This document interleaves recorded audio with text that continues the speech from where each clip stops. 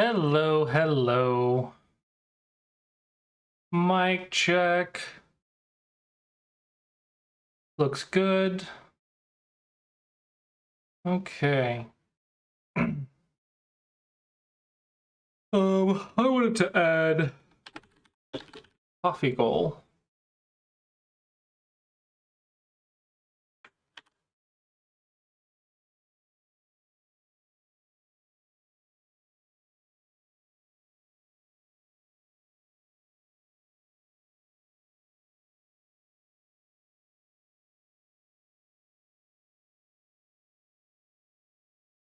Not sure if that's easy to see or not.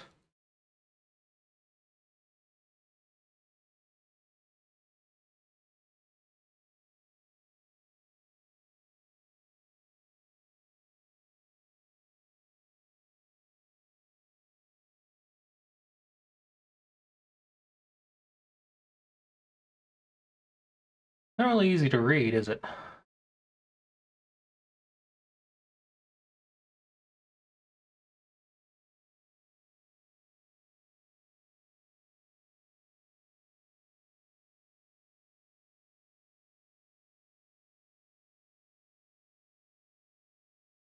Okay, copy that.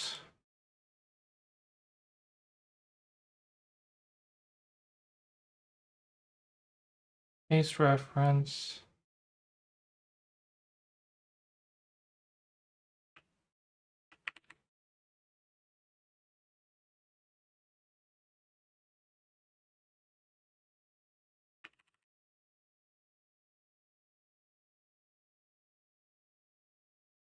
Okay.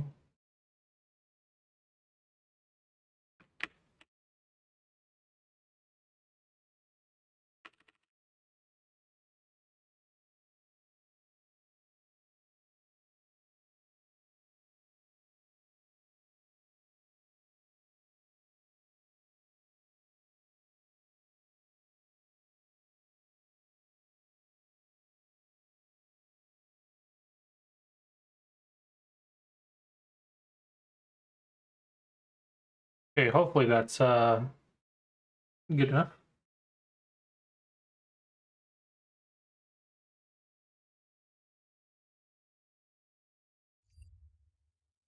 Okay, it is up reviews, so if any of you have a game you would like reviewed, I am more than willing to help you improve today. For those who are coming back from previous streams, how have your games been? Have you been playing games since the last time you got a review? And if so, how did they go? Did you find the advice helpful? Did it improve your game at all?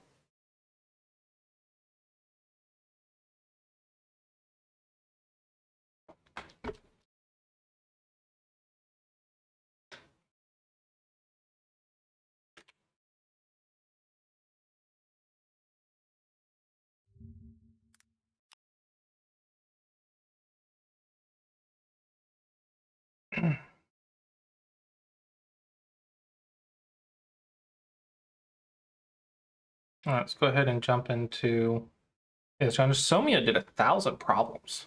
Wow. Oh no, Kirasana made a mistake. A lot of people messed up that problem. Oh my gosh. Problem number 4 is dangerous.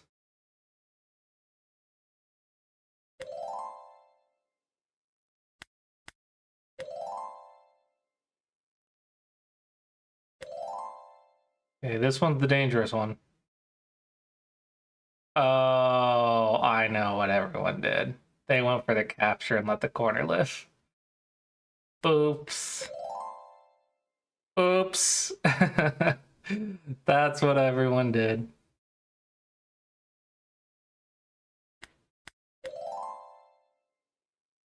Okay, now we're getting a little complicated.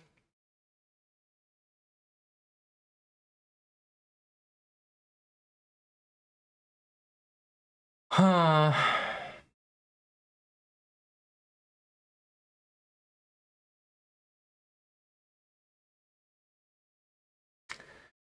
Okay, so if I capture, they can just go here, but I Atari. So if I capture, they go here first, then I Atari, and they go here, you have 2 eyes. I capture, they go here. There's nothing I can do, so it can't be captured.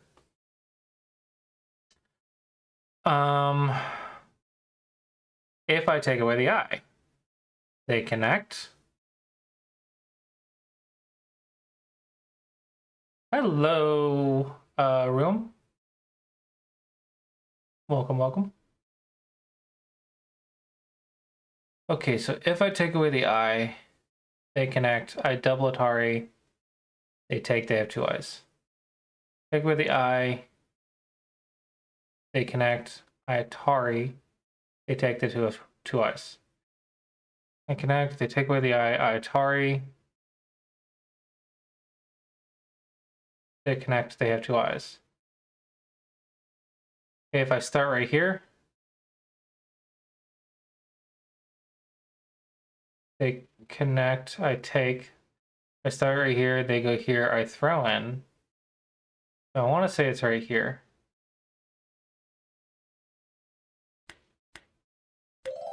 All right. Okay. The vital point here immediately looks like this. Thank you for the follow, Carlos. Carlos75 just followed. Welcome, welcome. But if I go here, they go here, I go here, they Atari. So that doesn't work. If I go here, they go here. Hey, thank you for the follow, Rock, Paper, Super. Rock, Paper, Super just followed. If I go here, they're going to go here. That doesn't work. So if I go here, they go here, I go here, they go there. That doesn't work. I go here, they go here, I go here, they go here, I go there, they go there. It doesn't work.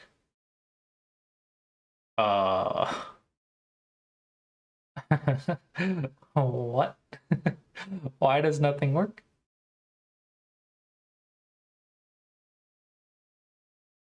Nothing works.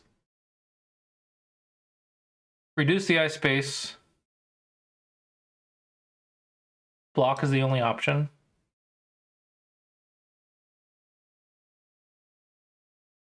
Take the vital point. If they take, I go make two eyes. If I go make two eyes. Okay, so I Atari first. The Atari. That would be a co. It's probably not a co, but we'll check just in case. But if they take, I go, they go, alive. Okay, if I go here, they go here, I throw in. That is a double Atari. If they take,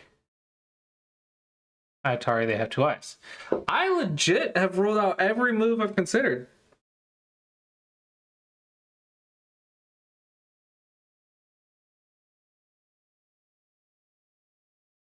What move is left? If I reduce, they connect. I can't go here because that's two eyes.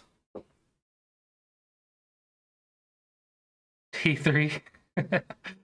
I go here, they go here, it's two eyes. If I go here, they just connect. There. It's a mutual life. That's assuming they don't go for the co or anything. This is normally the move. But when I cut, they Atari. And if I go here, they go there. I connect, that's mutual life. I have no idea what the move is. If I descend, they go.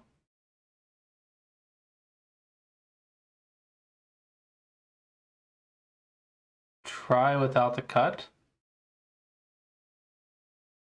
I go here, they go here. What other move is there to try?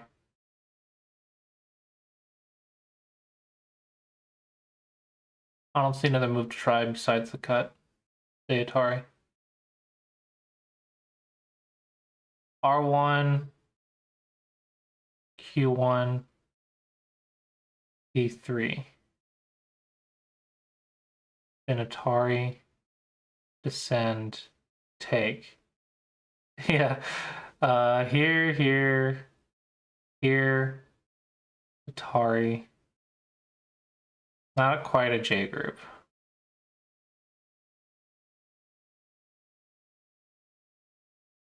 If I descend the Atari. Hmm.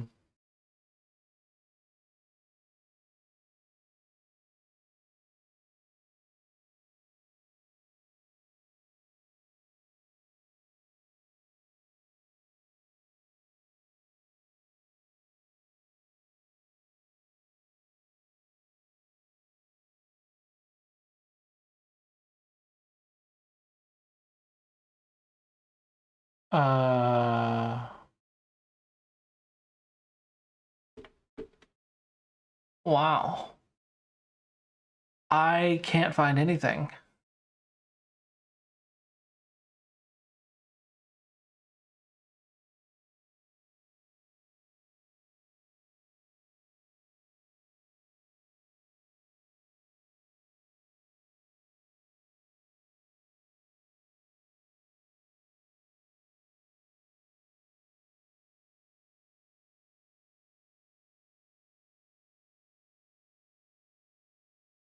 I see nothing.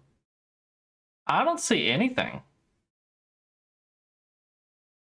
No, mutual life shouldn't be the answer. Right? Is it mutual life? I've rolled out everything else, but usually it's either a co or to kill. But I've rolled out everything else. I wonder if it is mutual life, but normally that's wrong.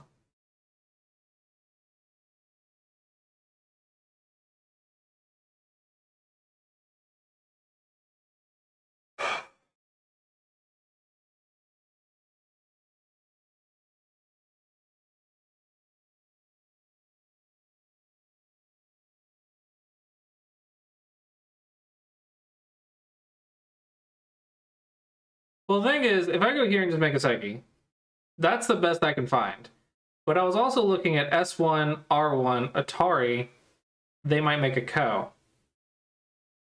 But they could also S1, R2, which is also the Seki, and usually that would be one answer.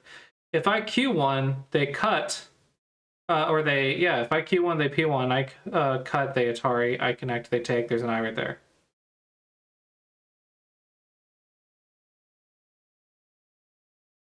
It's gotta be Seki.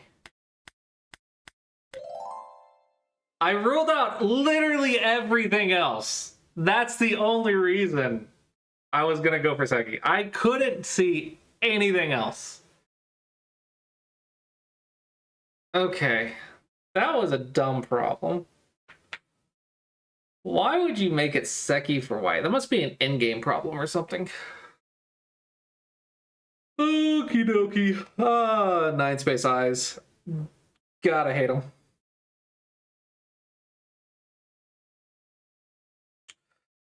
Okay, first things first. If I reduce Hane there, that's 2 eyes. Seki and Sentai. I guess so. So if I jump, they push their Atari, that could be a Ko. If I push there, they go down, I connect, they Atari connect, that's alive. Okay. If I go there, they push, I Hane, and if they cut, I Atari, there. So they have to go here, here. That becomes a self Atari. So if I go here and they go here and I go here, they have to make the Ko.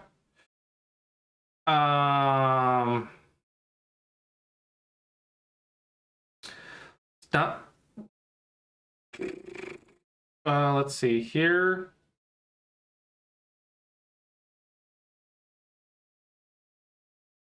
Here. Here. Here. Here.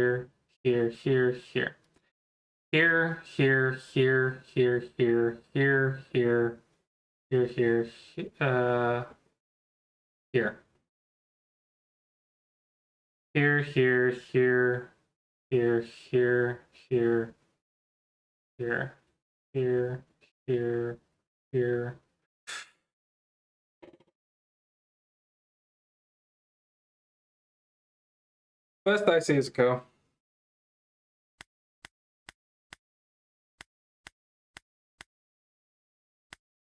Oh, I thought he threw in. Dang it. I thought he was going to throw in.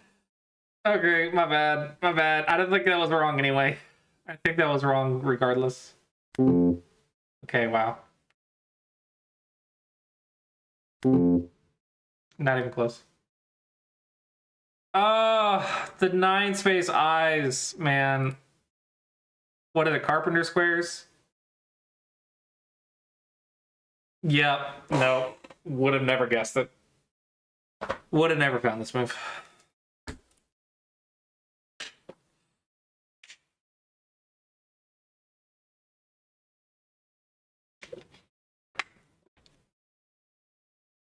Would have never found that move.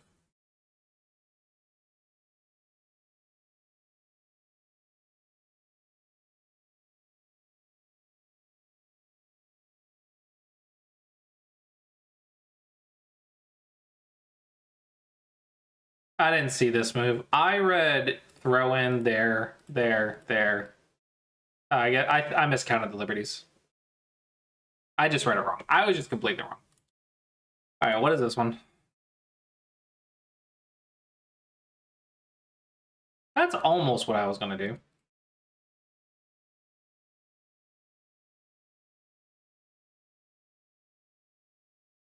So my plan was to go here like this, but that's a Ko. So monkey jump's not a Ko. That's almost what I did. Does this also work?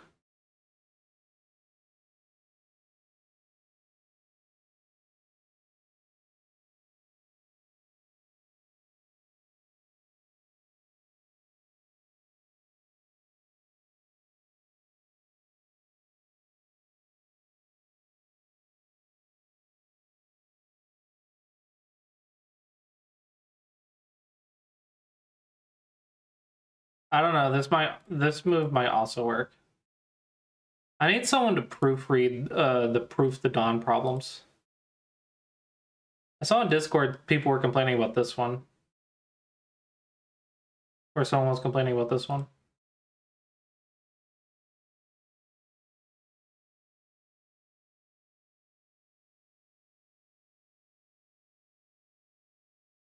Wow. Nope. Nope. Couldn't have solved that one.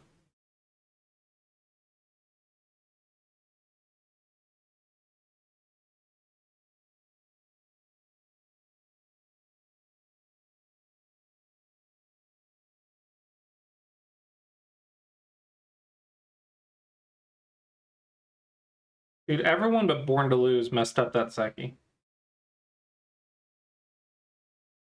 No, everyone. Oh, Kirasana and Goal didn't mess up the Seki. Oh man. Okay.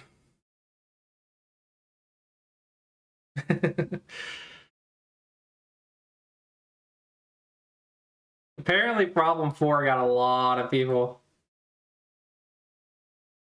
This one apparently got a lot of people.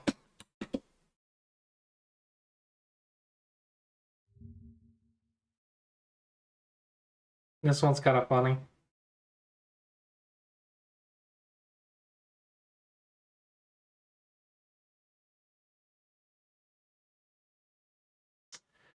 Okay. We have Arsa's game.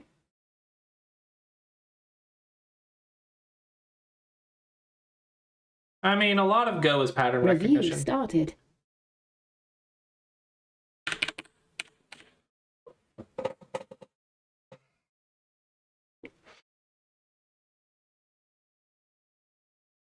Okay, you're black. There's no way you know this Shoseki. Wow. I'm so proud. I'm so proud. I'm really surprised you know that at 13Q. So proud. Okay. Shoulder hit is more common in modern games. I see nothing wrong with taking the 4th line territory.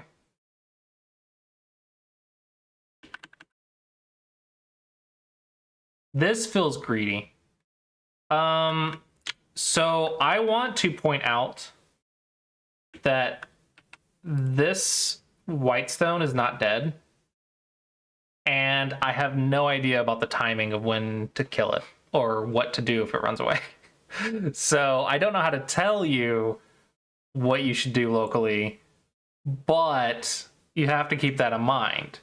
So when you're playing an invasion right here, you need to remember that white is not 100% dead.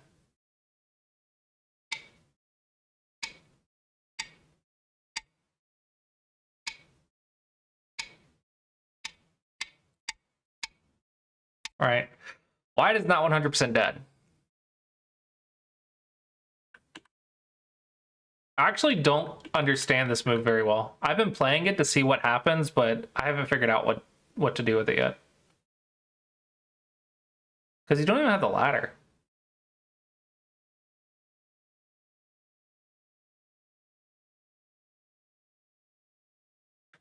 I will say, if white simply goes here, you just sack the stones, right?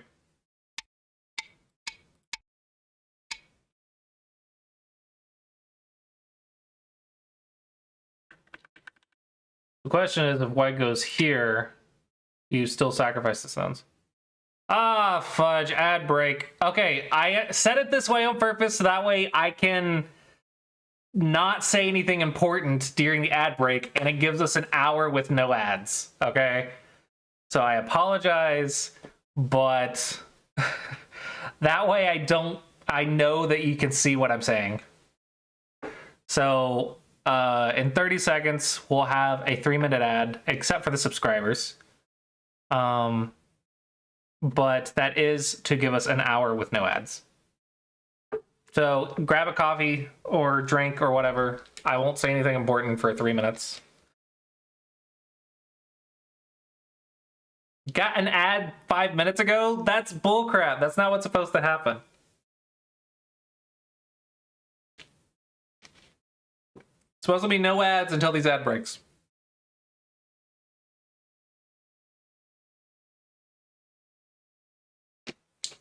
All right, subscribers. How are you guys doing today?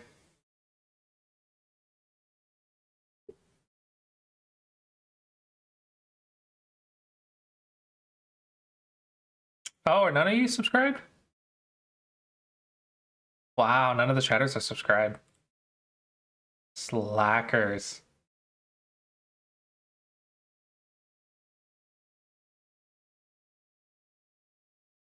Got no ads? That's funny. What is this Destiny 2 icon that you have next to your name?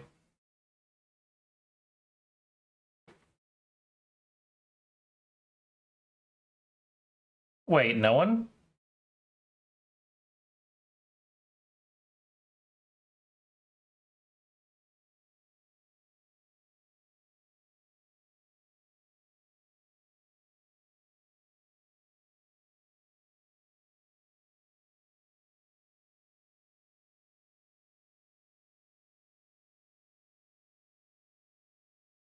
Got 2 minutes left on the ads.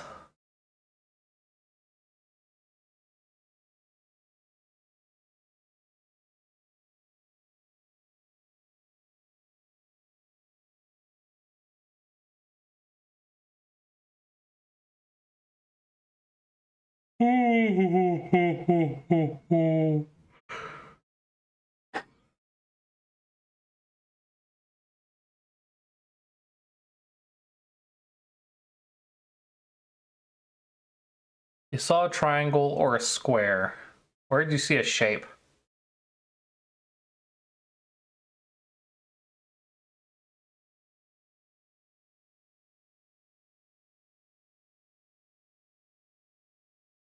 I feel like I'm getting ads in my own stream now.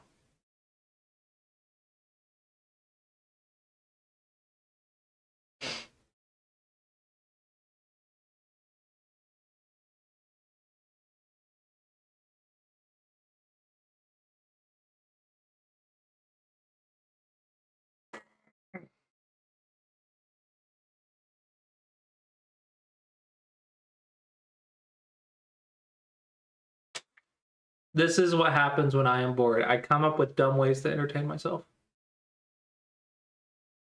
I am a beautiful princess. Because I can balance water in my head.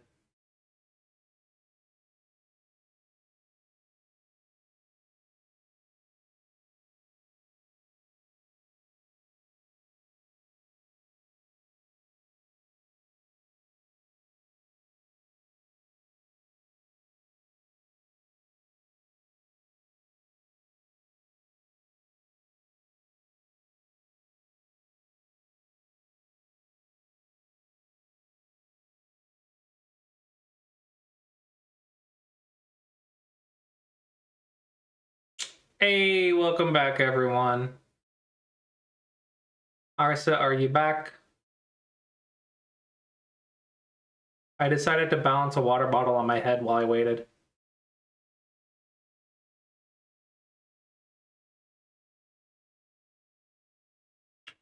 Arsa, can you hear me?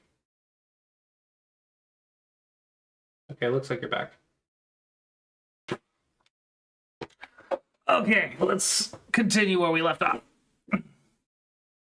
So, I want to say it's this, but let's see what the AI says. Oh, it's here, huh?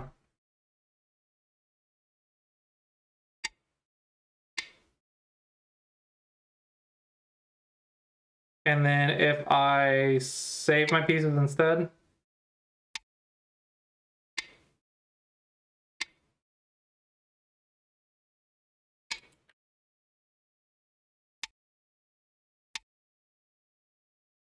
it's better to die in the corner. It's better to die in the corner than to live. Oh, it's not dead in the corner because... Yeah, it is. If I go here, it's dead in the corner, right? It's a co in the corner.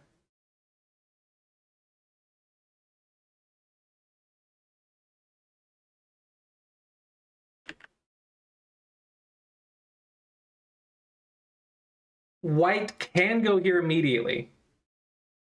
And if white does, you go here, and then white sacrifices them. And if white chooses to save them,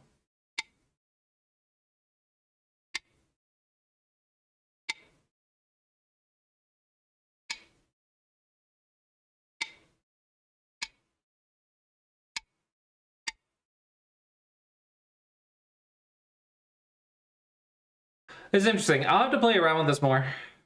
But it looks like if they choose to go out, you just make the thing. So basically, if they come out, you just need to remember this move. Just remember this move if they come out.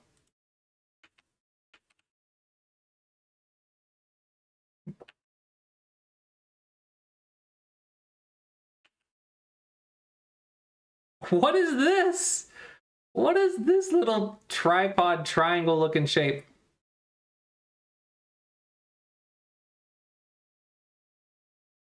This move makes no sense. I don't like this move at all. What's the meaning behind it? So, good shape versus bad shape has to do with like connections and efficiency. This has 2 cutting points. This can't be the good shape. If you go here, that's better because then you just sacrifice that stone right there and you have beautiful shape.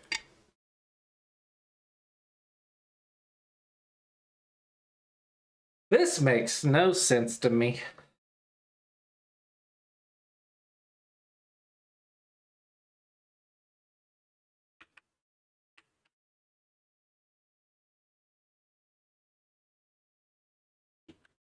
Just jump, maybe? It was a mistake. Uh-oh, speaking of mistakes. You can't double Hane for 3. Suji to kill you. No, maybe I just go here. No, this is still dead. Hello, Somya. I saw that you passed 1,000 Smego problems. That's pretty good. 1,000 Sumego Dragon problems. Fix your cuts. Fix your cuts. What are these moves? I don't know what you're doing with these two moves. Your opening is like Dawn level, but then you play these moves that I have no idea what they're doing. I don't know why you're playing these random toss the stones in the center of the board moves. They're not connected to anything. Like, locally, you could just play right here. Fix your cuts! Your middle game is so far behind your opening.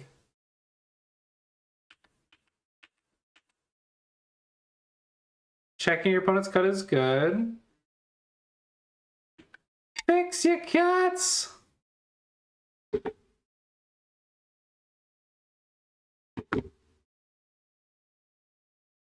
Good. Start connecting your stuff. Attacking your opponent with a capping move makes sense. Probably a one space jump is safer.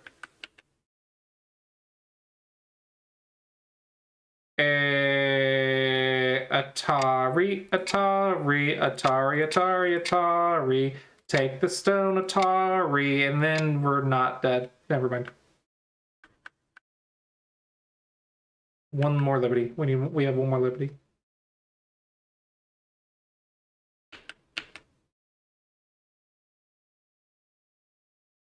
Okay, what about now? What about now?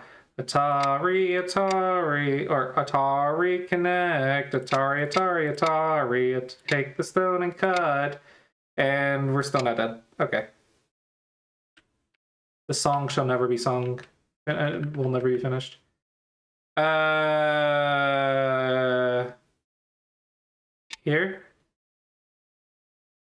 I think it's the only way to save everything. No! No, your opponent found the way. Why did I just get outread by a freaking 13Q? Oh my gosh.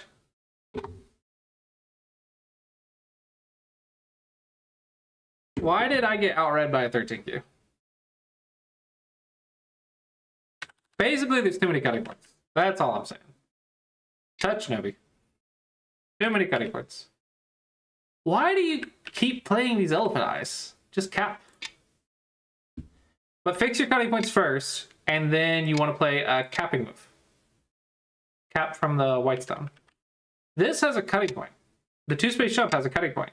This has a cutting point. This has a cutting point. Yeah,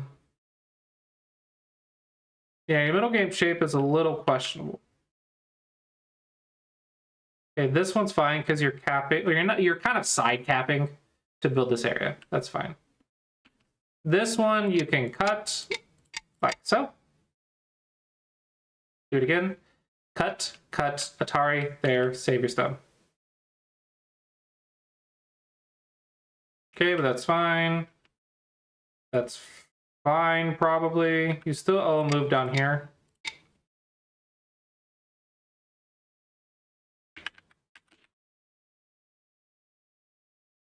This doesn't really do anything. Just get the points.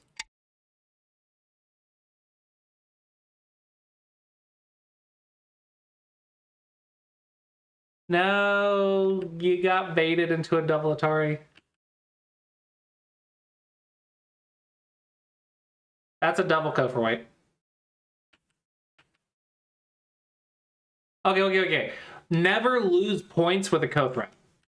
You want to threaten the cut. You don't want to throw a stone into the cut. Threaten doesn't lose points. This does lose points. Don't lose points in a co-threat. Here. And then they tick, and you go here, and then they connect, and then you go here.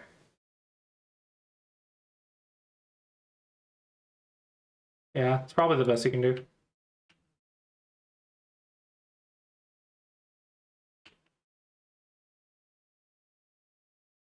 It's not a co.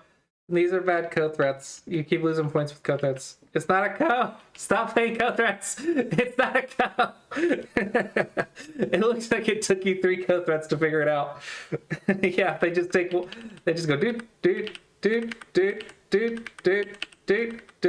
forever. It's a double co. You can't win a double co. Interesting cut. Okay, I need you to stop playing the elephant eye. You're playing it too much. You're playing the elephant eye too much.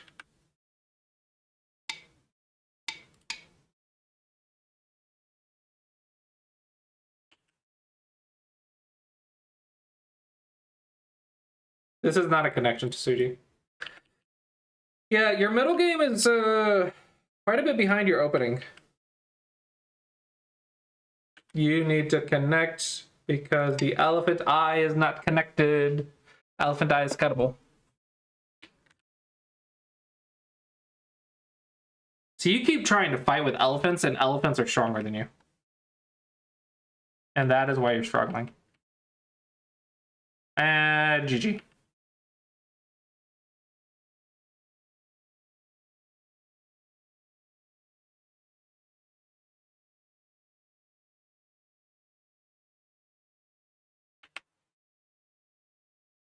Yeah, the cutting points are really hurting your middle game. The cutting points right here. The cutting points right here. The elephant eye, the elephant eye, the elephant eye right here. The elephant eye right here. Yeah, you're battling with elephants. That's the thing that's getting you killed. Your opening was really good, though. Yeah, it's just your middle game. Your middle game cutting points. If you fix your middle game cutting points, you should be single digit Q. That is my advice.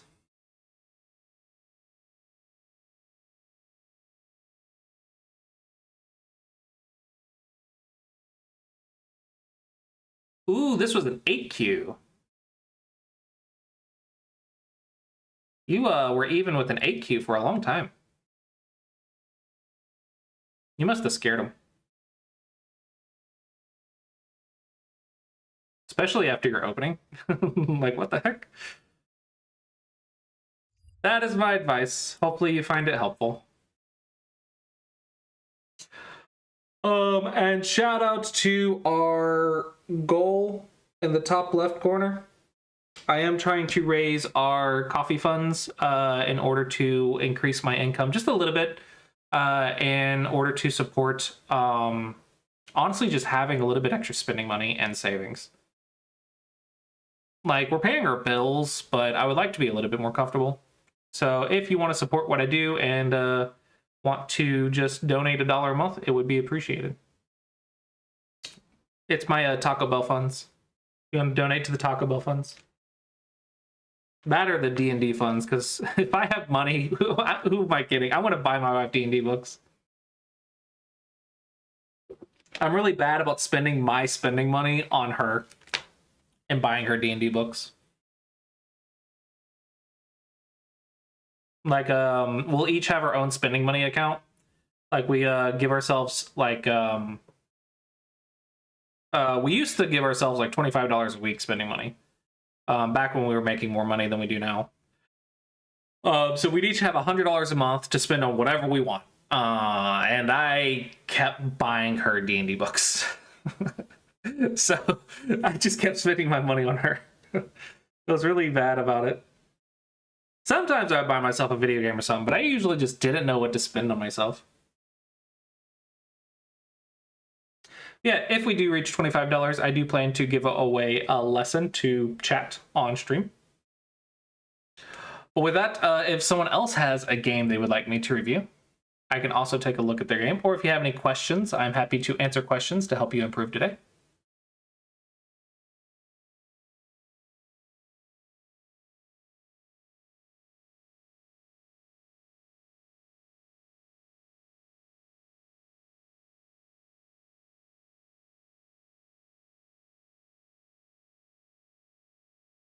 Have you guys been playing games this week?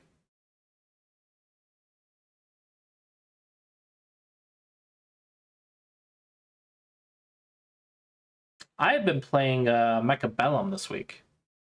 And fun fact, apparently in 4 days, I've already gotten better than like half the community. And I don't know why. Exclusively losing. That's not good. Have you figured out why? See, what did your game yesterday look like? I'm trying to remember it. I know I reviewed it, but I don't remember it. I know it was like stupidly complicated. Shape, that's what it was. Yeah, right? It's almost a AAA game a month.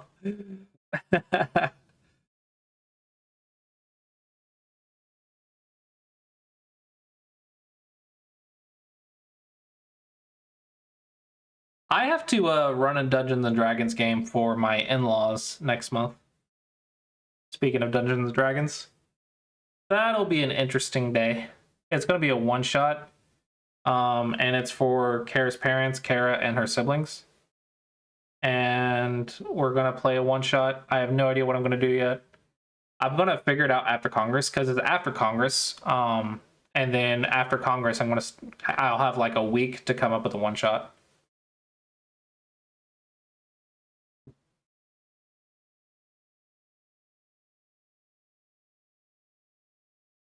But it should be interesting.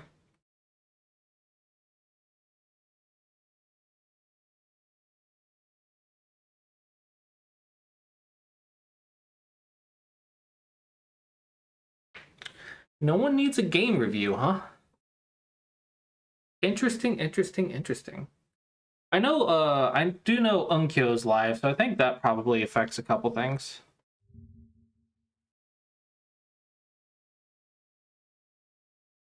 Yeah, I think a lot of people are watching Unkyo right now.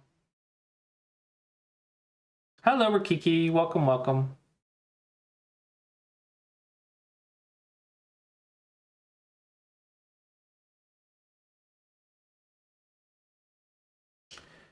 Is she just playing on Fox?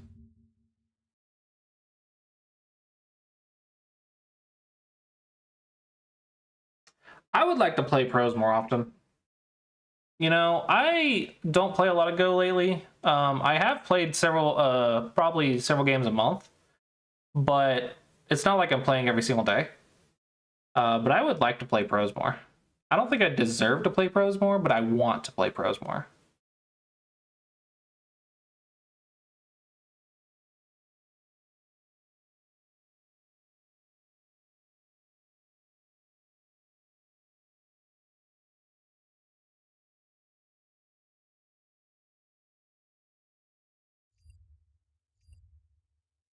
Yeah. You like to play cons more? What? Like convicts in prison? What?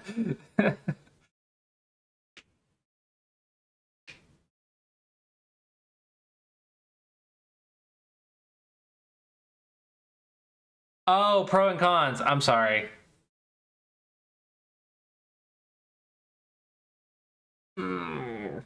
That went right over my head. Right over my head.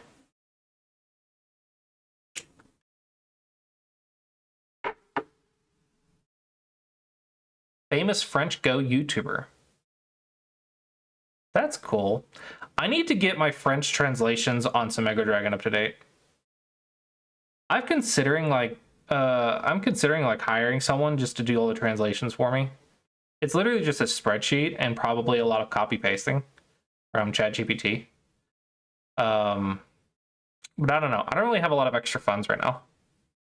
With Go Congress right around the corner, I don't know how much it's gonna cost me. So to be fair, technically I have I'm budgeting like $1,000 for Go Congress for 1 week, and that's after getting a $500 comp. So I'm hoping $1,000 will get me through the week, but I'm afraid to touch my money because of that. I'm like, I might need this for Go Congress. I don't know if I have the extra money for this.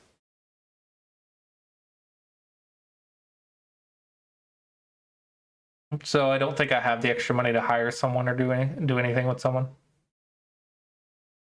But man, I do need some French translations. Are you French, Rikiki? Or do you speak French?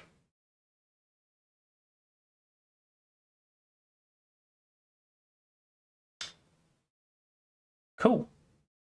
So why aren't you 3-don? Are you 3-don? You're not 3-don, right? All I heard was, oi oi, I can do like French translations, omelet in the fridge. That's what I thought you said.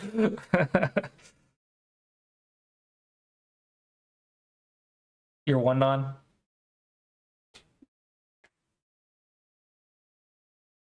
Close enough.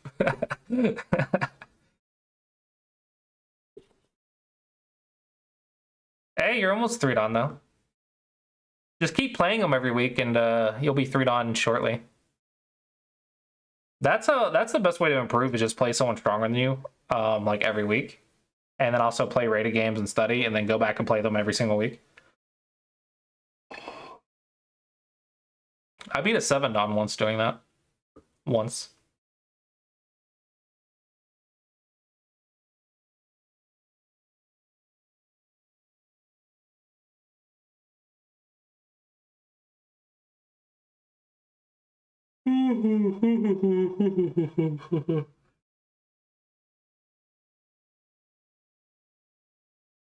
The 3-don OGS are scary though. I can compete with the 3-don OGS, but it's really hard to win. Like, I can get close, but it's really hard to pull that win through. There's a big difference between 2-don and 3-don, I think.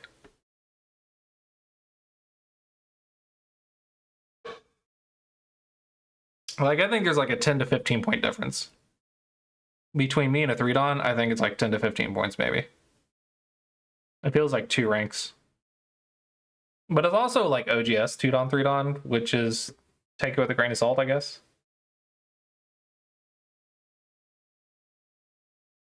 Yeah, I'm still doing open reviews for another hour.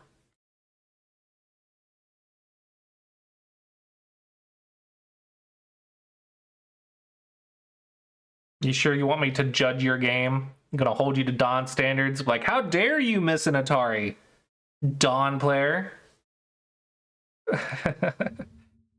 Okay. Okay. W1.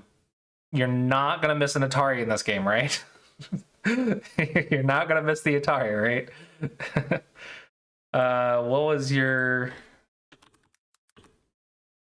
What's your, are you Rikiki Lord?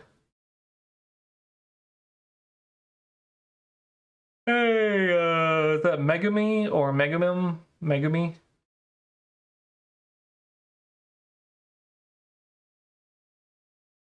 What is it, like Fireball? You play with another account. Okay, well, I need the information. Oh yeah, that's what it was. Explosion! Megamin. I couldn't remember. I thought it was Megami, Megamine, Megamin. Megamin.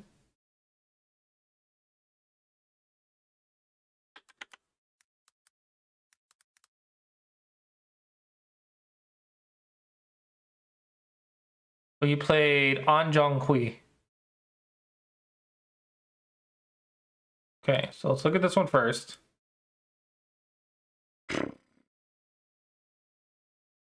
Wait, why are you 5Q? Did you derank?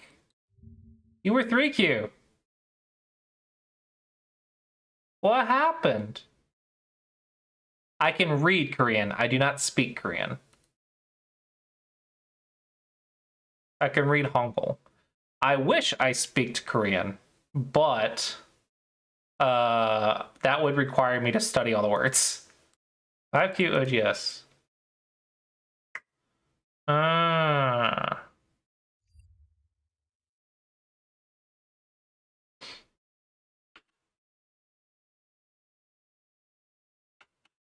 Yeah, reading gets really easy.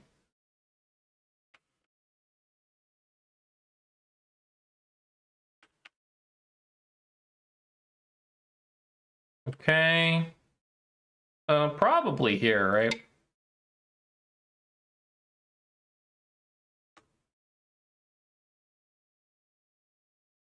No, no, no, no. Punish right here. This feels really big. I don't care. I would never find that move.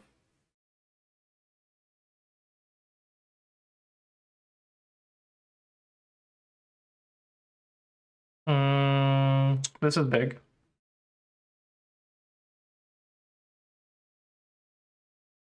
Double honey.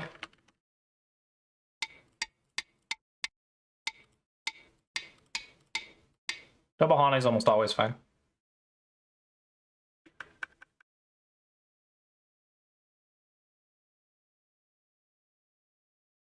I don't know if I agree with this direction.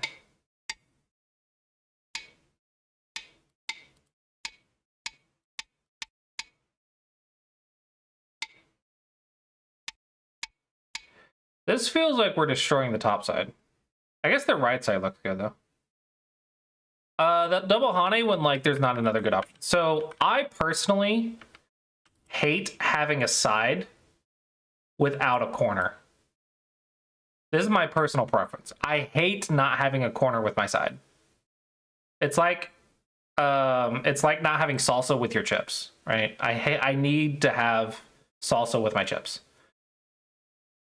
So the way to get the corner is to double honey. And the double honey is almost always fine. May not be the best, but it's fine. Y plus 0.2, double honey. Y plus 0.5, right? So it's not even a point. It's irrelevant. Barely relevant. So you can almost always get away with double honey, and that would create a board position that I'm more comfortable with. This one, black at 0. Surprising.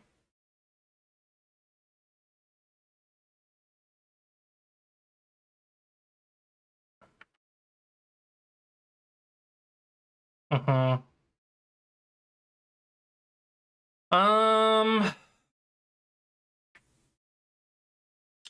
It's an interesting board, but this black group's going to get weak soon if you don't do something.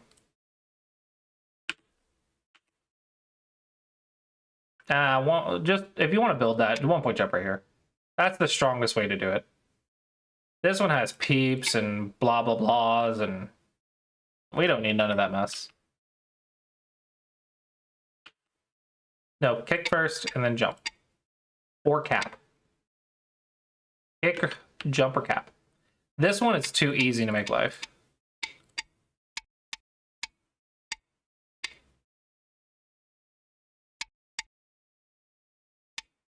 Like, it's too easy to make life, in my opinion. What? We're in the middle of a fight. Why are we Chiniki?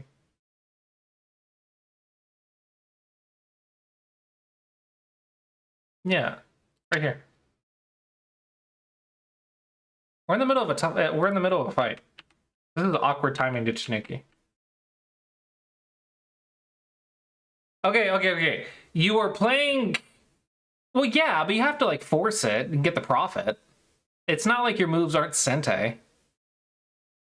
So you're playing to get influence right here, but the influence is meant to attack something, and there's already something to attack. So you want to get your profit.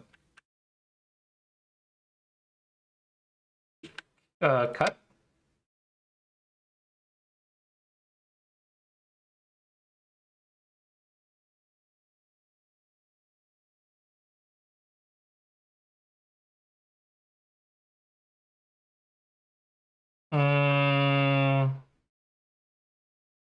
The AI keeps recommending this move, but the idea here is I would love to fix my cutting point right here in Sente. So I might look at something like this.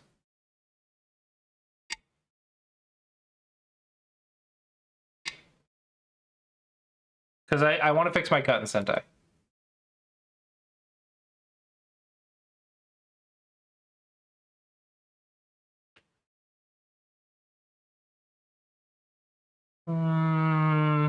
Nah, probably attack the whole thing. Cutting it is nice, but probably you want to attack the whole thing. That's not connected. Yeah, bad shape. He should have fixed the cut earlier. Cutting points. Cutting points, strike again. This is not good timing, I think. You have cutting points everywhere right here. Maybe like this. Just fix.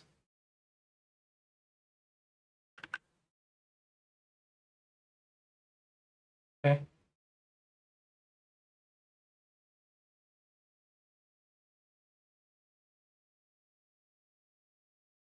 Okay. They're not quite perfect, but it's probably okay.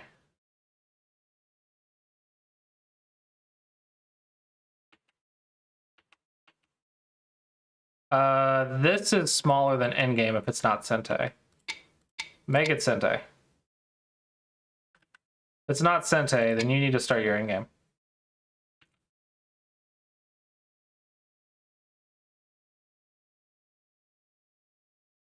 So I want you to think about this for a second. You had white week right here. You had white week right here. You have not gained, I think, a single point from the attack.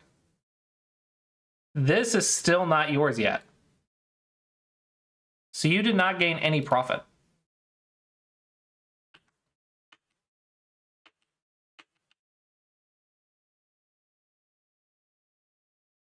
What does this move do? This is a wasted move.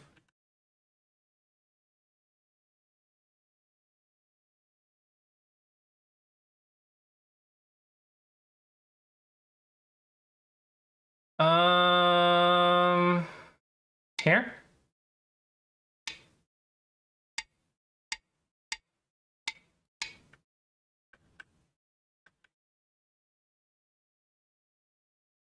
Yeah, because this is not even an eye. You didn't notice. You didn't notice the Mia right here.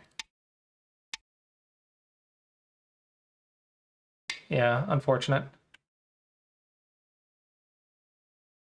So you're dead. This is denial.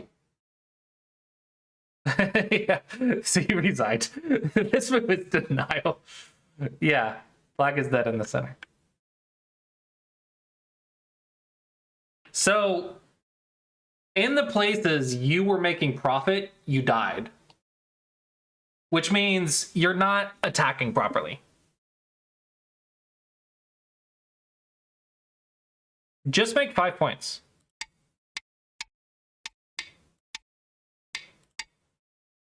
Just make 5 points. And then here, let's make another 5 points. Fix the cuts first, defense first. And then let's make another 5 points.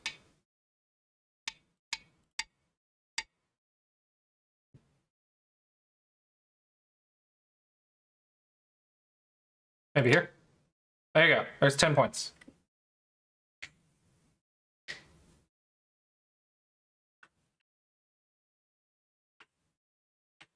I was looking at that, but I don't think so, right?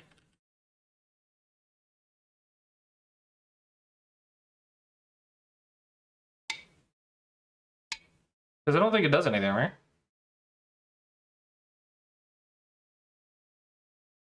Maybe it does. I didn't look at this move.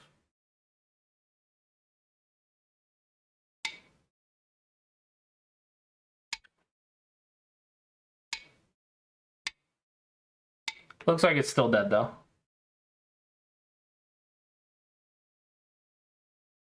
Yeah, gotta make more profit when you attack. So focus on just making 5 points in Sente. When you attack, just focus on that. 5 points in Sente. Don't worry about being perfect. Don't worry about playing the best move.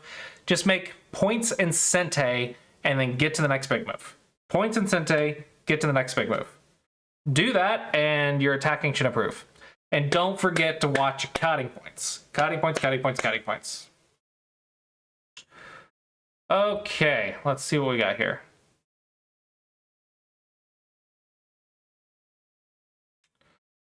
One Dawn and a 3 Dawn.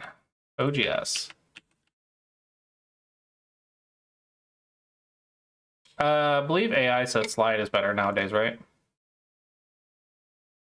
Really? I do have the low level AI, but whatever. Normally it's here, but whatever. Not that big of a deal.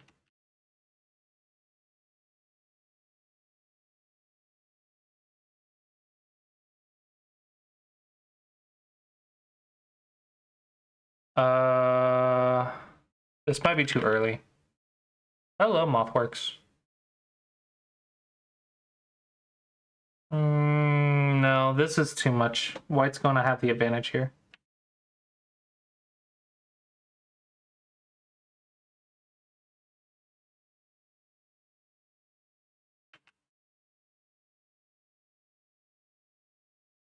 Yeah, White's winning this. Let's see. It feels fine.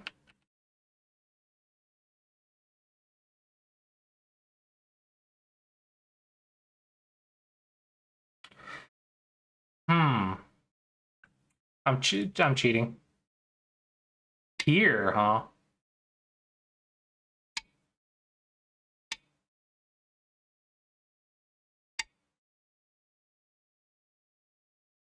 I would never think of this.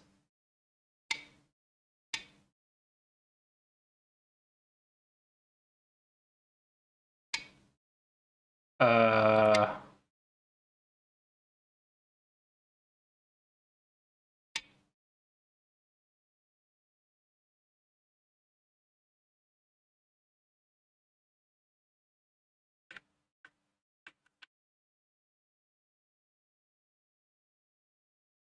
Yeah, that's what I want to do. That's what I want to do. This move is a common AI move for getting around a position. So you can also see it in spots like where you approach and then you have this. And then you can also see it when you can do this. You also see it in this Joseki. It's unnatural, but it's actually quite common in AI Josekis. I haven't used it in middle game though. But yeah, it makes sense. This one I think is just the easiest to understand. There's probably better AI moves, but this one is the easiest to understand.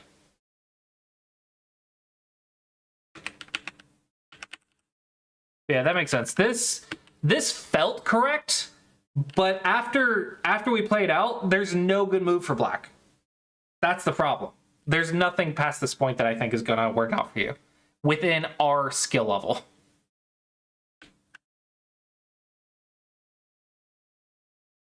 The cut.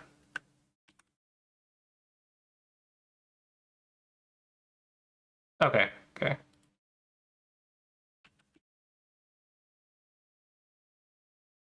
Yeah, this feels just good for white though. Says it's an even game, but this would be rough to play as black.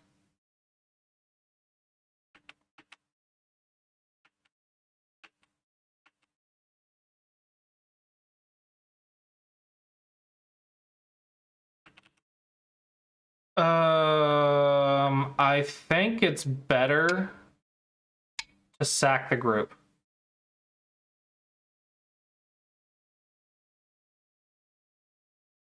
Actually, can you just go here?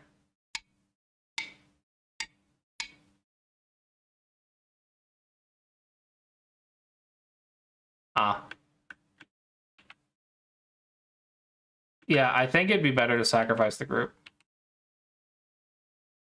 Maybe this.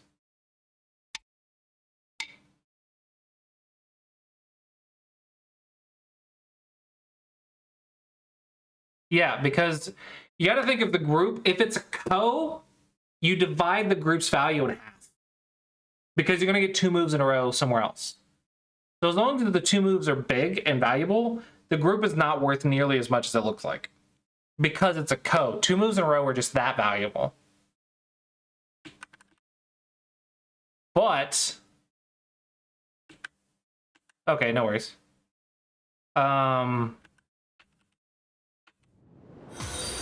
The AI says I'm wrong. Spinoza 13 just followed. Thank you for the follow, Spinoza. The AI says I'm wrong. What? Since when? You sacrifice groups all the time. 5-point mistake. What? Uh-huh. Why?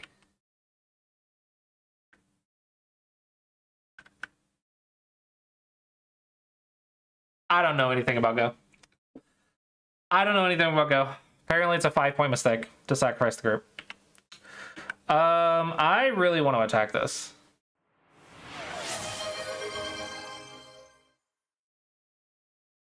I really want to attack this center. This feels super slow. Because you're alive. So this is super slow, I think.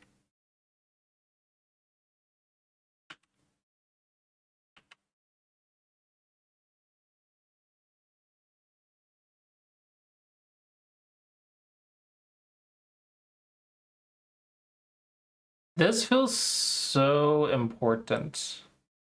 I mean, clearly you were right, so...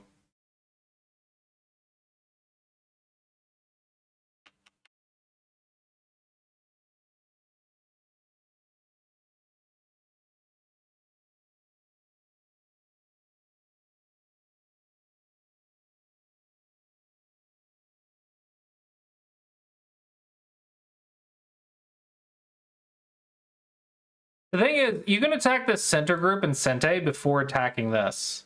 Because it's not like White's going to just let it die, right? This would be a giant center position, reflecting everywhere on the board. White is not going to let this die, which means you can attack it in Sente first before attacking the bottom group.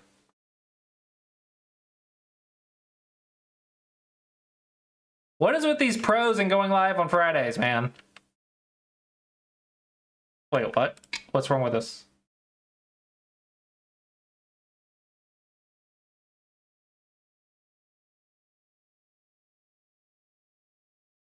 Why is this bad?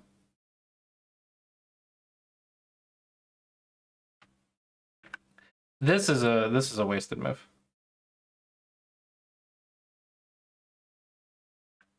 Yeah, 10-point mistake. 10-point mistake.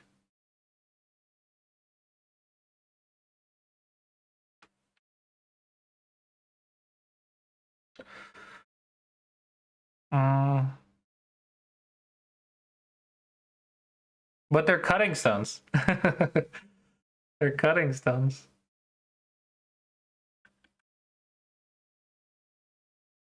Maybe instead of this move, maybe this one would be better.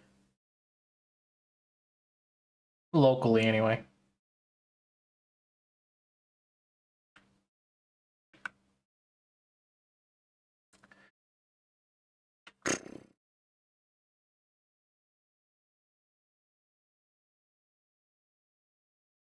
I think I might just sacrifice it.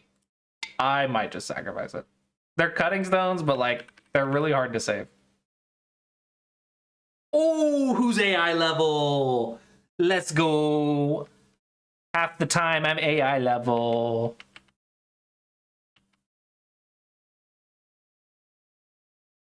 This is a really hard position for Black to play.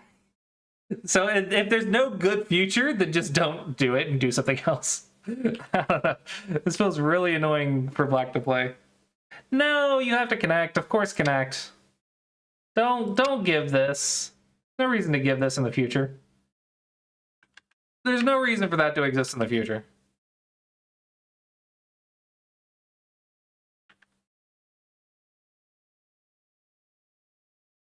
Okay, now hear me out. This looks really stupid and fun. How bad is it? Oh, I'm so close. 7.8, 10, 7.9. I am 0.1 within the AI move. It's just how awesome I am. What? Oh my goodness. Oh, that is a big commitment for white. That is a commitment for white.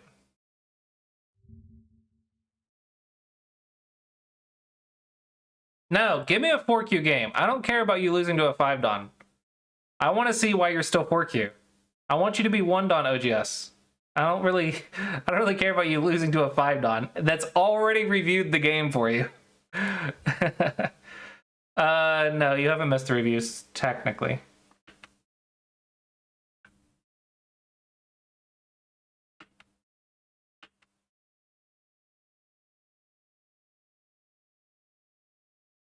You been playing on Fox?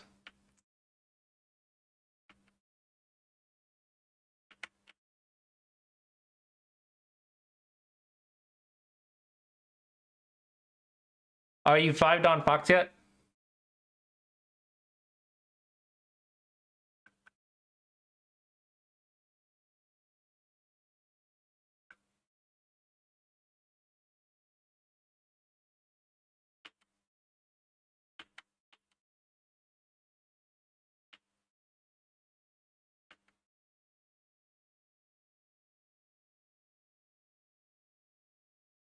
Yeah, in my opinion, this move was greedy. You're too close to death to play this move. Yeah, this move I think was greedy.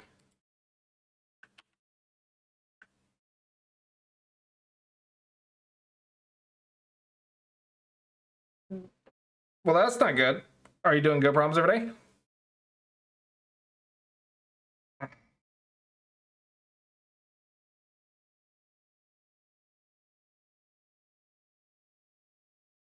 All right, interesting game. Being a Dom player is hard. That's all I'm seeing. Review started. All right, and before we jump into this game review, we want to do a shout out to our lovely sponsors, Go Congress. For those who don't know, Go Congress is the largest Go gathering in the West. There is one in Europe and one in the United States. This in the United States, it is July 12th through the 20th in Austin, Texas. You can check it out here. And what better way to show you what Go Congress is than a YouTube video? This is the U.S. Go Congress, the largest and most comprehensive Go event in North America. Every year, nearly 500 amateur players of all skill levels gather to compete in the thrilling U.S. Open tournament. At the same time, the prestigious Masters tournament hosts dozens of professionals and top amateur players from around the globe. There's something for players of all levels. 9x9 and 13x13 small board challenges, blitz and rapid games, seniors and women's tournaments, even the madness of Crazy Go. Prizes and recognition await the winners at the closing awards dinner. But the true highlight is the welcoming and vibrant community. Reconnect with old Go friends and make new ones from across the world. Attend inspiring lectures by seasoned professionals, teachers, and streamers. Test your skills against your favorite pros in simultaneous exhibition games. Each year, the Congress takes place in a different U.S. city. This year, the 41st annual event is heading to Austin, Texas, one of the fastest growing There's a lot of cities in pros the going to US. Congress. celebrated for its unique food scene and legendary live music. 2 pros are live and Bats is live. Explore the surrounding area's many attractions for some unforgettable sightseeing memories. It's all happening July 12th through the 20th here in Texas. Get ready. This one is going to be big.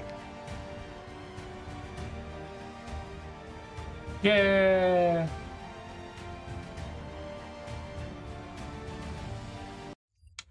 So yeah, let's see who's coming.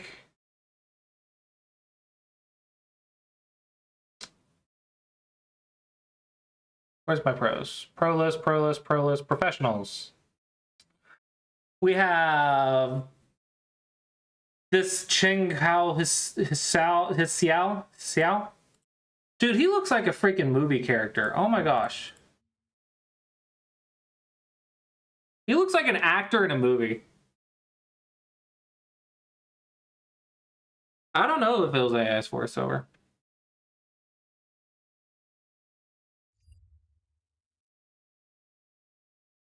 Donghan Lee, who just moved to Canada. Yun Young.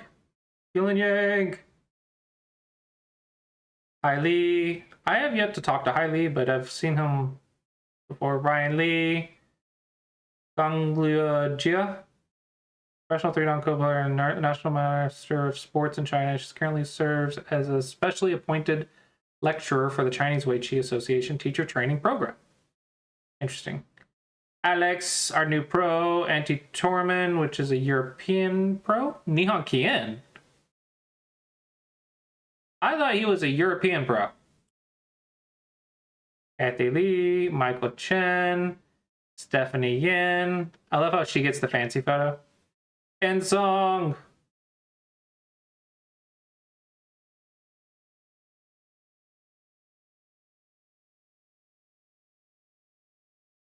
I've seen him a lot in the European Girl Journals, so I've seen his name, but I've never met him.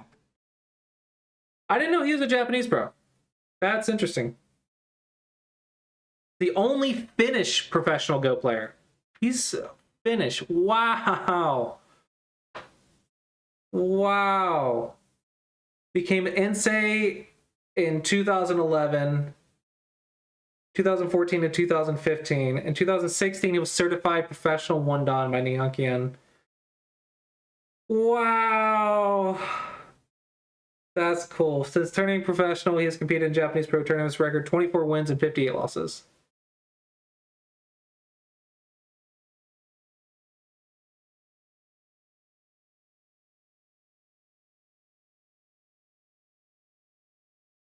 I have never seen him teach, but he's been in the European Go Journals I got a lot. Yeah, I have a whole stack of European Go Journals I've seen him in. That's cool. I would love to be pro. I feel like I would do a lot better business-wise if I had the pro status.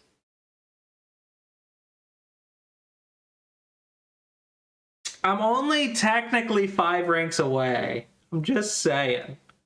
Only 5 ranks. I mean, it's the hardest 5 ranks ever, but like, I'm only 5 ranks away.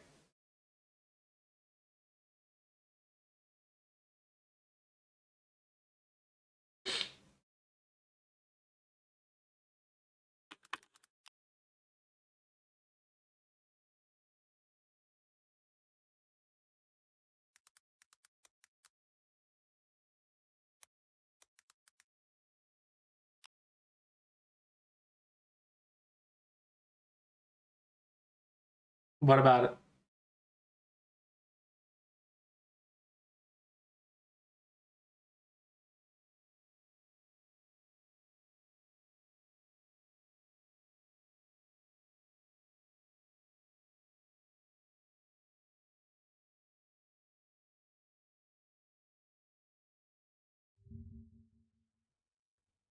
Okay. Dude, he has a mustache in this video. We are live here. So, as I also mentioned in the That's chat, funny.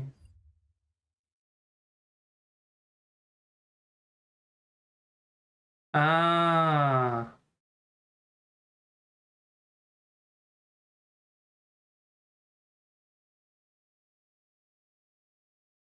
You know, I wish I was better at making lectures.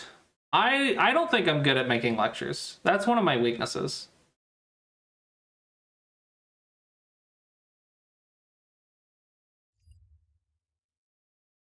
I mean, if we're going by Fox, I'm only 3 ranks away from pro level. Because I'm 6th on Fox. And you just have to be 9th on Fox to go pro. More or less. More or less.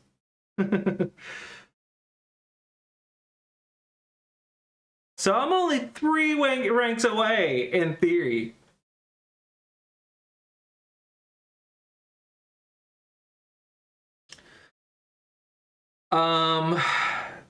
That's to play. You gotta be 7 on AGA to win it, though.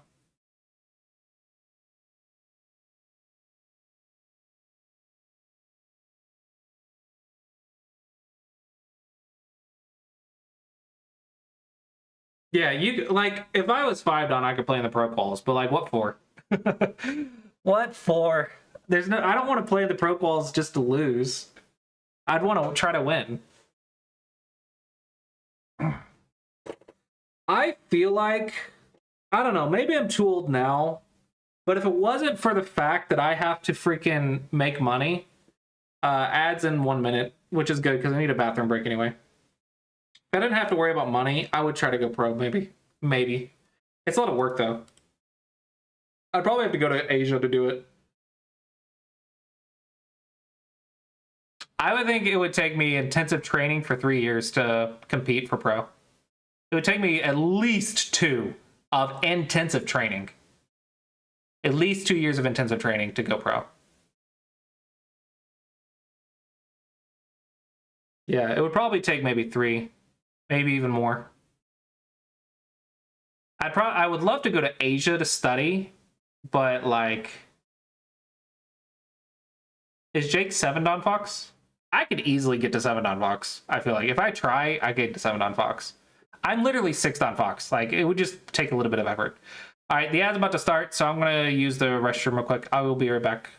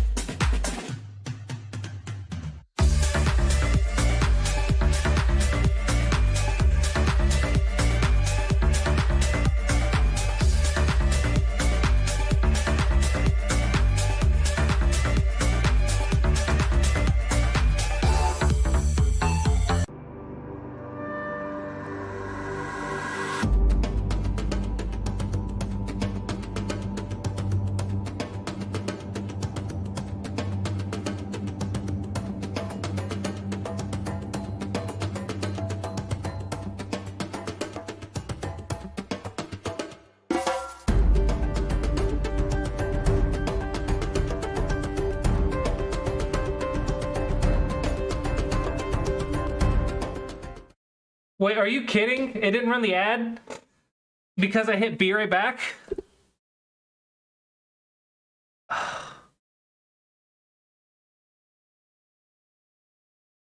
It did? It says, oh, ad in progress. Okay, ad in progress for another minute and a half. Okay.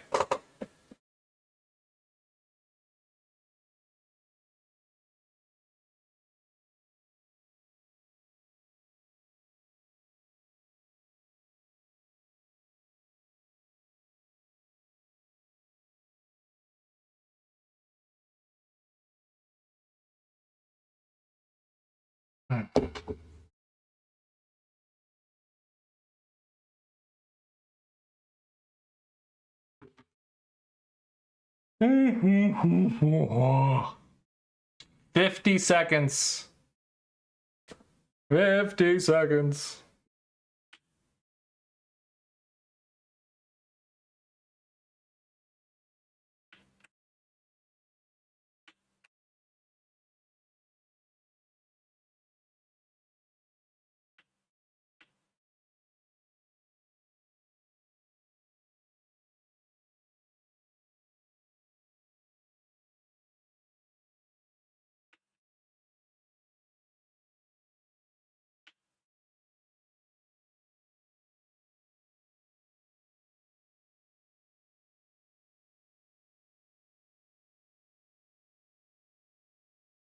Ads done. Cool, cool, cool.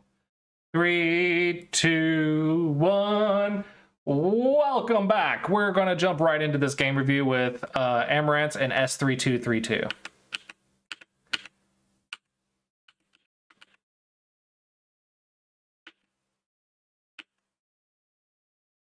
I think that's fine.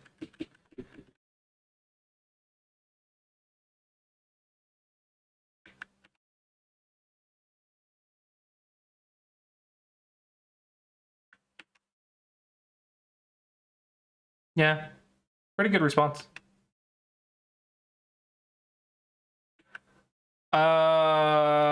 Sure. Okay, everything looks fine so far. You know how I feel about this move. I'm sure you've heard me talk about this move before. I really don't like this move. It's going to be the AI move, isn't it? That one. I wouldn't have thought of that one.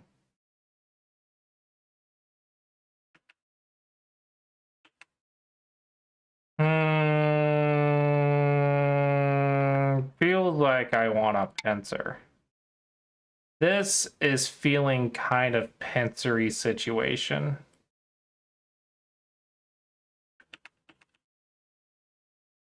This feels a little soft because now what are we going to do with our thickness? It's not impossible, right? Hello, Pix. Welcome, welcome. It's not impossible, but it feels awkward. Yep, just cut. It's easy peasy. Perfect. Yep, yep. Easy peasy, easy peasy. Yep, yep, yep. And pincer. Nice. Probably 2 space, but it doesn't matter. Careful with the cross cut. Oh, thank you. I just showered and shaved today. That's probably why. Like I literally showered before streaming and shaved. So today is a clean shaven day, probably. I shave once a week, or once or twice a week. So that's probably what it is. Yeah, I think I look so much better when I'm clean shaven, but it's so much effort to do it every single day. Oh my gosh, I'm so lazy about it. I think I look so much better when I'm shaven, and I would love to stay always clean shaven, but it's effort every single day. And I am lazy.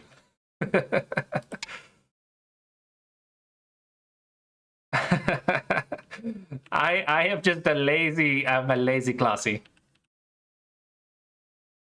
You can cut and then kill the stone. Because if they descend, you die because I can't count liberties. Never mind. Just Hane. You don't want to be on the second line if you can help it. It's the same reason that you were happy to put white on the second line down here. Because it's good to keep your opponent on the second line. So you don't want white to keep you on the second line here because it's the same concept.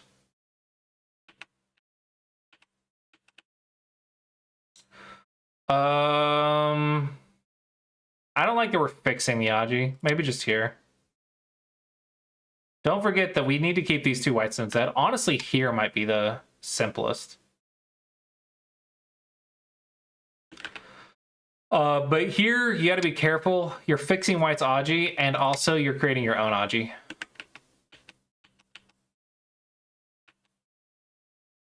Fix. Defense first. I actually think this might be small, but whatever.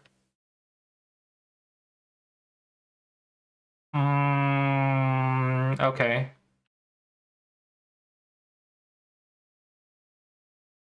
A little passive, but I'll accept it because it's really important. Probably this is more expected, but I think this is fine. Good shape. Probably jump because you just connect this way. There's nowhere for white to go.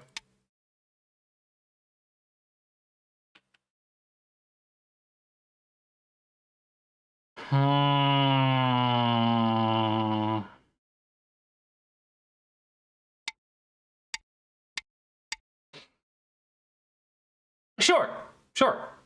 Why not? Sure. It's fine.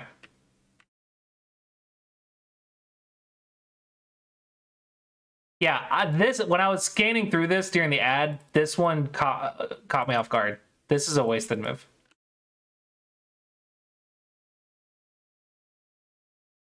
Sorry, I didn't notice your opponent's move. Single digit Q.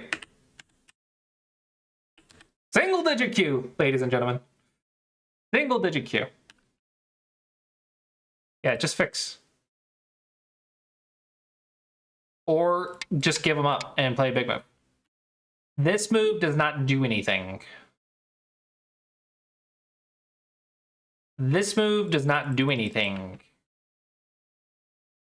Yeah, I don't know what you're thinking about right now. It looks like you're trying to kill and then not noticing the snapback. Only allowed at dawn level. Really? Is this really that hard to see? I feel like if you're doing Go problems like all the time, like every day, this should be like super obvious. But white didn't notice it, and I thought black was sacrificing it, but I guess there's a chance black didn't notice it as well. But I feel like this is not difficult. So basically, if you're missing this, then make sure you're doing Go problems every day. If you're not doing Go problems every day, then it's really hard to play. The middle game's really hard, because then you're just missing things that just lose you the position. Because I feel like this is a really easy Go problem. And the fact that white plays here instead of here blows my mind. Like, I don't understand how we don't consider the throw in.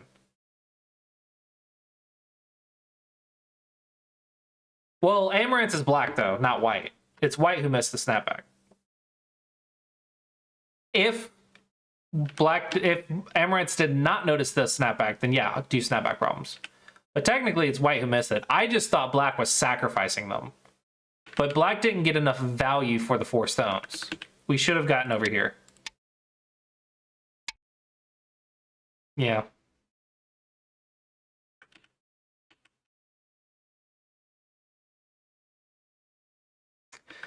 Yeah, there's a lot of mistakes from here. 1, 2, 3. 3 mistakes in a row.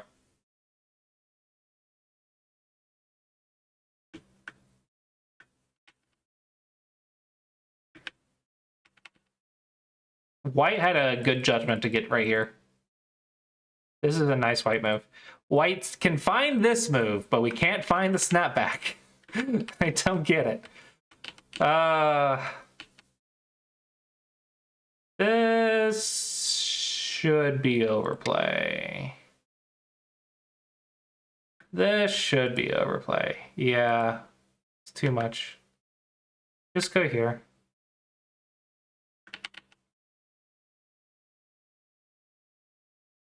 Attack the stone. Okay, so we got profit here. That's nice. So white made a mistake here. So black should be winning, right?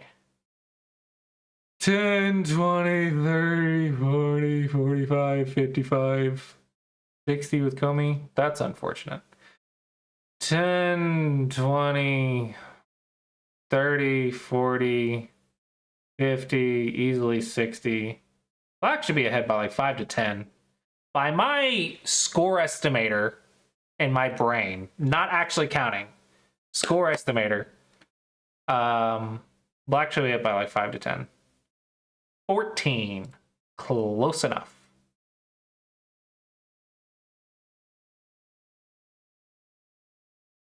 Yeah.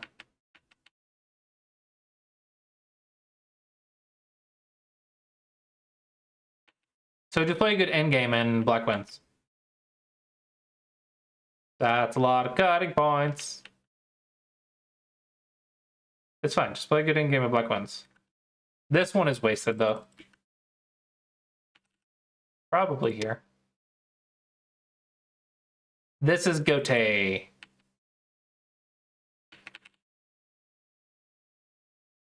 This is Gote. Boom. And if they go here, boom. All right. Sente, Sente, Sente. Nobi! Actually, this one might also be Sente. Wow, you're going for this? You don't need to, though. You're winning.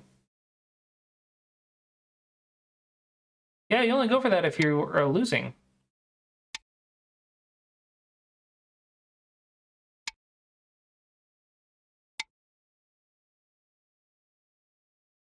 Yeah, see, Sente, Sente, Sente, Sente, Sente, Sente.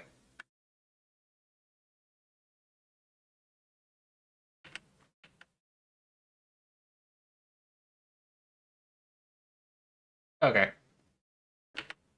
That's fine. No, that's... This is Gote. Sente, Sente, Sente.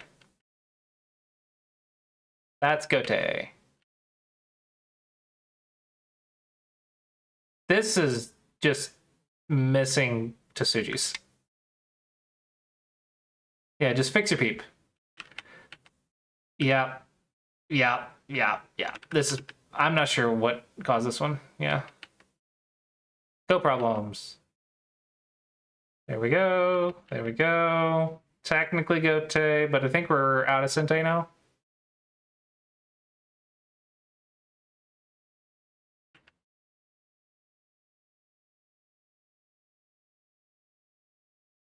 Moth, have you done the campaign on Mega Dragon?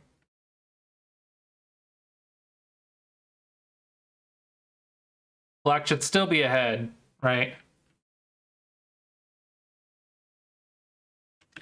This, to me, irritates me so much. Now, White's not the one asking for a review, but if someone asks me for a review and they're playing these moves, I'm like, just try reading in your games.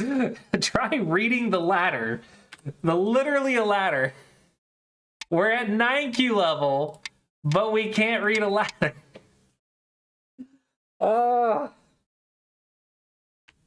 Just freaking go to Mega Dragon and do go problems. No, the bots are removed. The bots are no longer there. Because the bots kept crashing and it made my app look bad. So I took them away. The bots no longer are in the campaign.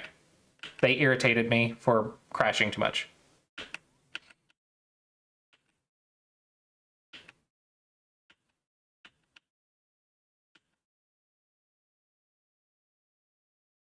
Okay, so Black wins.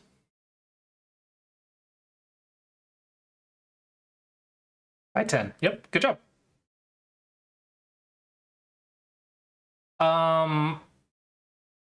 In this particular game, I would say do go problems every day. Because I think it's the middle game go problems. Specifically, throw into Tsuji's and squeeze the Tsuji's. I think you missed the squeeze the Tsuji's. That's what I would recommend from this particular game. Yeah, the campaign actually goes quite difficult. Because I've added level 5, which I need to add more level 5. And also level 6, which the level 6 is so hard. I know I'm a Dawn player, but oh my gosh, this is such an annoying set of problems. Right, especially the 9 space I. Oh, it's such a nightmare. Yeah, the direction of play could be improved, but I think more importantly, the biggest mistake was missing the snapback and the throw in to Tsuji's, or the squeeze to Tsuji's. Throw in and the squeeze the Tsuji's.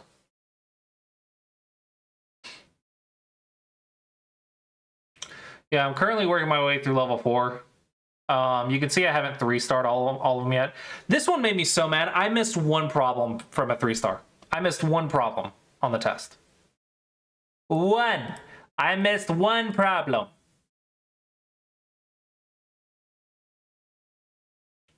I also need a button to reset your progress, because I think it would be good to go through and like 3-star all of these and then reset your progress and 3-star them all again and like 3-star them all 3 times. I think if you 3-star them all 3 times, your reading would be amazing. Oh my gosh.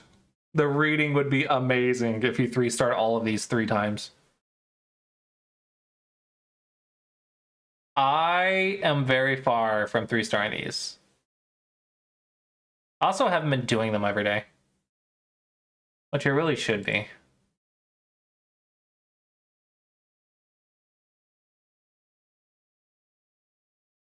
I'm still stuck at level freaking 4. 9Q to 5Q. That doesn't sound good.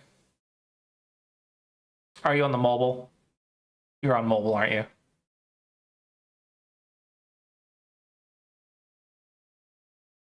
Unable to play moves on the campaign.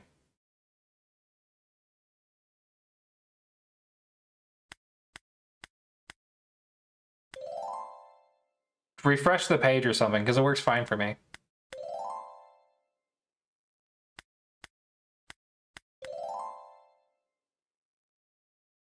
Really?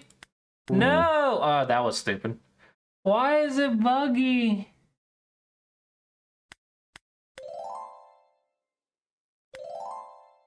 But why? What is causing bugs? Why do you have to refresh all the time? Is it your internet connection? Are you on Chrome? Anyone else experiencing this? Having to refresh a lot?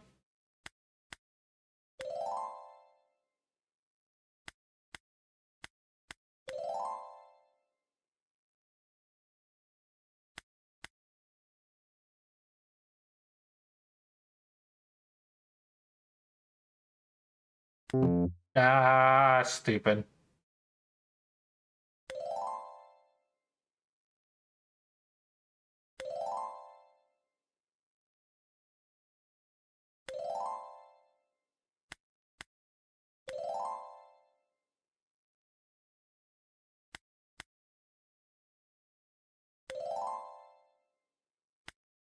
I don't know.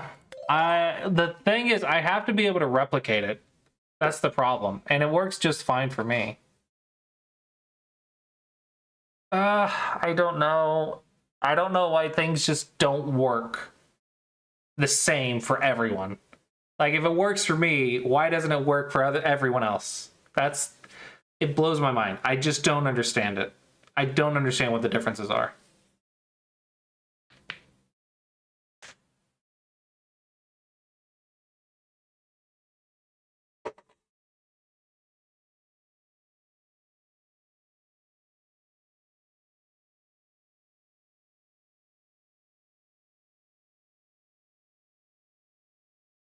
Are you on desktop or mobile that it's lagging a lot?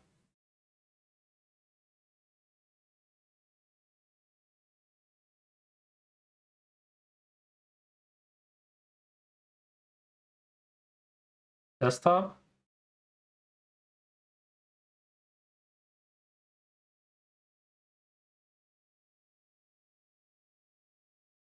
And you're not at the old campaign page, right?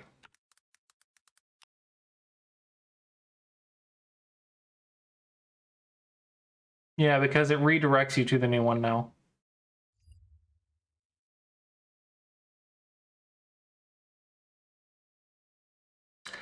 I don't know. I don't know what would cause it to lag. Are you changing window sizes? Like, is it like this? You click on campaign and then you click it and then click test and make it full screen? Ah! I can't click. I can't click. That feels like... Oh, I can click again.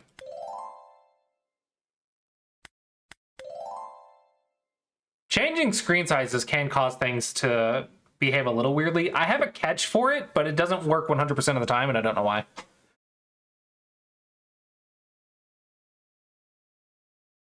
That doesn't make any sense.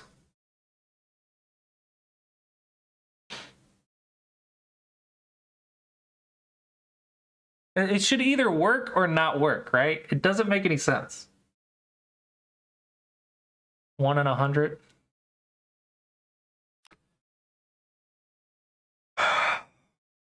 Is it on the campaign or just any Go board in particular? So if I just load 100 problems.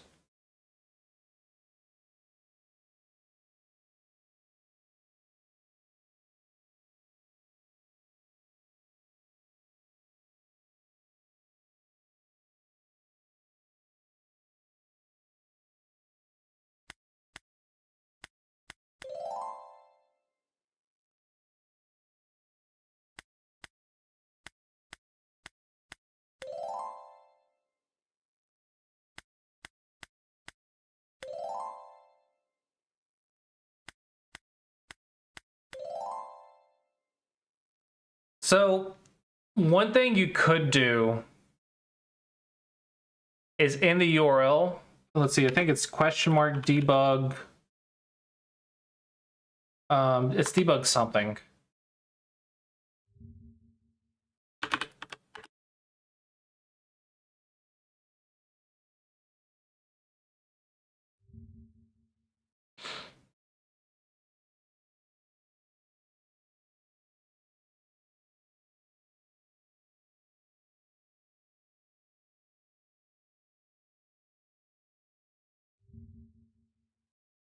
Debug_mode.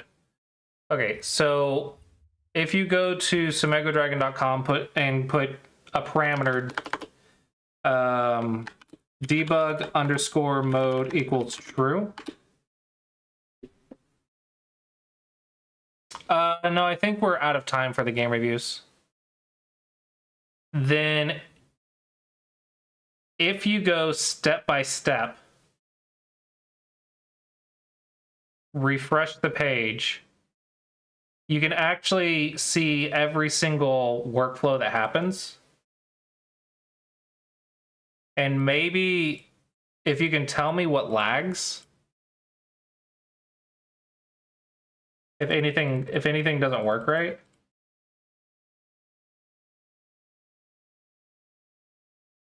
There's a lot of things that run, clearly. But you can actually see all my conditionals that happen.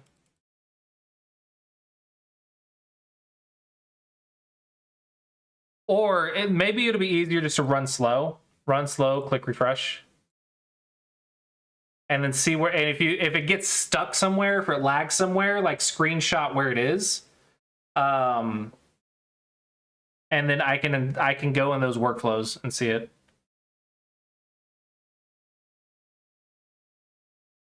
But otherwise, I don't know how to do it without accessing your computer directly. I don't really know how to do it.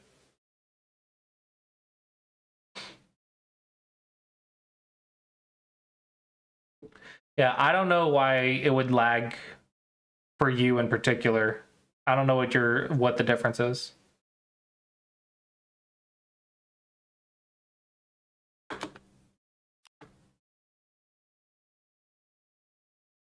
That's really aggravating though, because I want everyone to have a good experience.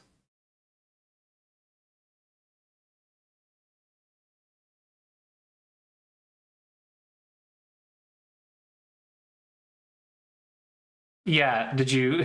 It's a parameter. Yeah, make sure you add make it a parameter.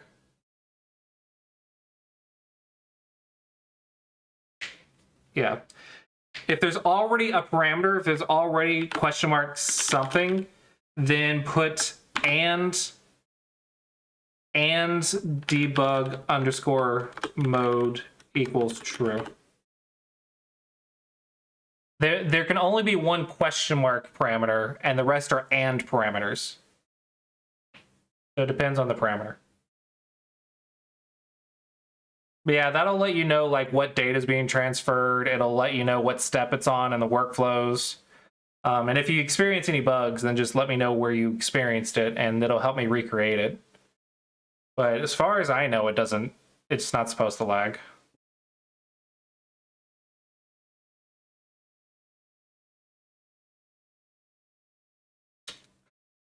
I don't know. I don't know why it lags sometimes. But it's really irritating though.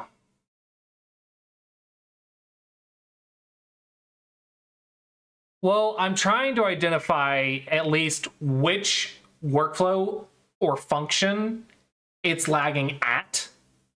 So if I can understand like where it's lagging at, maybe I can try to change how I'm doing it to reduce lag. But otherwise, I have no idea. Because if it's only a specific user, then there's something different. Maybe it could be browser, ad blocks, anything, right? It could be anything. I don't know without seeing it specifically. But if I know at least where to look, it helps.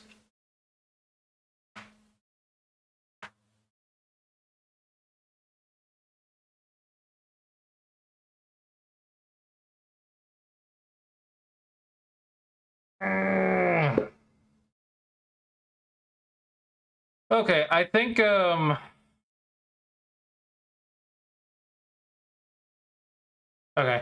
What's the URL that you're using, Somya? Maybe I have to be admin. Let me actually check that. New private window, megadragon.com/ question mark debug _ mode equals true.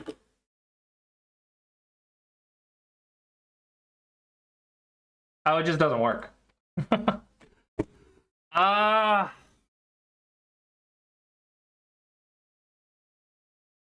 Guess you have to be admin. I'm sorry. Never mind. I was trying to do something.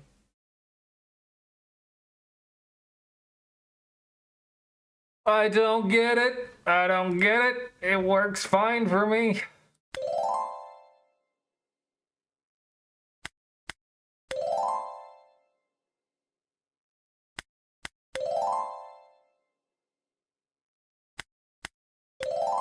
I don't know why it would lag for some people after 5 puzzles.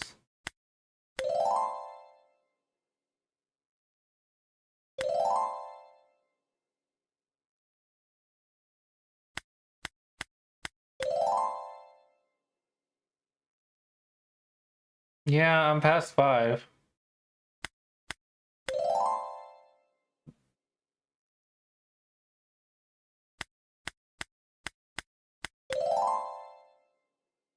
Maybe I should take one day and like code or whatever, and people can see like if I'm doing any bad practices or something.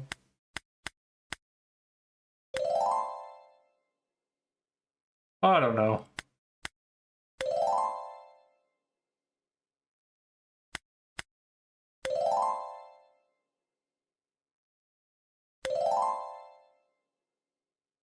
It's working fine for me. I don't get it. I don't know why some people it doesn't work.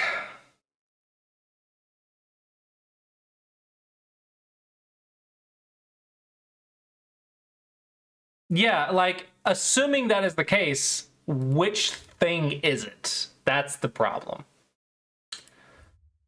Which thing is it?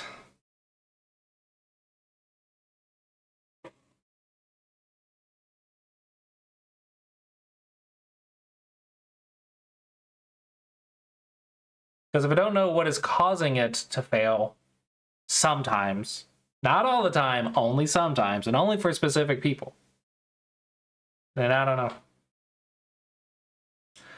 How the problem's loaded?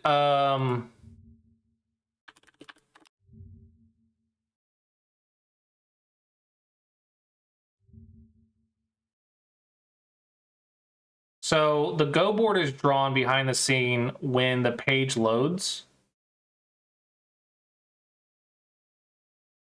So the problem actually exists. The Go board exists. It's just the opacity set at 0. when you're not on the problem page. And when you are on the problem page, the Go board shows. And then when you are loading the on-page load for any page where the parameter is problem, any page where the parameter is problem, it checks the type of page, which could be ranked, it could be custom, it could be challenge. It checks the type, and depending on which type it is, it will grab some Go problems and then tell the board to load the problem.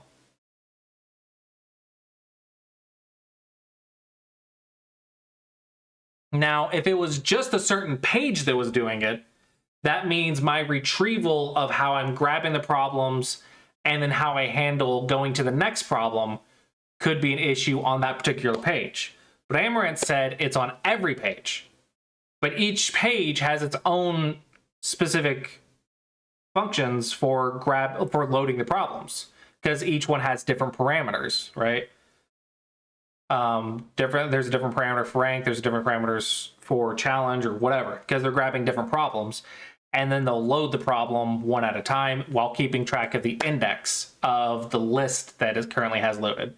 So it grabs the whole list of problems, and then it has an index number, and what it's doing is it's just load the Semego at this index. And then I just change the index. But the problems should already be loaded after the first initial load. Once I get all the problems, that first problem loads. After that, it should be smooth sailing because all the other problems are already loaded in theory. So there must be something else that is happening simultaneously to you solving the puzzles, and I don't know what that could be. Now, when you solve a puzzle, I do have a couple workflows that run, which is trying to run in parallel, which may cause some lag, but I try to minimize how much it affects it.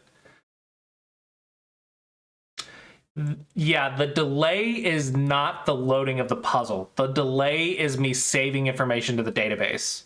So for example, you solve the puzzle, I update the database, the number of puzzles you've solved per month. I check if if it's greater than the max number of puzzles solved per month. So did you set a new high score? I reward, I believe, 1 gold coin every time you solve a puzzle, which is just a number. I update the puzzle solved or missed, depending on if you made a mistake or not. I check if it's ranked, and if it's ranked, I update your rank and the puzzle's rank. But I think that's about it. But it's basically, I have to update data. Every time you solve a puzzle, I have to update data. Now, I've considered throwing some of this to the back end, but I have to be careful because if I put stuff on the server stuff costs me money. So if I do something too expensive, so for example, if I say create a new data type every single time someone solves a puzzle called problem solved, Semego, difficulty, time spent, user that solved it, date that solved it, time that solved it, whatever. And I do that every single time someone solves a puzzle, that could end up costing me tens of thousands of workloads, which I try to budget 50,000 workloads per day. And if I have people that go nuts for 1,000 puzzles a day, that can get expensive if I put everything on the server side. So I have to keep some stuff on the client side because we have crazy people that try to do 1,000 puzzles a day. So I don't know exactly how to speed up the data updating, because it should be really fast. As long as nothing else is loading simultaneously, when you solve that puzzle, it should be 400 milliseconds or less at maximum, like extreme maximum, it should be less than half a second. And it doesn't load the next puzzle. It doesn't load the next puzzle until that data stuff is done. So if the next puzzle loads, then it's done. It did it. It's good, in theory.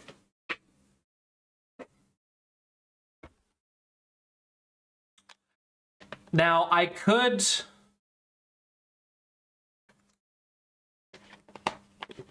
I suppose I could do that.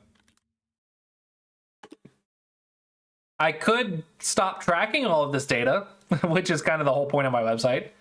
And if I stop tracking it, then yeah, I could totally reduce the lag. Let's do 3G.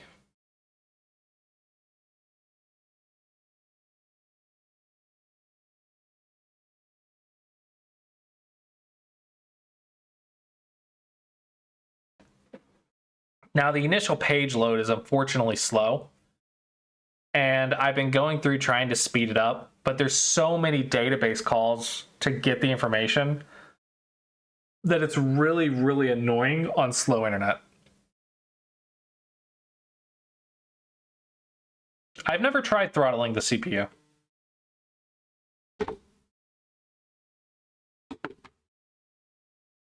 Oh my gosh, this takes so long to load on 3G. This is just not built for 3G.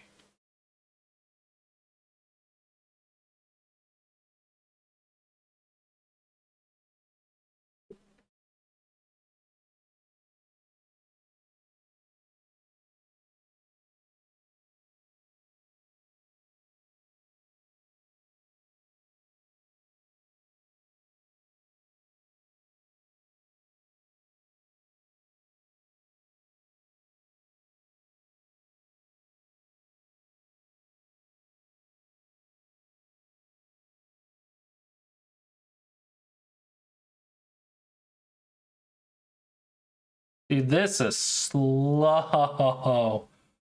Holy crap. It took 4 seconds to load the Go board image.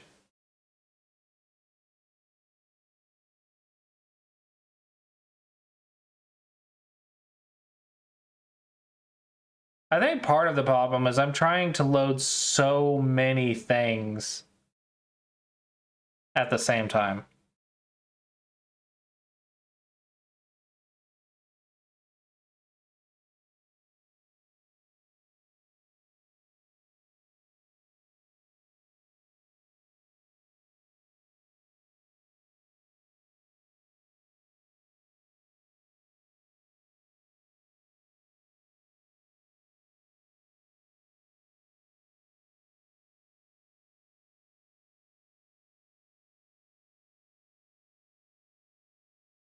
It shows everything loaded, but it's still pulling stuff. It keeps trying to get the achievement sound over and over and over. But it looks like it's more than 200 requests, and it took many minutes.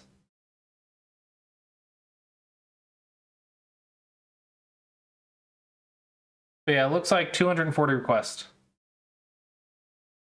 12 errors.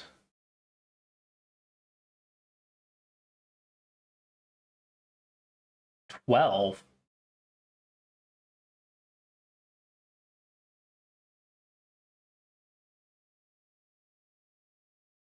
do you see 12?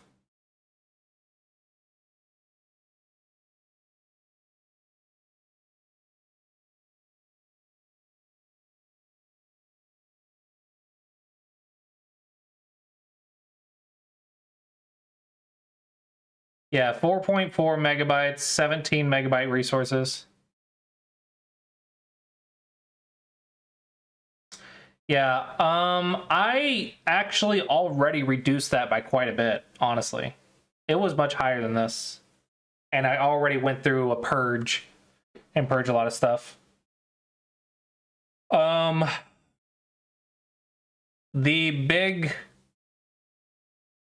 The The big, let's see, let's look at the size. The big stuff is this dynamic JS, run JS, and static JS. All right, this is 900 kilobytes, 700 kilobytes, 198 kilobytes. The issue is the dynamic is trying to save stuff that exists on multiple pages. And I made a very bad organization decision because I didn't know that I did it. But in my data, I have a thing called option sets. This is basically static information. Basically, it's not in the database. It's separate type of data. And it's meant to be loaded quickly because it's supposed to be static and never updated, never changed on live. Like, it's only updated in the editor. It's never changed once on the live side. So it's static data. The problem here is what I didn't know is you're supposed to limit the amount of static data you have because the static data is quick because it's all loaded in that dynamic JS. And so every time you transition between pages, it's fine and fast because it just already has everything in the option sets. It already has all the option sets. But in my option sets, I have the Go boards, which is 300 something images. The Go Stone sets, which is like 700 images. And they're like, the best practice is 100 at the most. And if they're images, maybe 50 at the most.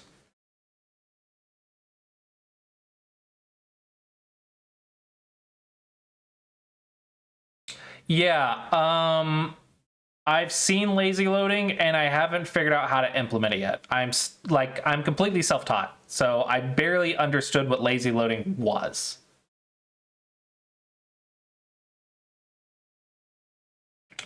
But the biggest time sinks are the dynamic and run and static JS, and that is because of my bad design skills for using features that in a way that they're not supposed to be used because I didn't know that for lack of education. I know it now, but I would literally have to go through and delete hundreds of images, like thousands of images, and redo the database and redo how everyone's images are saved and loaded. It's bad design because of my ignorance. But even then, that is, let's see, out of 4 megabytes, that's maybe a third of it. So a third of it is my bad bubble design. It looks like font awesome. These are icons. I don't know why this takes so much data. This should be cached.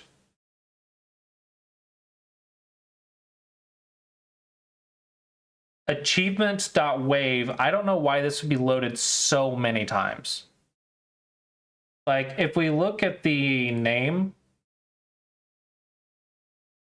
it looks like we have images loading multiple times, and I don't know why. And then we have achievement wave loading 1, 2, 3, 4, 5, 6 times. So I don't know why, but I've got stuff loading multiple times. I am using Bubble.io and JavaScript for stuff. So Bubble.io and JavaScript.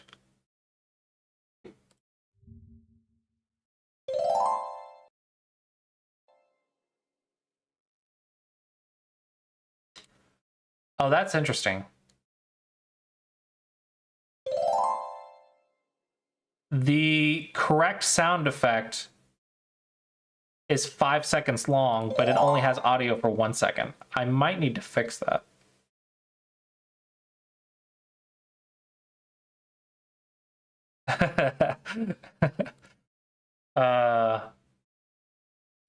Let's try.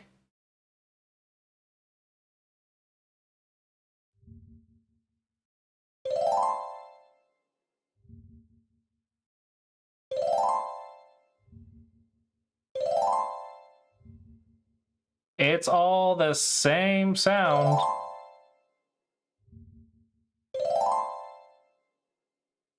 And then if we check the URL, 6860, 6860, 6860, 6860, 6860. Yeah, it's the same URL and everything.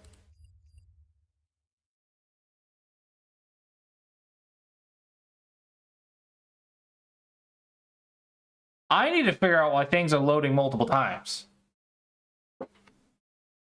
I don't know how I'm loading stuff multiple times. But yeah, this is like after I purged a lot of stuff. In ranked.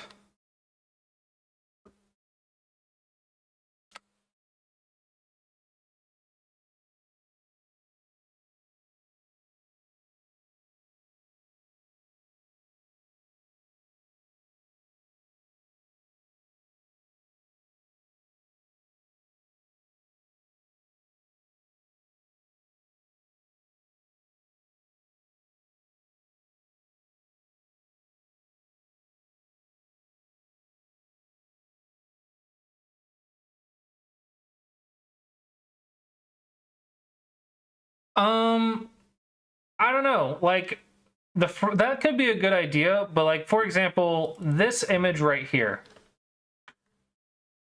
This is and you can see it's even tiny, 32 by 32. This is the background of this right here. This is the market. This should only be loaded twice at most, but for some reason it's loaded many times. You can see it's not here. It has to fetch it again when I open this, so it doesn't have it here because it didn't have it already ready to go. It looks like Cindy has it on the background as well. So I didn't realize that the friends list had it as well. But yeah, friends, if I click more, it could be friends, yeah.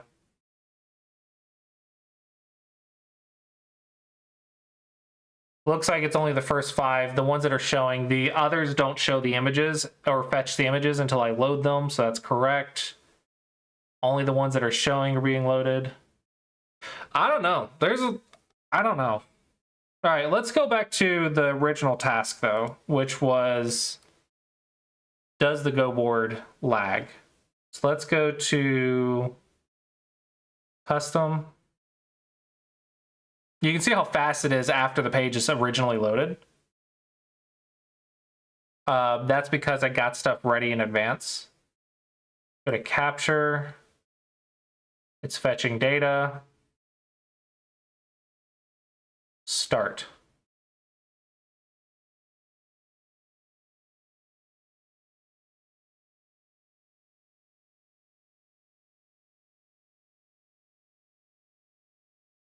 The ghost stone images should already be loaded, but for some reason they're not.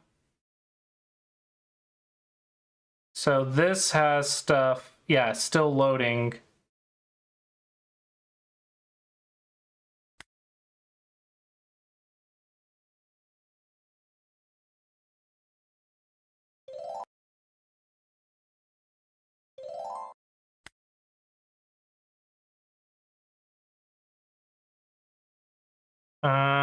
Images are being fetched while I'm solving puzzles.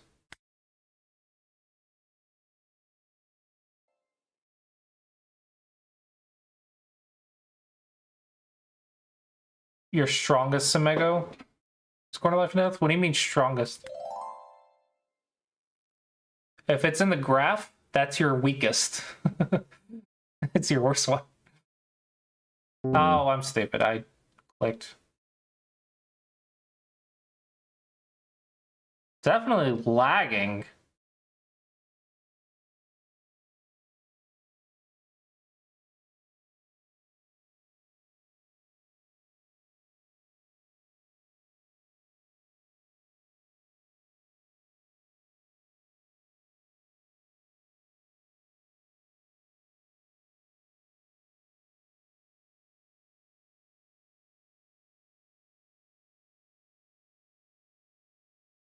It froze.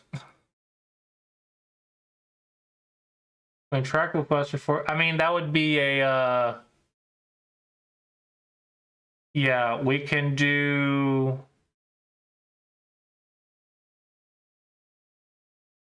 stop. Then I need to clear it. How do I clear it?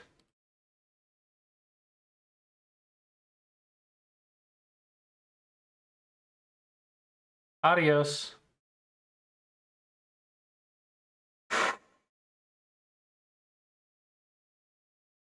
Oh, this has the caching disabled as well, by the way. The block icon on the top left should clear.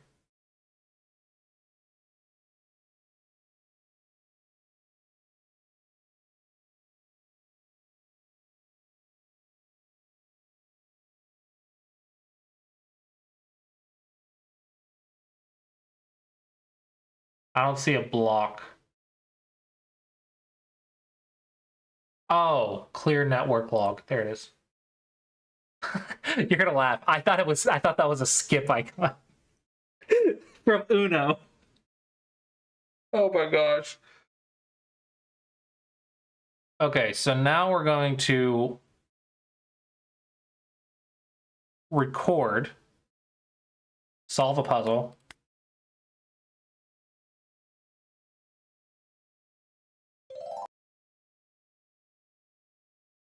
Oh, that's interesting.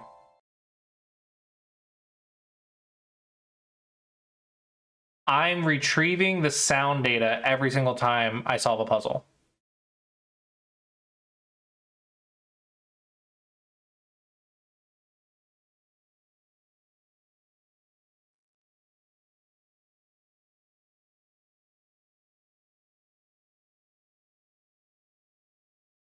Where do you see 800 kilobytes?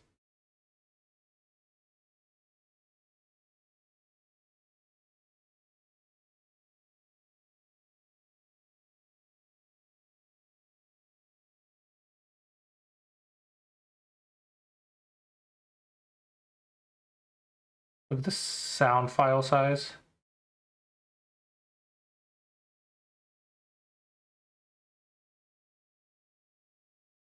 The achievement is 2.1 megabytes. There you go.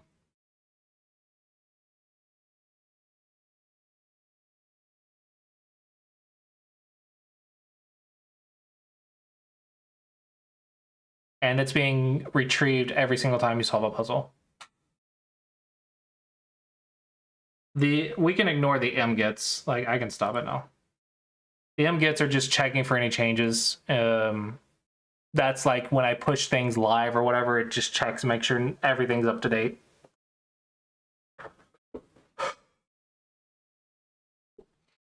Now, this does have caching disabled.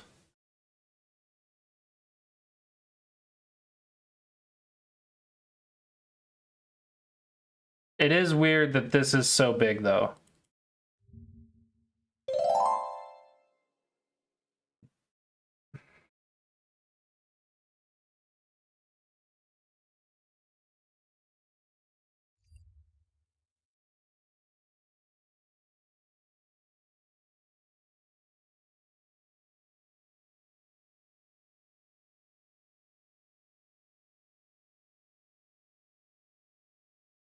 Weiqi Hub is now open source.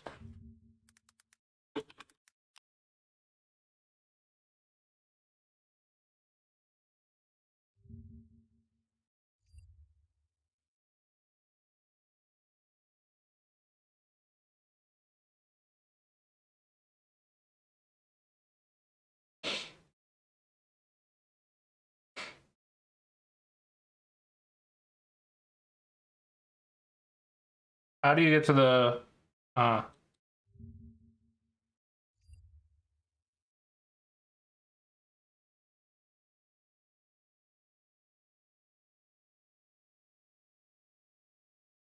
That's cool.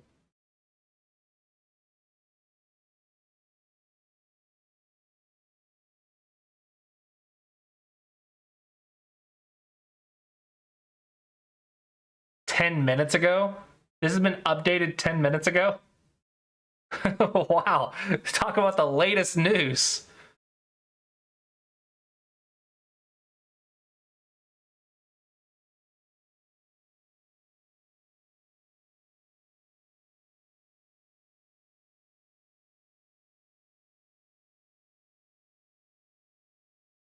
That's cool.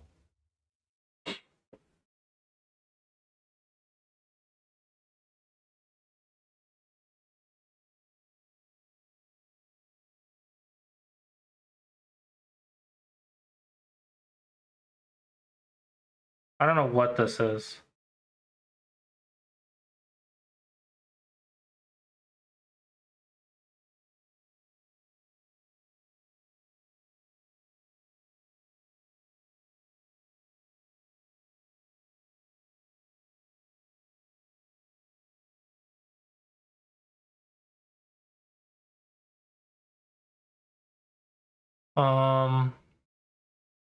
Let's clear it again. Record.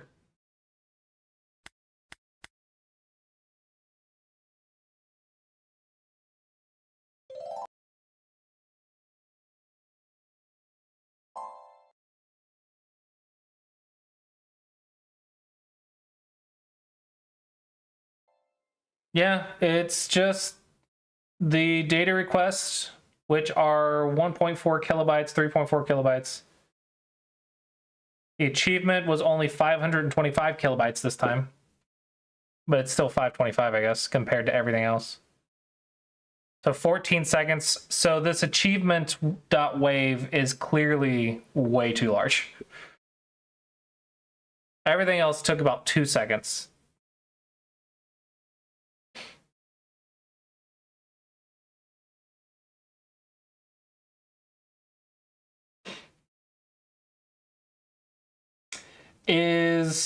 Oh, you're in the ad. Dadgummit.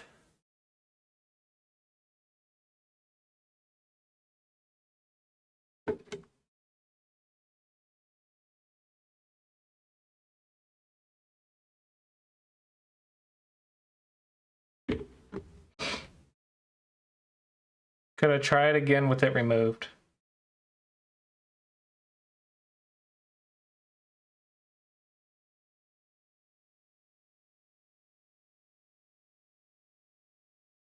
With what removed?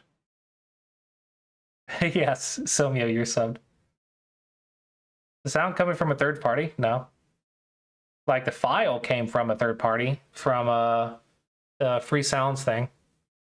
I downloaded it and then uploaded it to Bubble. So it's uploaded. It is a database call though.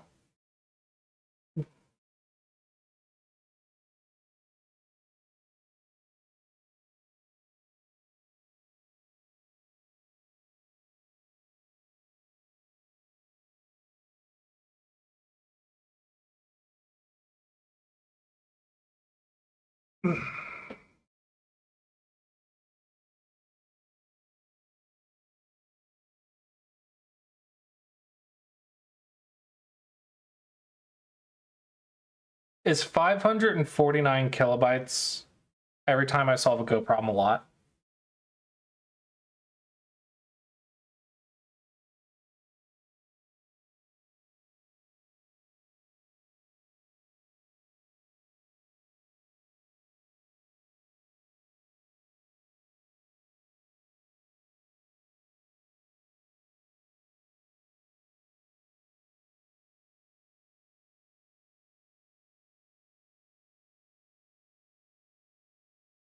Let's work it out. My love DW chat GPT.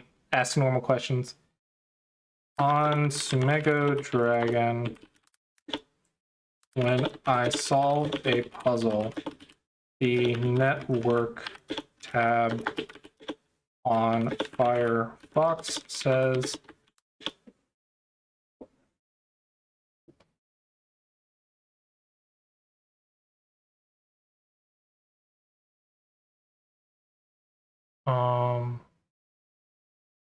is 549.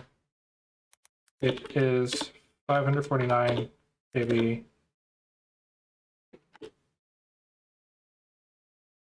quite large. It should be small state update, puzzle ID result timestamp.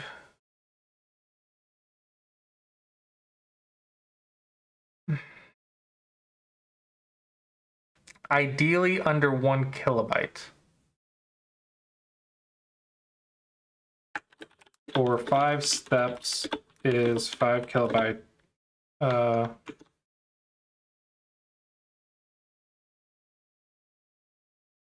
1, 2, 3, 4, 5, 6, 7. For 4 steps is 7.5 kilobyte a lot.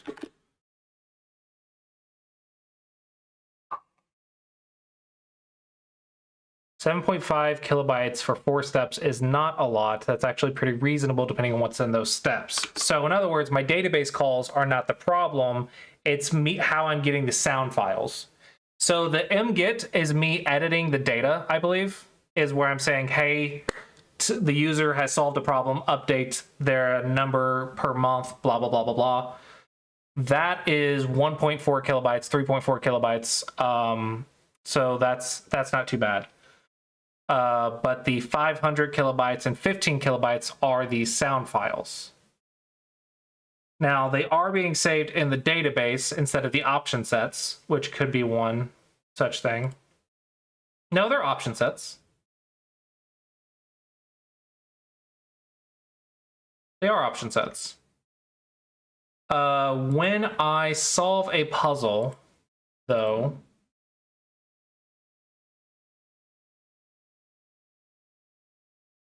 I run the JavaScript every single time.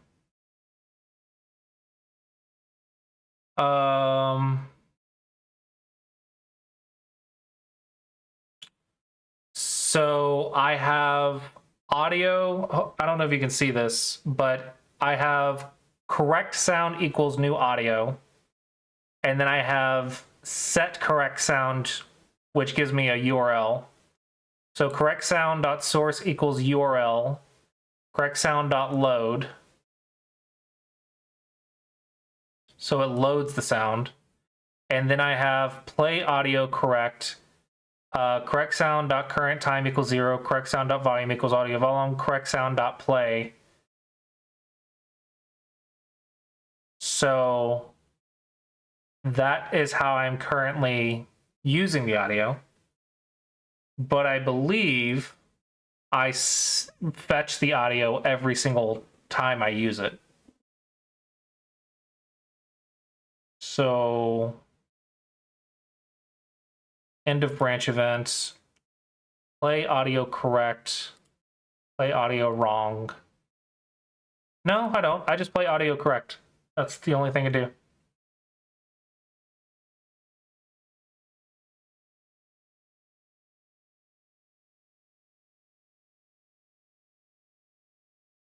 So the sound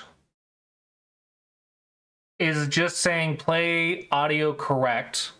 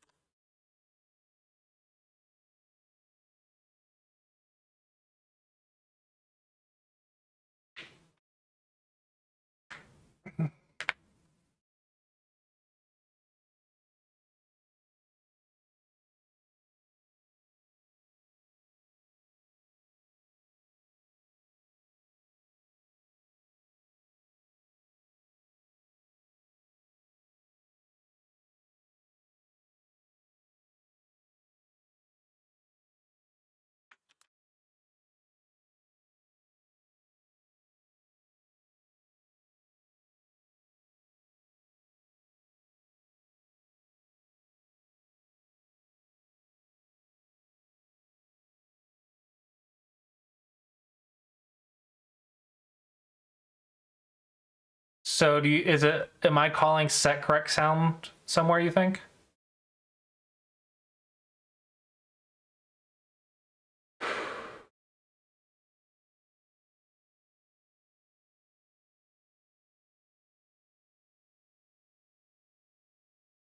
Well, let's just see. Console.log Setting correct sound. Save that. Let's go to this. Let's go to version test.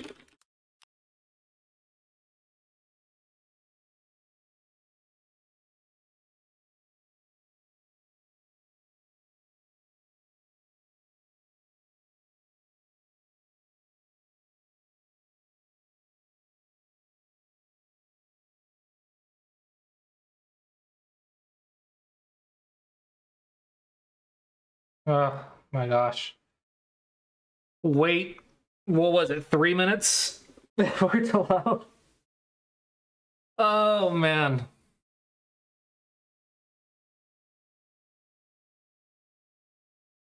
I never enabled cache. Let me turn off disabled cache.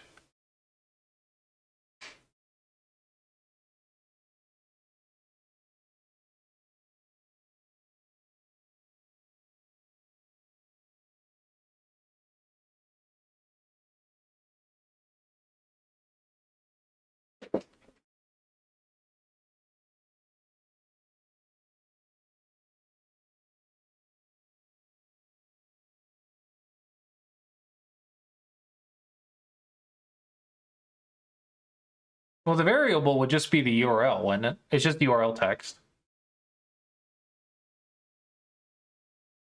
Okay, now let's go to custom,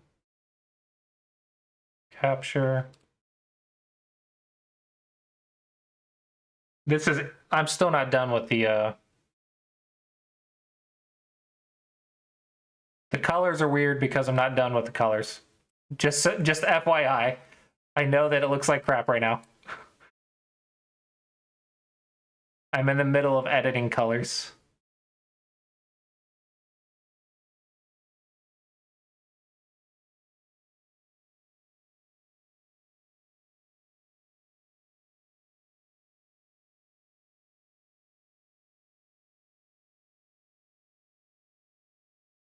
Okay, create GoBond function, clear GoBond, removing hints, display position, clear GoBond, removing hints, click 3 wave loaded. Okay.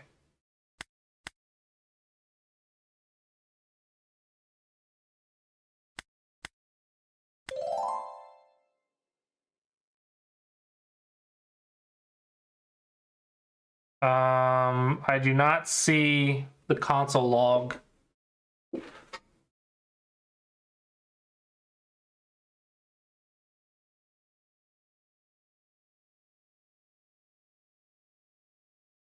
Yeah, I do not see the console log setting correct sound.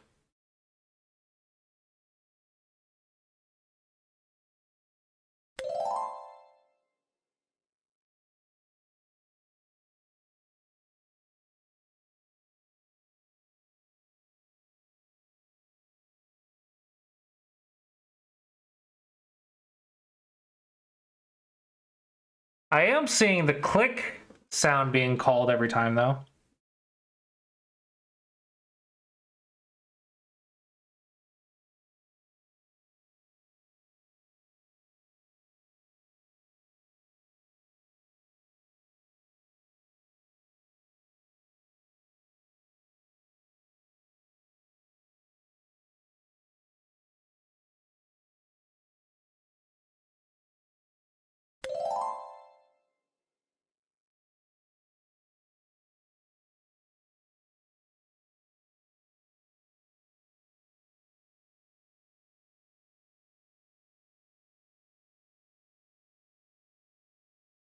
Ooh, this is interesting.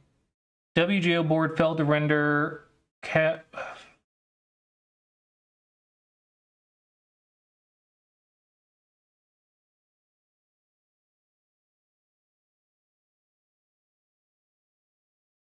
Okay. For some reason, I got WGO board failed to render error, failed to execute arc on canvas rendering context 2D. Radius provided was negative. And then it loads the click sound again.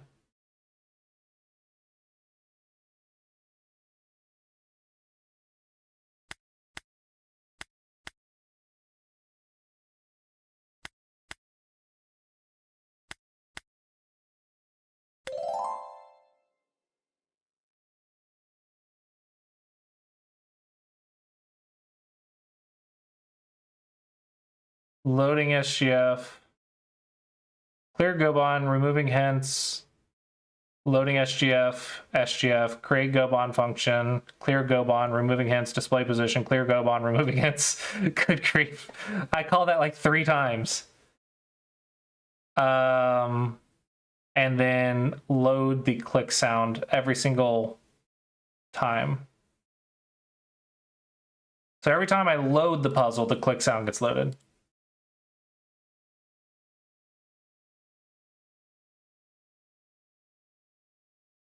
Let me clear this.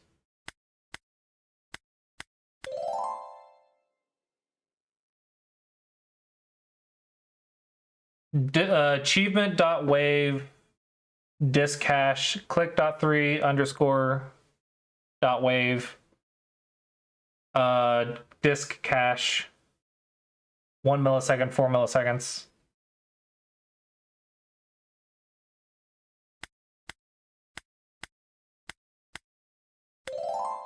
Start. This is network calls. mget. Hi, mget.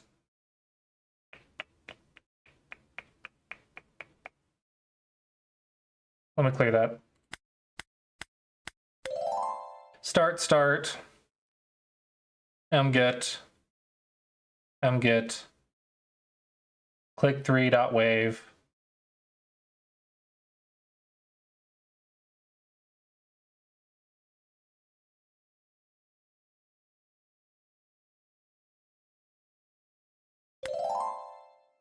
Start mget. So click is being called every time I load a puzzle, but not the achievement.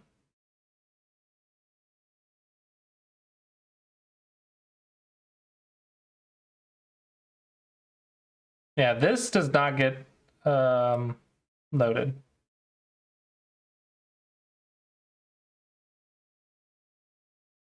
See, load Sumego.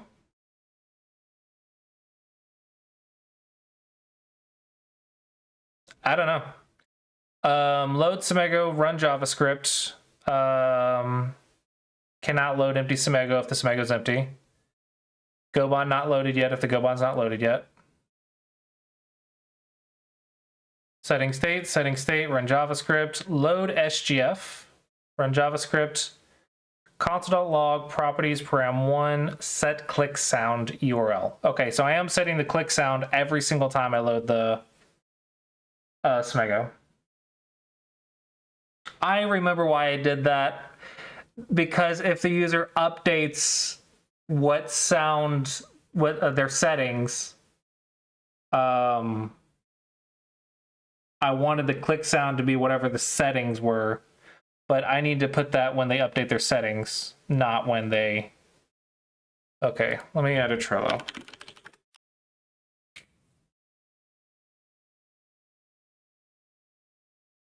Okay, we're gonna do when user updates click sound, run JavaScript, set click audio, instead of running it on Sumego load.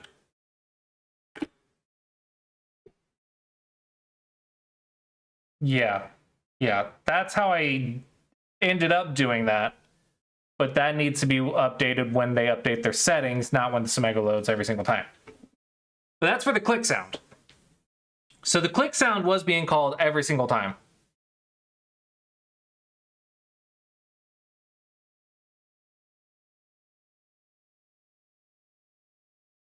I did see that. I saw that in the title.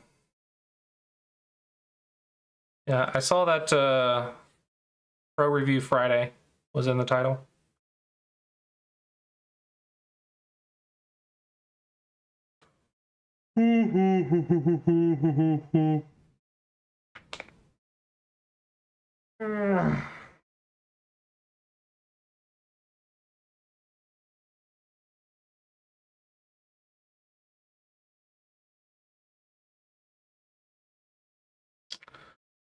Let's see, what about when I have correct event? End of branch event. Play audio correct. Play audio wrong if it's wrong. Set state correct event. Yeah, this should be the only place that it calls the audio. So I'm thinking it called the audio because it wasn't cached. Because only the click one is being called when it's so because it wasn't cached, the achievement audio is being called every single time. But if it's cached, it doesn't get called again. But the click one does. Click one gets called every time you load a Smego.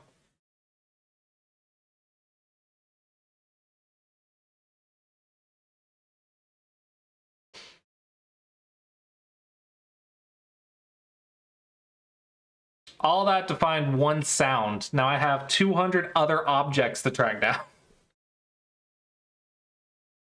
Wait, why do all these images load? Oh, because I loaded the homepage, that's right. Yeah, I believe so.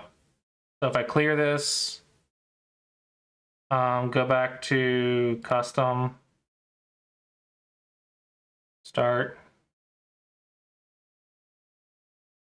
and then I solve puzzle.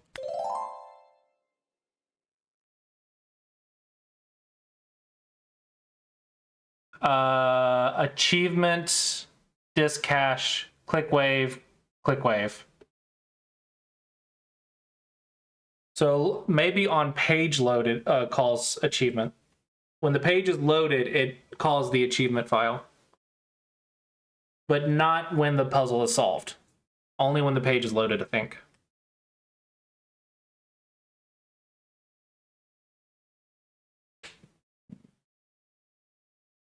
And I think that's correct.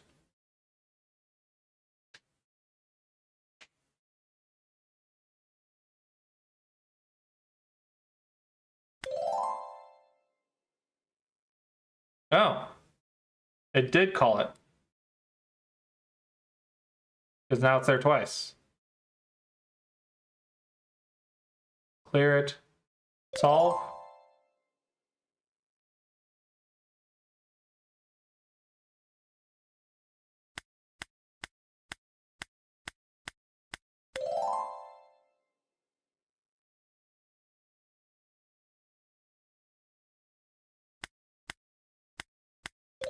Now it's not showing any of the audio being called. There's click 3.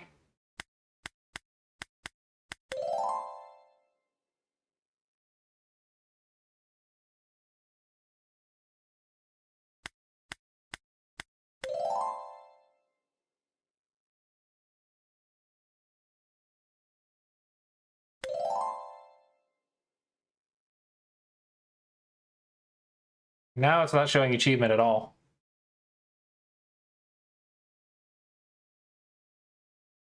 It's definitely calling click 3 though every single time.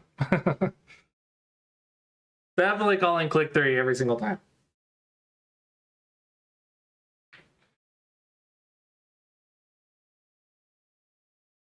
Ooh.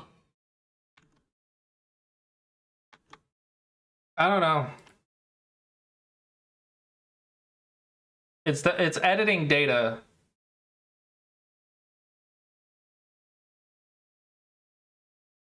Workflow start. Workflow start. Elasticsearch mget. Workflow start. Workflow start. Workflow start. These are taking 2 seconds apiece. So it takes like 6 to 8 seconds.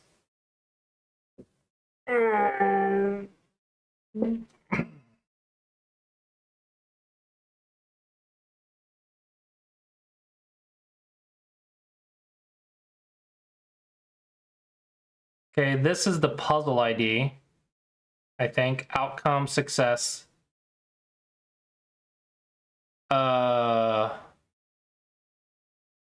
Step results. State change. Object updates, bubble session, user ID.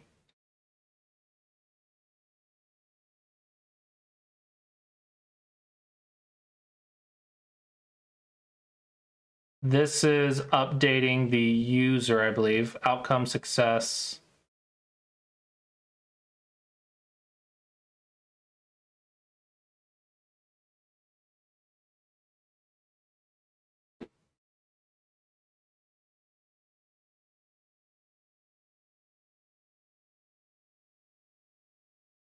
Yeah, gold number updated, problem solved total number updated, session monthly score number updated, modified date updated.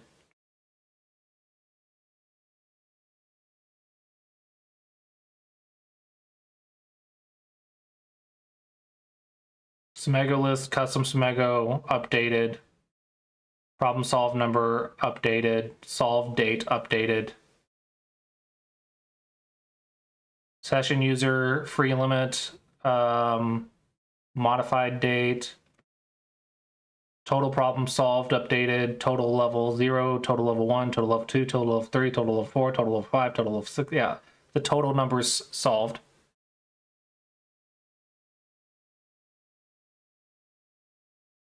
That one's short. Here's the mget.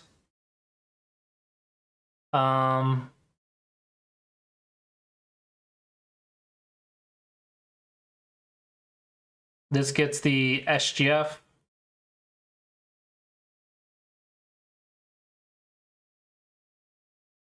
This is the user.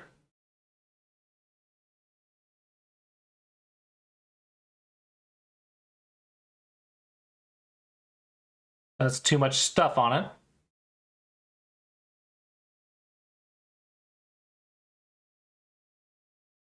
It gets the user, it gets the Smego list, and it gets the user numbers. Total solved, challenge number solved, total level 2, total level 7, total level 1, yada, yada, yada. Client log null.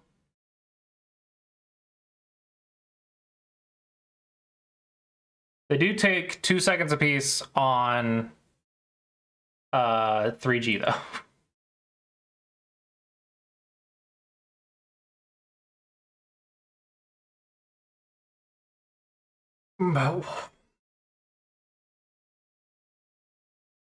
So which of these would cause the lag that causes the board to freeze?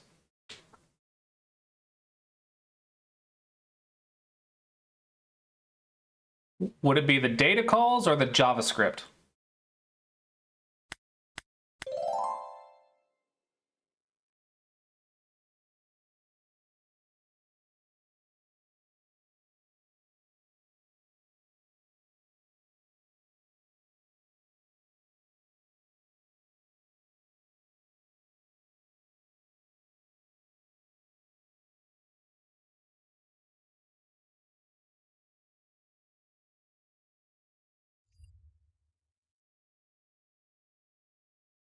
So if I put this right here,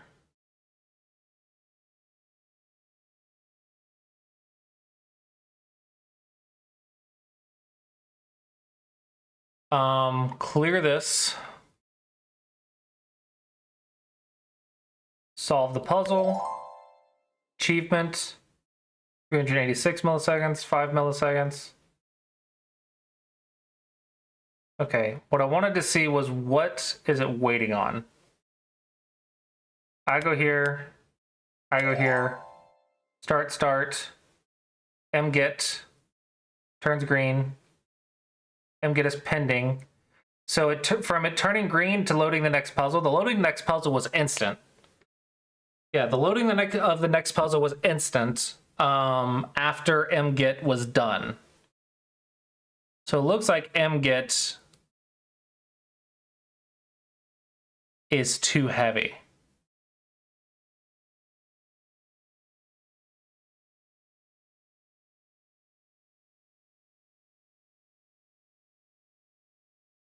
They are not handled parallel. Correct. I could probably handle it parallel. But that would clog up the scheduling because of how long it takes, because people can solve it faster than a second. And if it takes 3 seconds to do the thing, then you can see how it would get clogged up really fast, even if I'm scheduling it.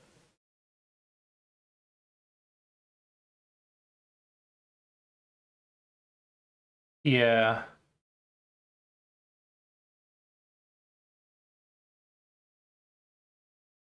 User solved list custom user list.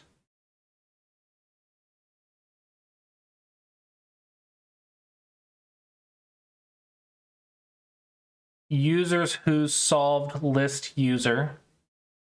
So it's a list of the people that have solved it.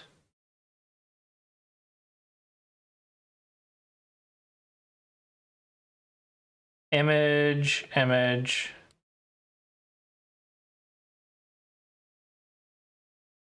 User solved number 25.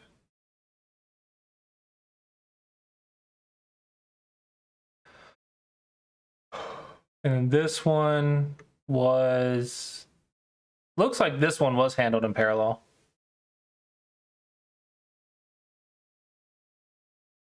This one is the SGF. So let's clear it again.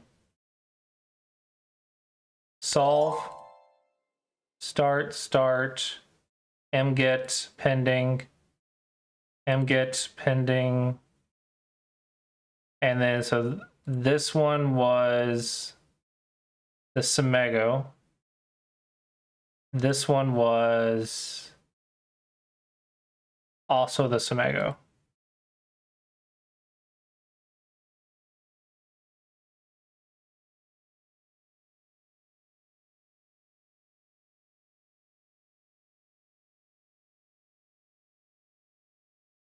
Two different Semego, I guess.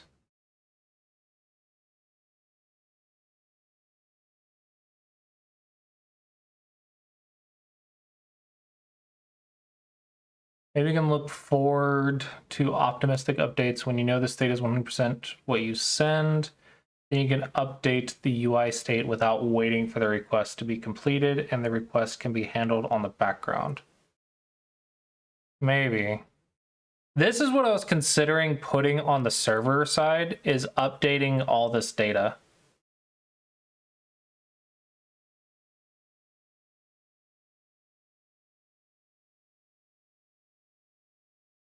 Like you can see how big the user data type is. I have to all of this is the user data type.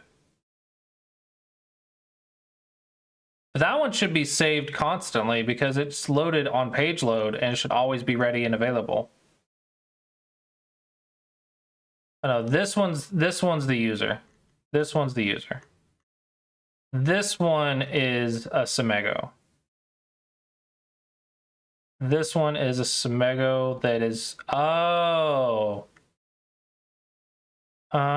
this is really, really large. The users who solved list user. Oh, and this is on version test. Hold on, I wonder if I go to the live, how big is the mget?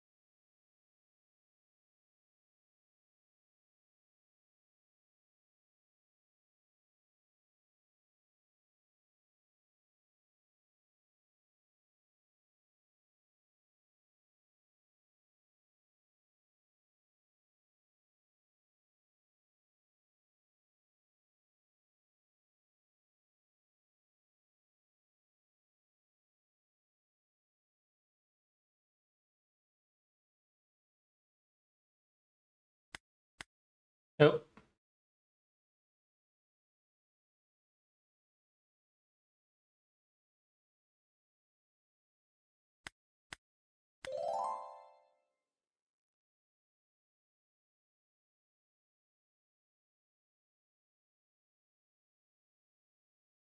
Okay, now we're gonna stop that.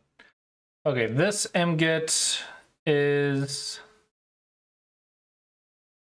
the SGF. This mgit is SGF and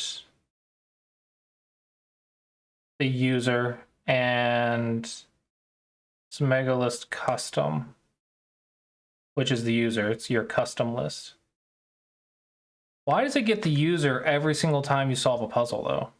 The user should be... Let's see, that just took 2 seconds to load the user, 3.4 kilobytes. But the user should be loaded and ready to go everywhere. Why is it loading it every single time I want to edit it? It's like it's not caching the user. Can you cache a user data?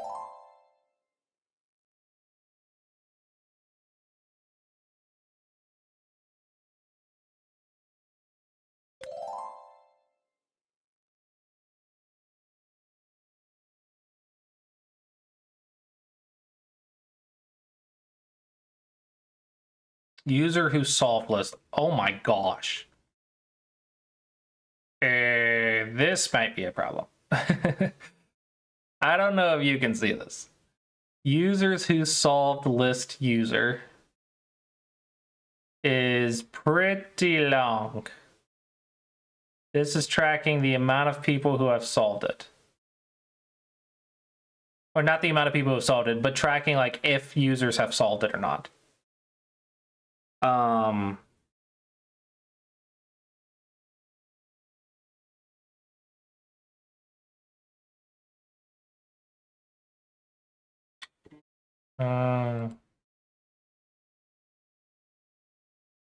This is user. This is user. This is user. This is user. So it's constantly getting the current user. And it takes 2 seconds every time.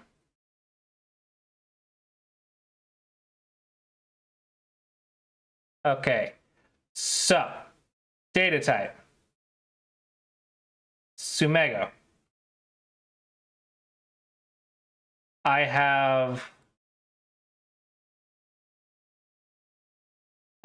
a list of users who dislike it, list of users who like it,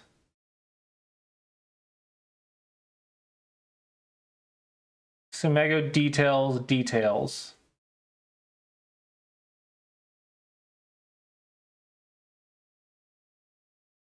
Sumego details.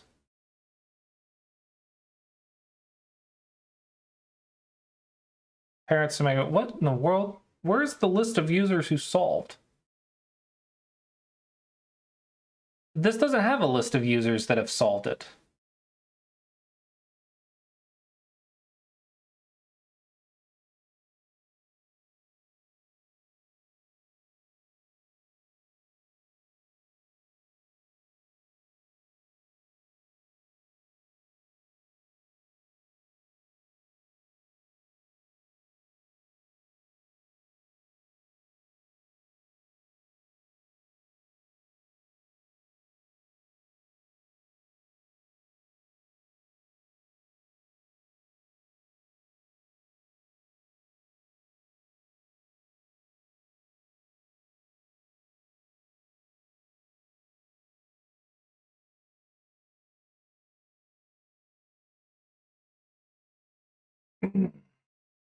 Yeah, that was a number, not a list of users.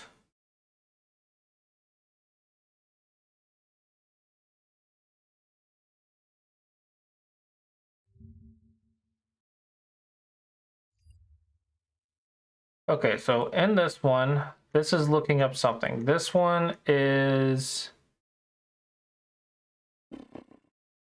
modified date, user solved number, created date, ELO number, level option level, category custom category, users who solved list user.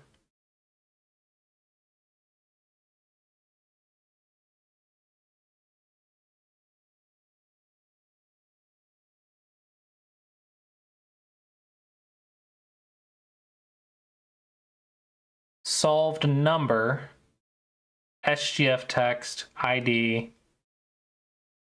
So it's definitely the Semego data.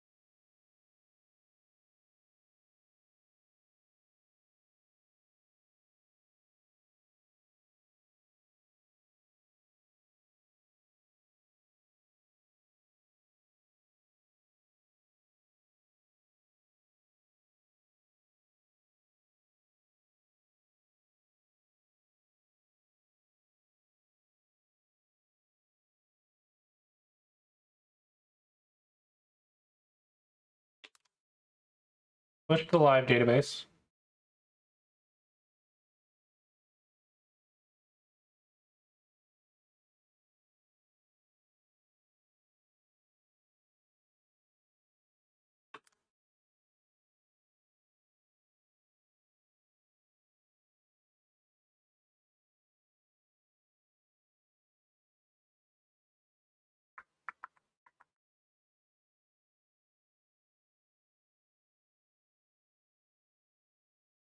So this is an old users who solved list user is an old data type that was attached to it that I deleted because I realized it was bad, but it's still here because there's no users who solved list anymore.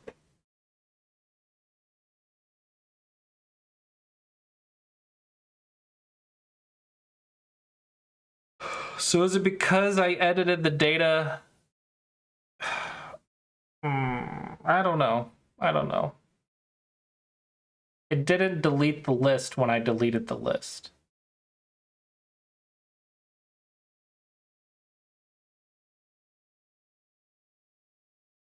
At least it's not getting bigger, though.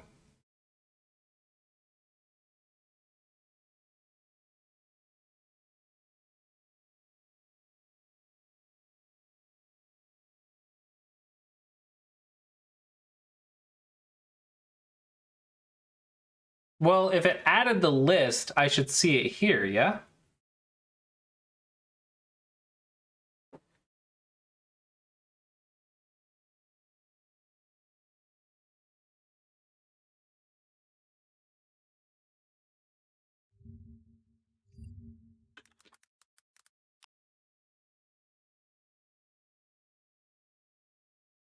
Hey, Smega Dragon free trial.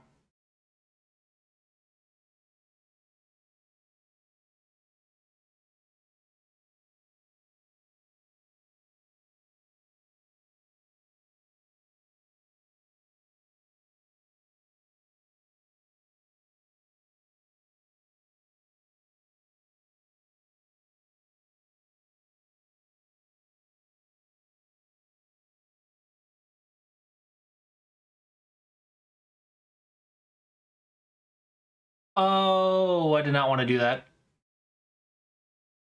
Okay, whatever. Whatever. It's not what I wanted to do, but okay. Drive.google.com.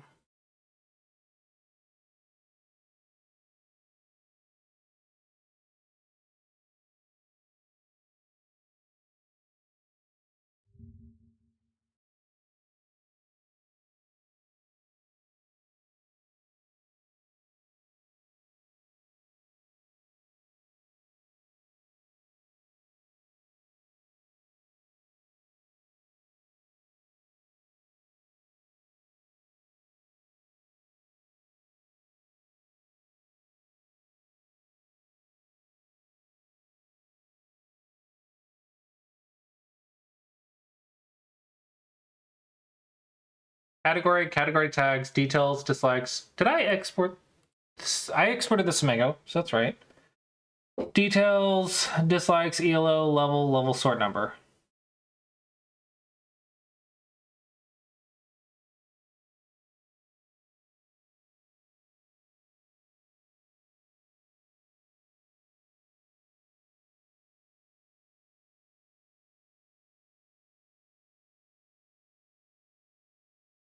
I see nothing that suggests there is a user list aside from the dislikes and likes.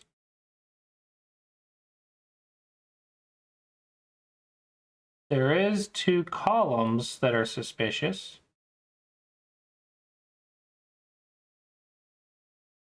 $12,959 with 2. There's 2 more Semago that are blank that I gotta track down. 12,959 Semago.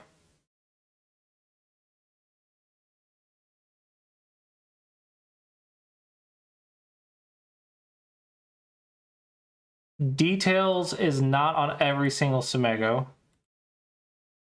Let's see what the details are.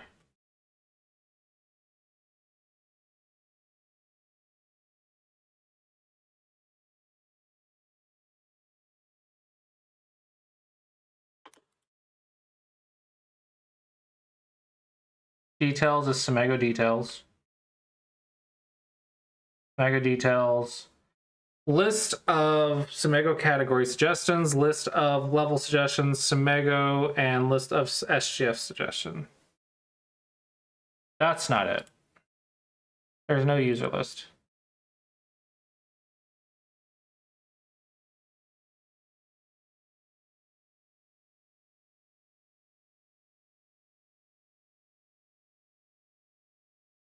So this has to be saving old data.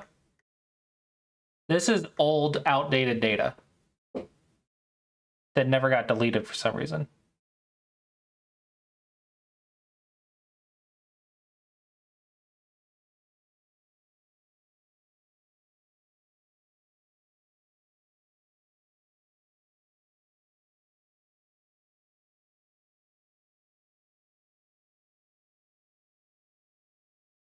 So even though I deleted it from here, the information is still stored of what it had before.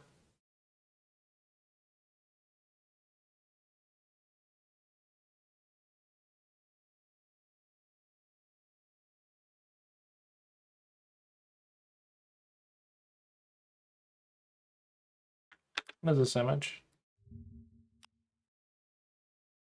Ooh, that is a big image.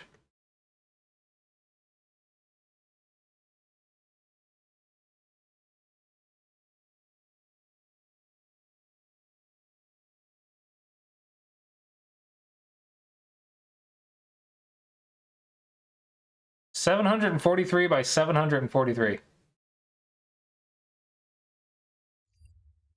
But that doesn't exist anymore. That is also not on the Semago anymore, right? Image. Yeah, the image is not there anymore, but it's still there from way back when. That sucks.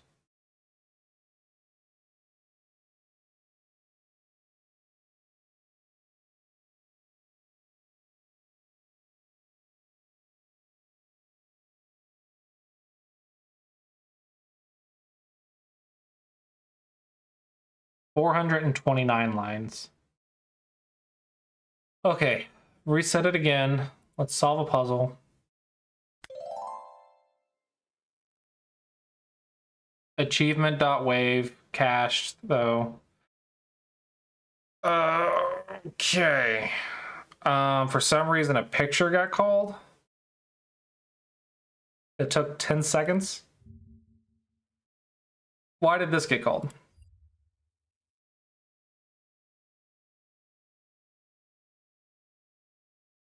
Why did my background get called?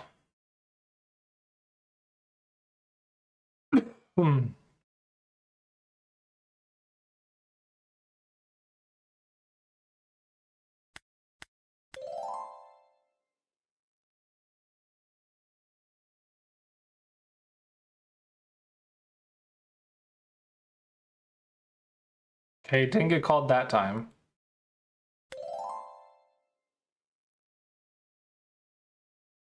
Didn't get called that time.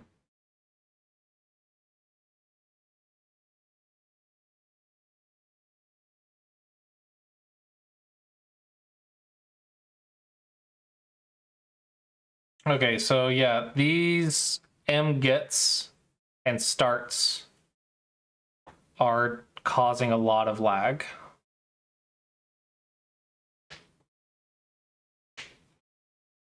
And these mgets, this one's 6.2. Well, it's on 3G, in my defense. It's on 3G. In my defense, it is on 3G.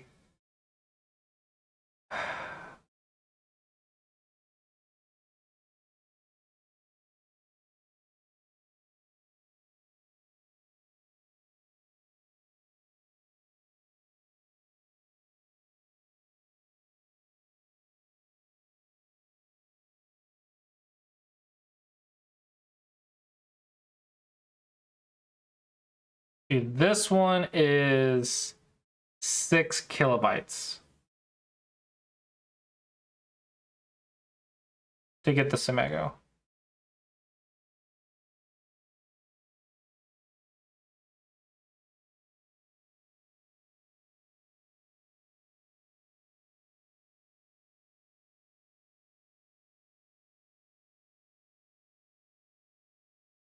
Wait, really? Then what's causing it to take so long?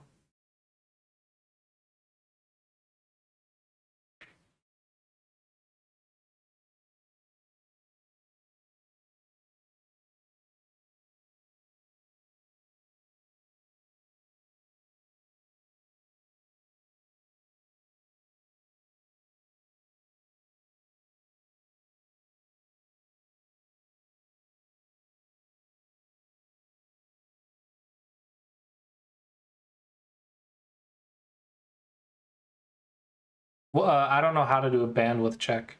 Do you mean like a speed test?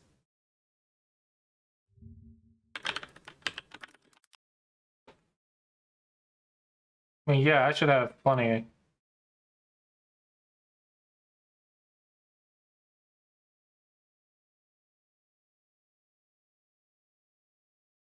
Yeah, I know the upload though sucks.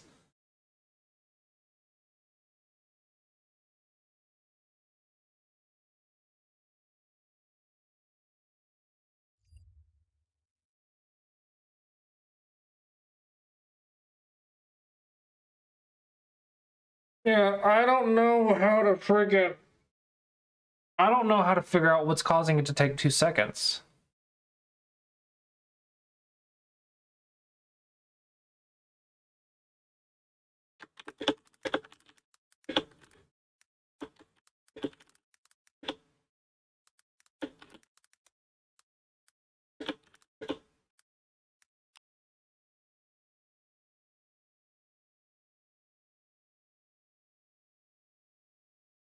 Mget is Bubble's internal multi-git request, often trigger when a repeating group loads data, a workflow reads many objects, a page or reusable element fetches related things all at once. It tends to bundle a lot of fields, often far more than you actually use. What this means,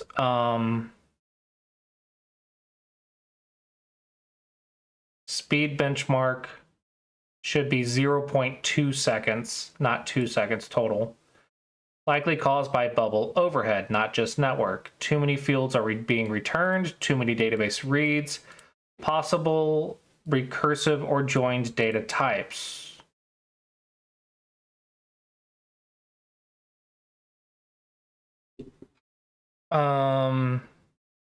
Instead of loading 10 objects with 10 nested fields each, make a back-end workflow return only what you need in one custom API response. Limit fields and searches.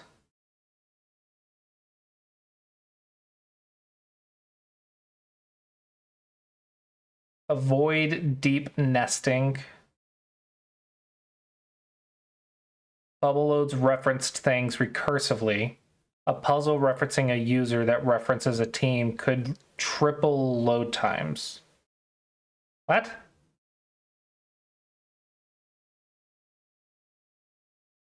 Preload with server-side workflow. On-page load trigger a backend workflow that compiles the exact puzzle set data, returns a minimal JSON. You can even cache it in a text field or reuse.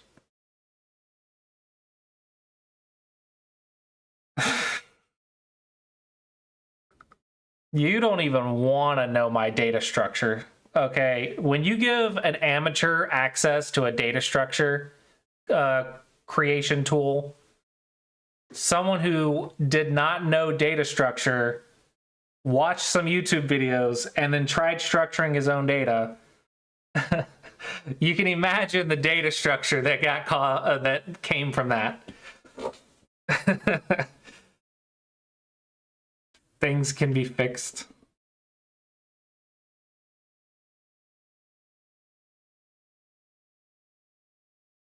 I don't know. SW's Chrome.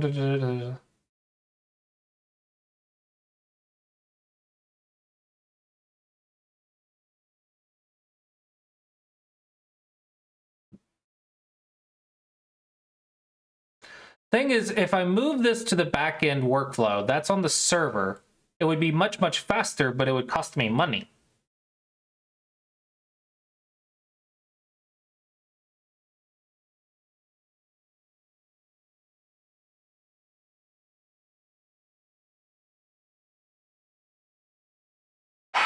The 2 seconds load time is saying that it bundles a bunch of stuff together.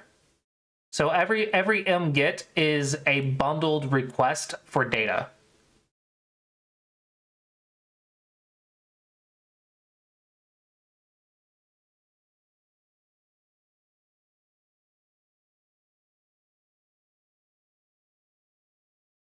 It's sending elastic searches, if you know what that is, because I don't. Payload. Headers. Request headers. I don't know what any of this means.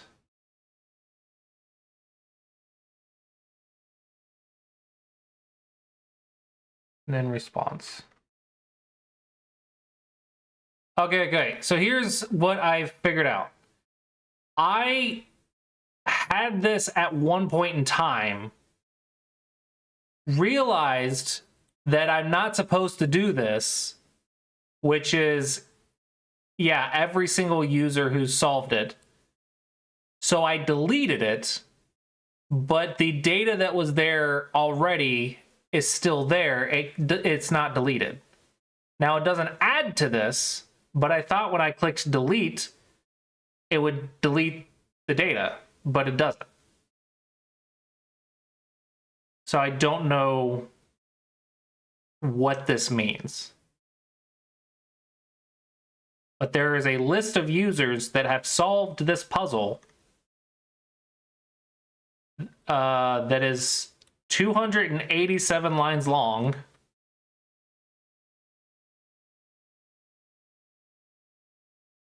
That comes with this particular puzzle, and it's not supposed to be there. Now the question is, does that cause the 2 seconds, or is that just annoying that it's there, but it's not the main problem?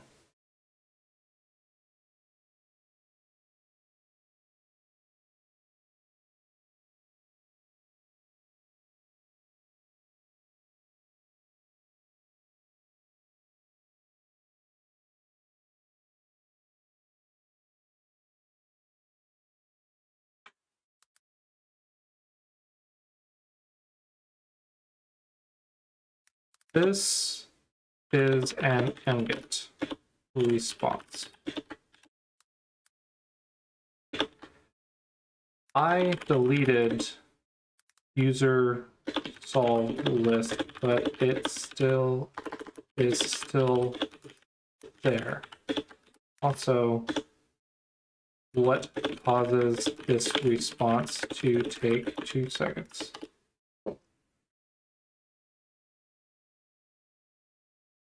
User who solved list user is the biggest culprit. You're loading hundreds of full user references.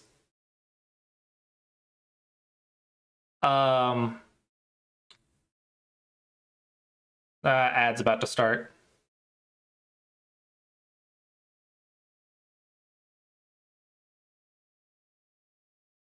Even if you delete the field from your design, if anything in the repeating group, condition, or workflow still touches this field, even invisibly, Bubble still includes it. So something is referencing data that doesn't exist anymore.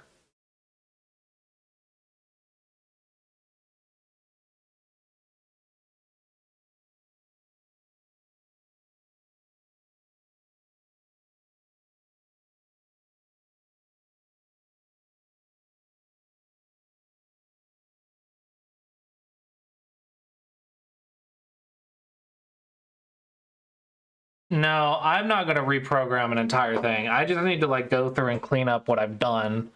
But I'm not going to rebuild an entire database from scratch. That would just be so much work.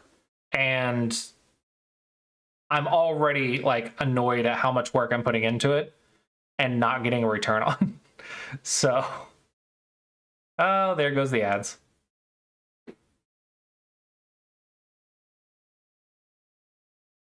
Yeah, I'm already putting in so much work and not getting a huge return on it.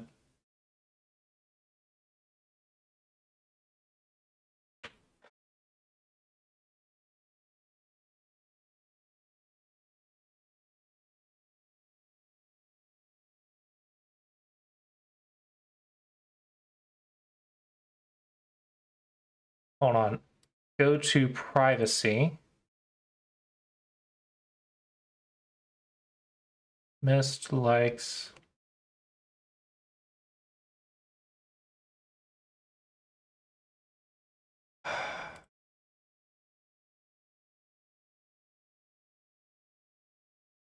Technical debt. Okay, view all fields. Category ELO, likes, SGF text, slug, creative eye, solved, missed. Level, category tags, details, level sort number, original SGF, created date, modified date, SGF file, blah, blah, blah. It's not in here.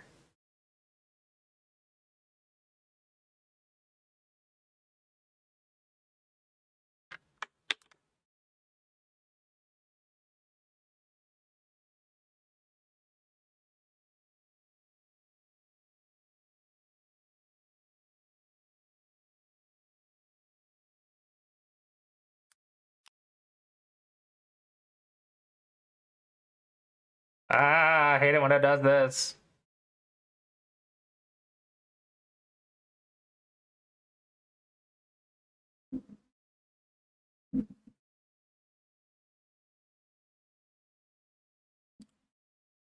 Okay.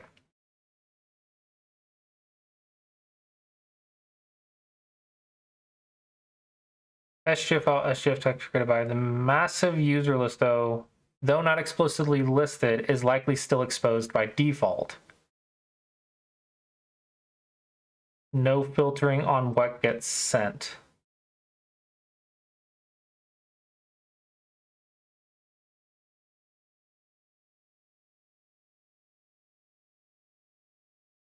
So it's recommending that I create a new privacy role.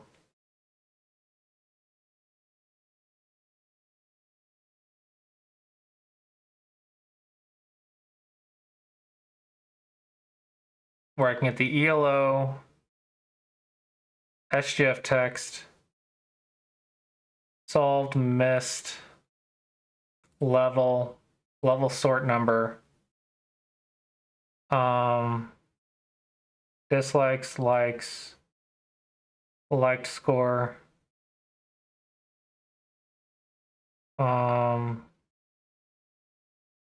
original SGF. They don't need original SGF. And slug. And category.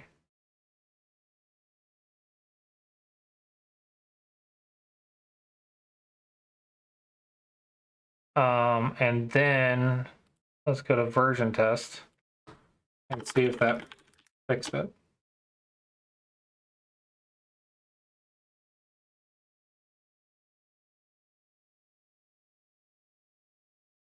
I don't know why it's calling things that have been deleted. The theory is that I'm referencing it somewhere, even though it's deleted, I'm still trying to find it, and I don't know where I would have been referencing it at.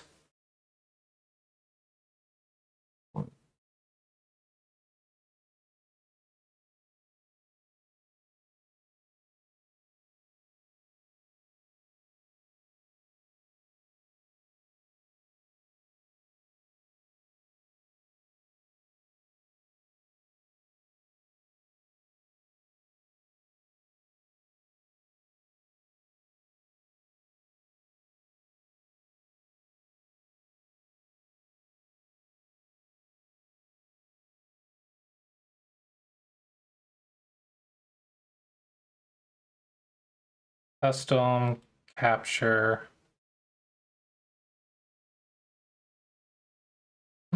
Level 0, start.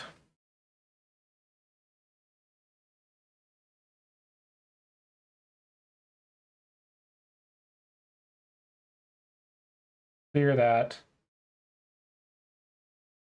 Start recording. Solve.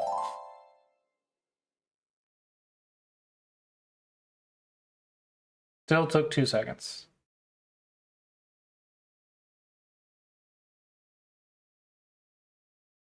Stop. Mget. Still got user solved list, user list. Still got this giant users who solved list user.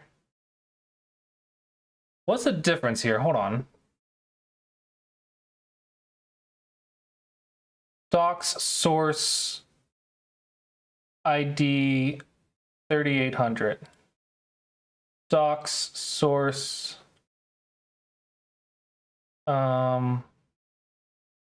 ID 80,200.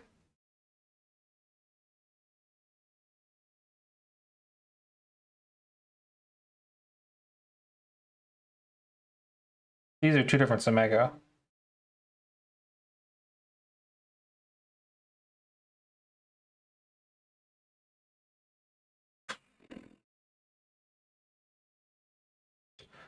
The smaller request body and the bigger request body both take 2 seconds. That is true. That is definitely true.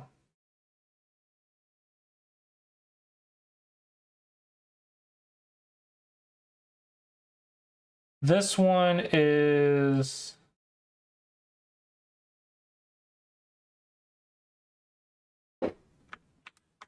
312 lines. This one is 27 lines. Both of them took over 2 seconds. Okay. And 1.3 kilobytes, 5.4 kilobytes. So the size is not affecting the time, which is good, which means I don't need to worry about this privacy thing. I don't want that to break anything. So what is causing the time to be so long?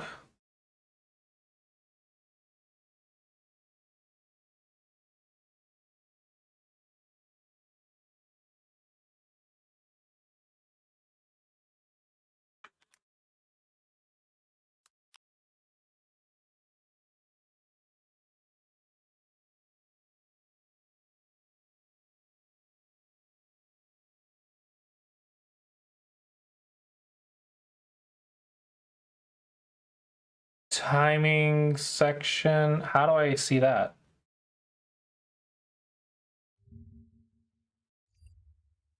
Click on it. Timing. Waiting for server response for 2 seconds.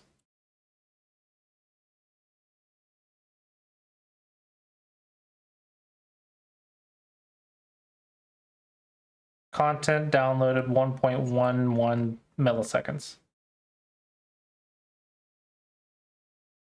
Okay, so waiting for server response.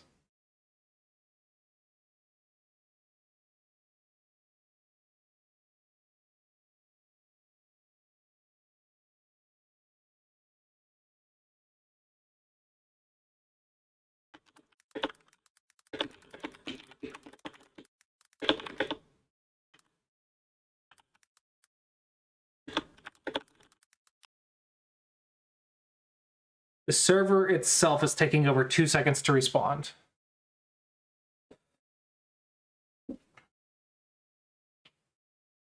This isn't a network issue or payload size issue. It's pure server-side latency from Bubble. Wonderful. Authenticate the request, apply the privacy rules, fetch the hydrate database fields, possibly resolve linked fields like created by category or file uploads, serialize the JSON and return it. For a small response, this delay means Bubble's backend's doing a lot more than it needs to. So to reduce that time, it can tighten the privacy rules, applies to everyone, hides giant fields, but unfortunately it doesn't because we just tested that.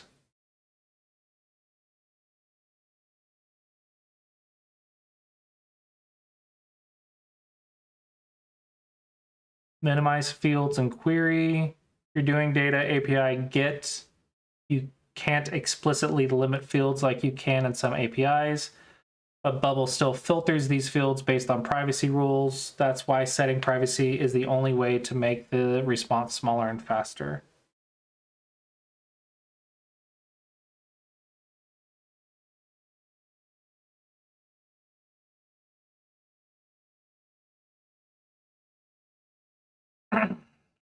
Break links or avoid complex fields.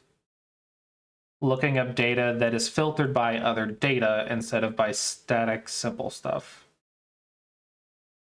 Use backend workflow API instead, which is advanced. You could set up a backend workflow like get puzzle data that takes a puzzle ID, finds a relevant puzzle, manually returns only the fields you want, avoids triggering puzzles default object hydration. This avoids mget overhead. So if I set up my own API calls, I don't retrieve all that information.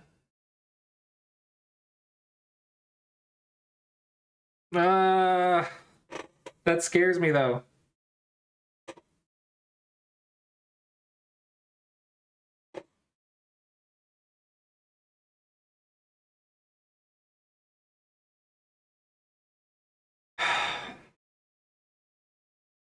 So this says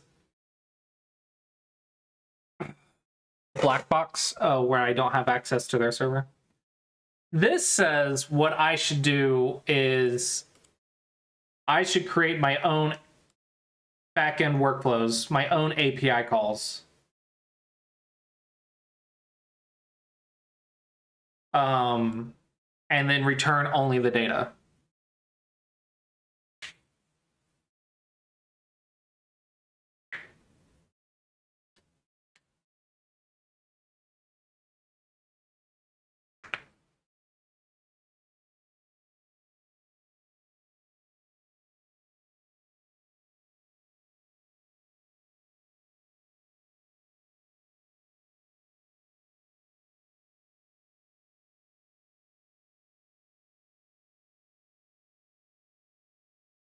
But I don't know how to do this.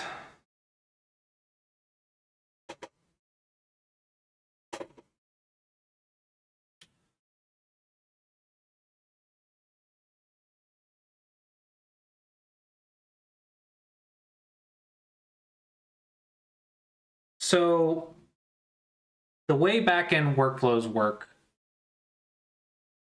is I can create an API workflow, a recurring event, or a trigger when something changes. Or I can do things on the back end. So what it's wanting me to do is create an API workflow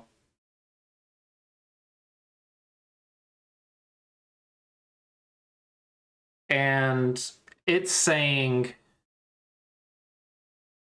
get problem or get Sumego problem. Or just get Sumego like that. And it's going to be, the key is going to be, what is the key going to be? I guess the keys would be the filters, right? That's what the parameters would be.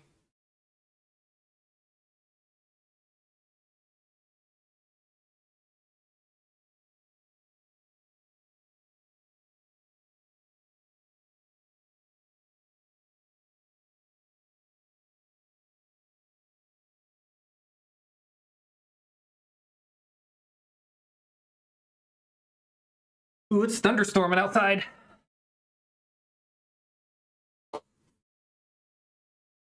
This is what it wants me to do, or what the chat GPT said I should do. But I'm not sure if this will cost me a lot of money or not. I mean, I suppose I could always run it for a day and then just change it back. Only when, only when, only when, only when. What?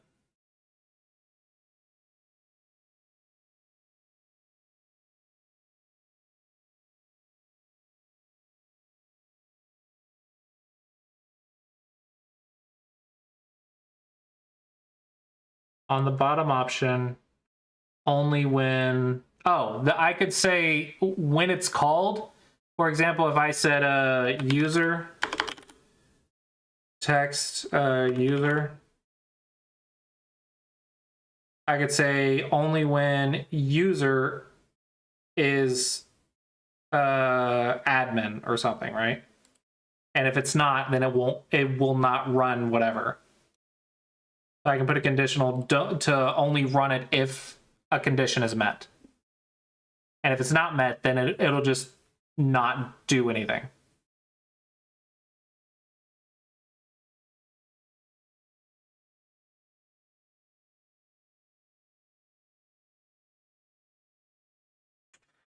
So how am I currently doing this?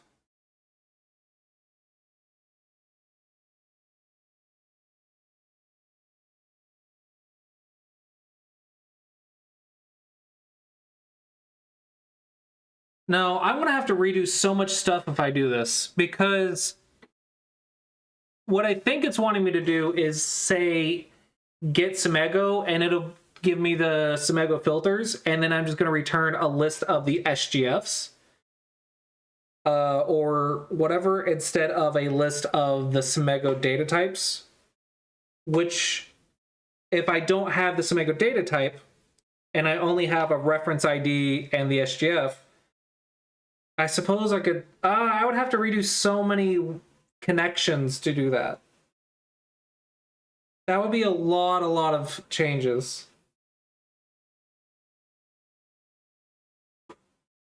Because that means every time I want to update the Semego data, I have to say, hey, get this, send this to the backend to change the data where the unique ID is this.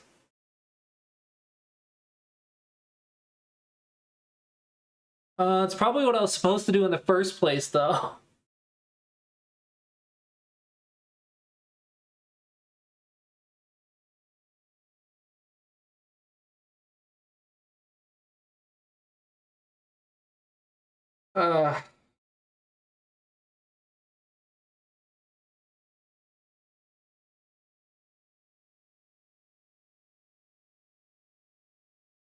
Uh, maybe.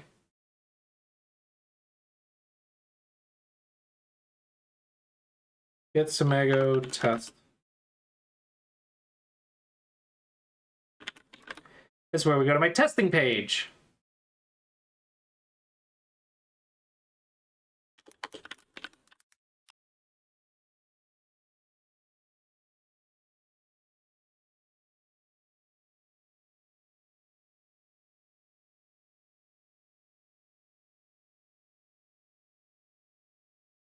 Okay, so I'm going to put in a group. And then I'm going to put in a button.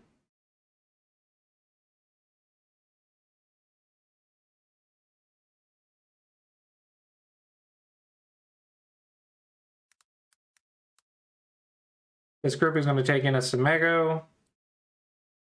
When I click the button, I'm going to do display data in a group. Data display, do search for Semego.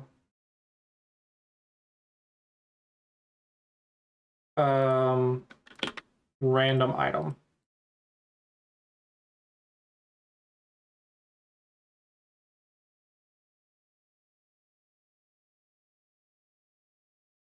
Honestly, it helps me prevent a lot of bugs because of stuff I don't know how to do.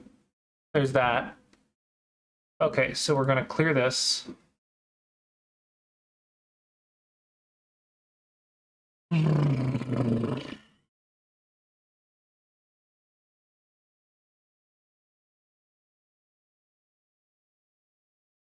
Okay, so we're recording. We're going to click Edit Me.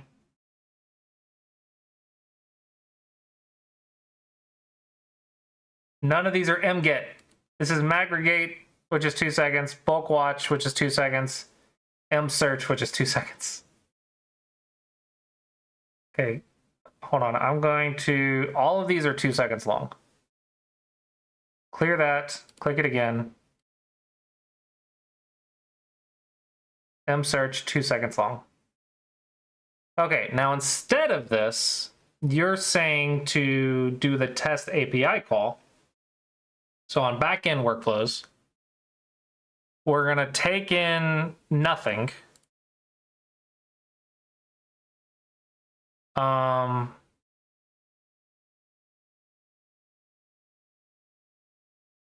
do I return something in this? I'm not used to the backend stuff.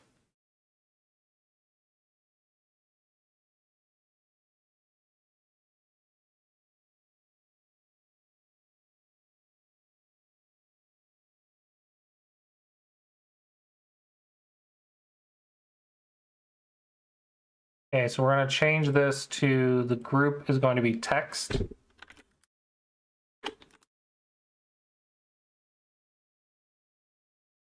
And then we're going to do delete, get data from external API. API provider is going to be test. Add more APIs.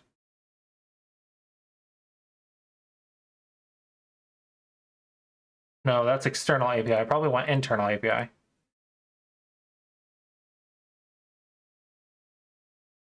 How do I do it?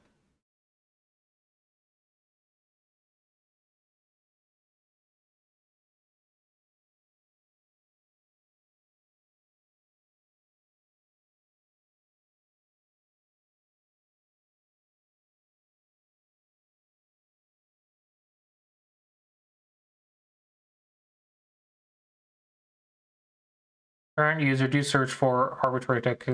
How do I access my own freaking API?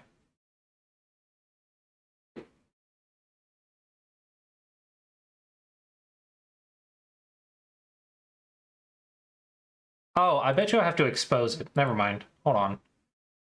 Expose is public API.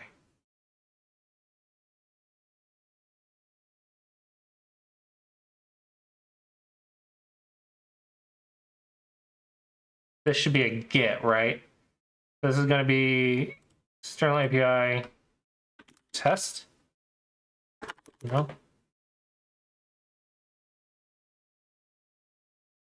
No. This is not what I want. This is not what I want. This is not what I want.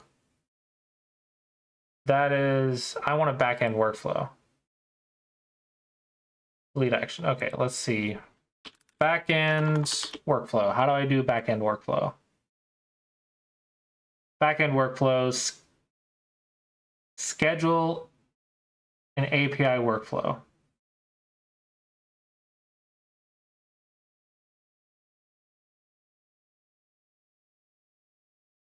Well, how do I get though? Test. Schedule date.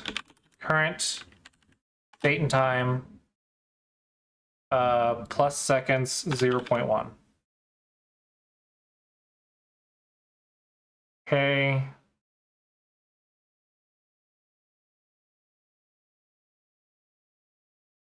Play data in a group.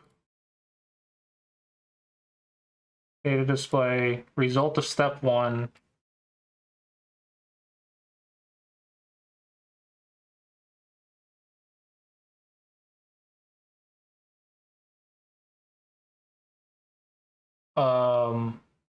And then we're going to put text.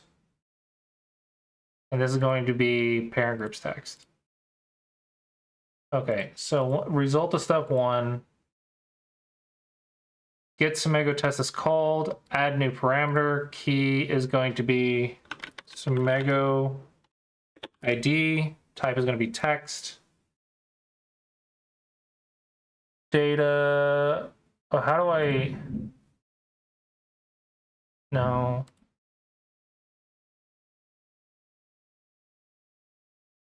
How do I return?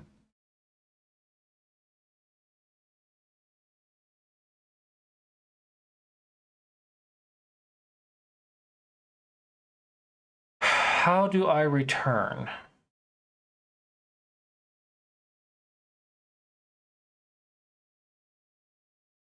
Return data from API. Key is going to be Sumego ID. This is going to be text. This is going to be do search for Sumego. It's going to be random item SGF text.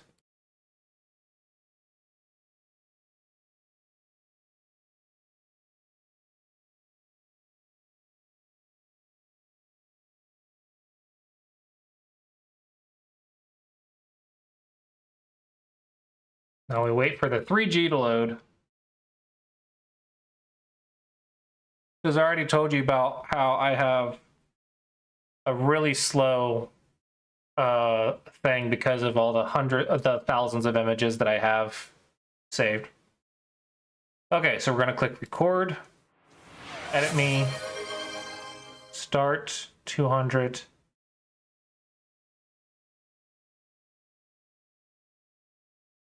Five 132.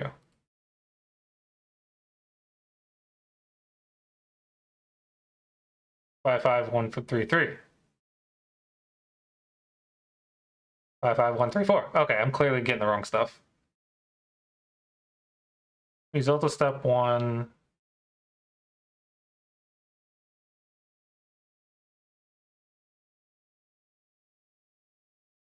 Get Sumego test, display data, result of step 1.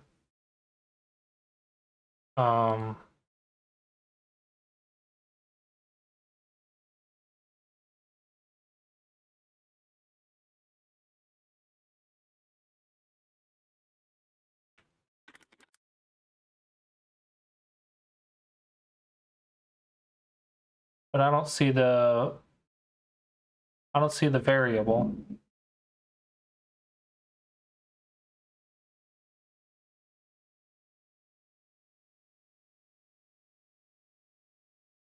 Hello, Frixton. The game review portion is over, unfortunately. I'm sorry.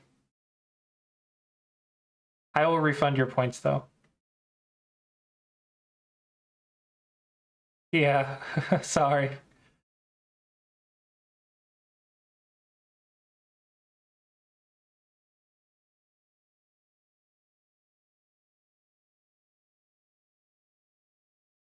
Okay, result of step 1 evaluates to a text.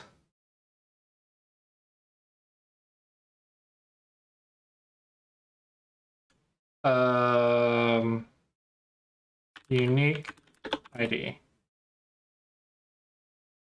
Okay, we're gonna do Sumego SGF. We're gonna do Sumego ID. It's gonna be text. This is gonna be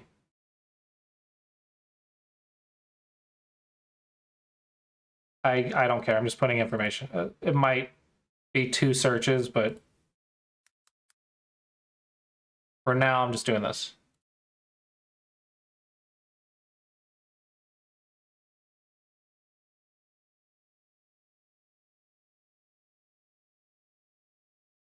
Okay.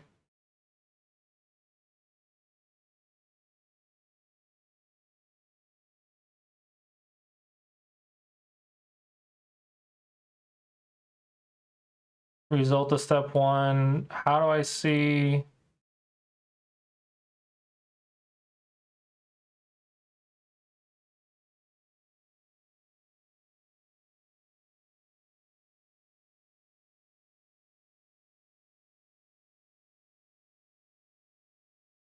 It doesn't look like it's letting me select a variable.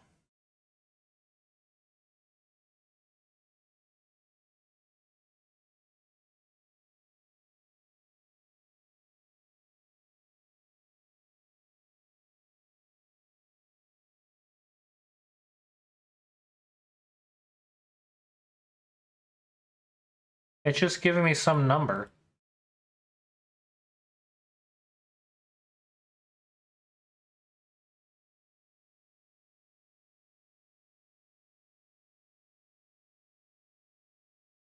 The thing is, I don't know what this number means. I'm getting something. I just don't know what I'm getting.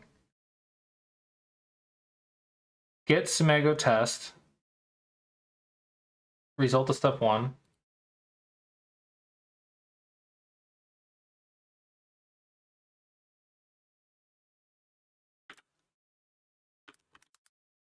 Return data from API.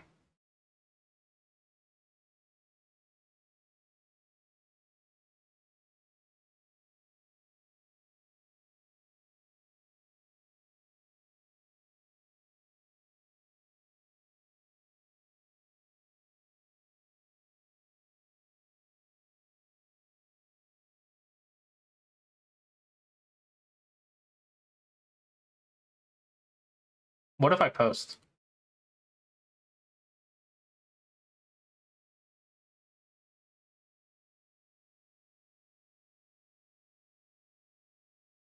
I mean, obviously that's not what I want to do, but let's see what happens.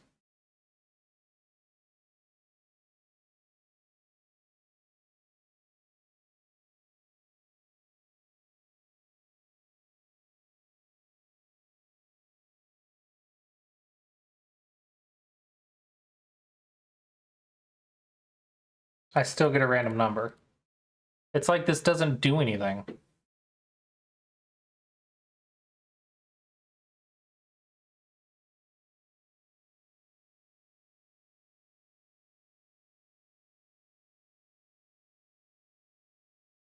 It's like it's not doing anything.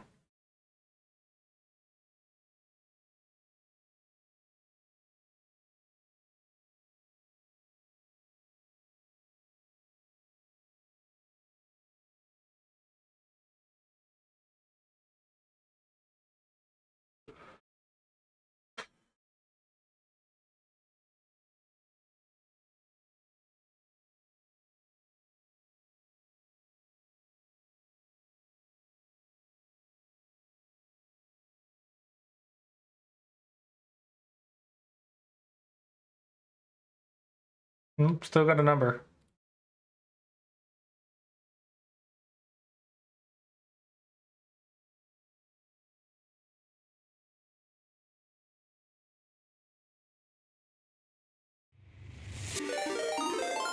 Hey, Bats. Welcome, welcome. Bats Go just raided with 51 viewers.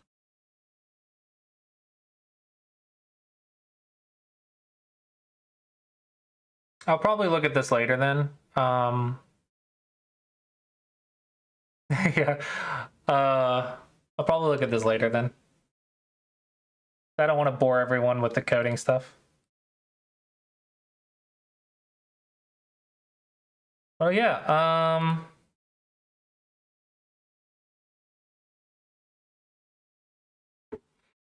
welcome, welcome. I kind of finished the reviews. I was kind of done. Usually you are checking if I'm doing stuff. Hey, thank you for the follow, Forduin. 4Aiden_ just followed. I mean, I can play some Mechabellum if you want. Or you probably want me to play a Go game.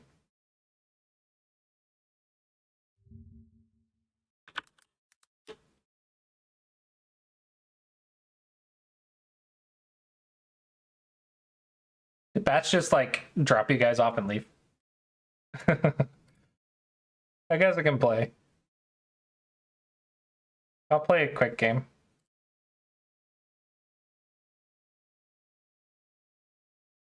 He was hungry.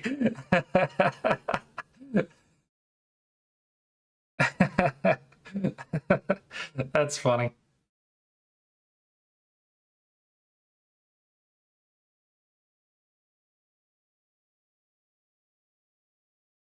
We'll see how long it takes me to get a game.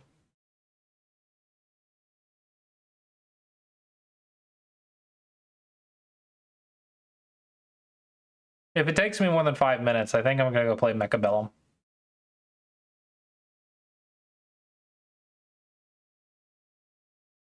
How did Bat stream go? Did you have a lesson, Amaranth?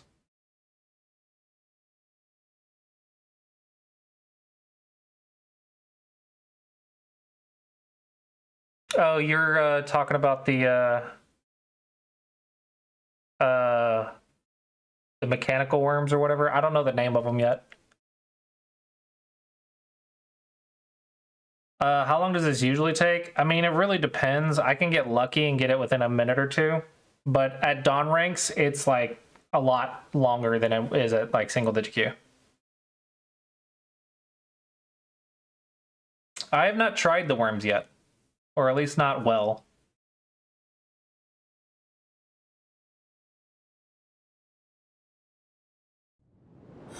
Hey, thank you for the follow, David. David 970421 just followed. Thank you for the follow. Yeah, if I don't get a game, then I'm just gonna go to Mechabellum and play. Can we make game request? Like what is your request?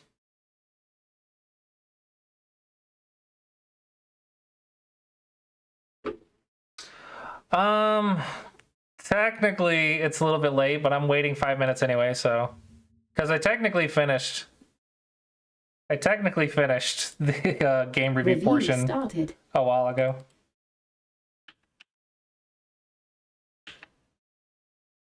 You are black or white? You're white.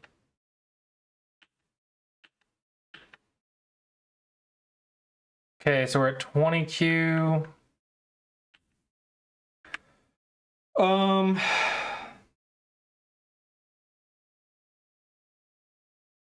Game started.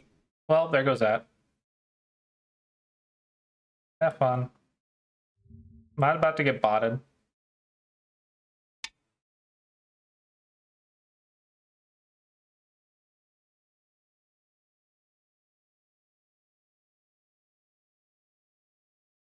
Nah, I'm not playing you. I'm sorry.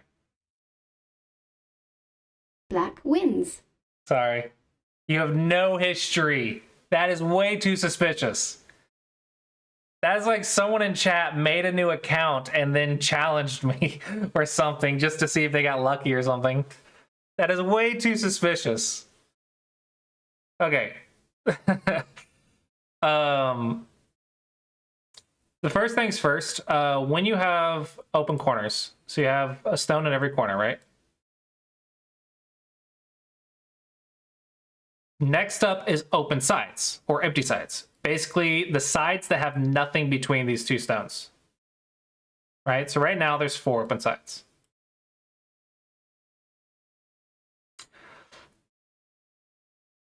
They played on the right side, so now the right side is done.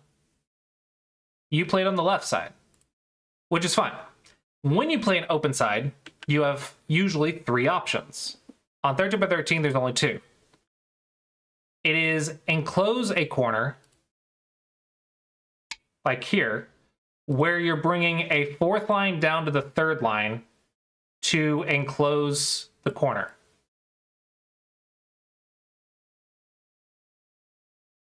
Okay?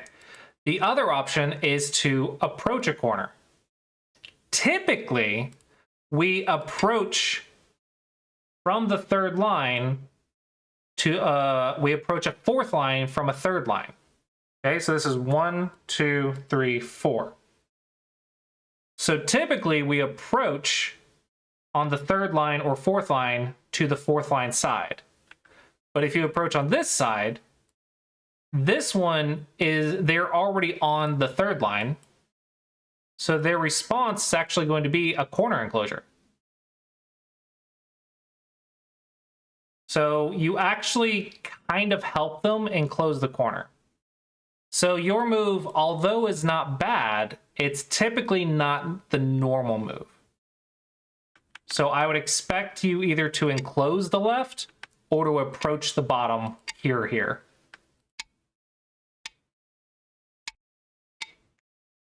Or enclose the top right. And it has to do if it's third line or fourth line. After this, we either are going to go to the last open side or we are going to play defense. Why defense? Because this piece is next to the enemy and it has no foundation. So in order to play defense, we want to give it a base. So we want a 2-space extension on the third line from the edge to have a very solid foundation, which is going to be your I space, or in other words, your base. When you have a piece next to the enemy, you want to get bases.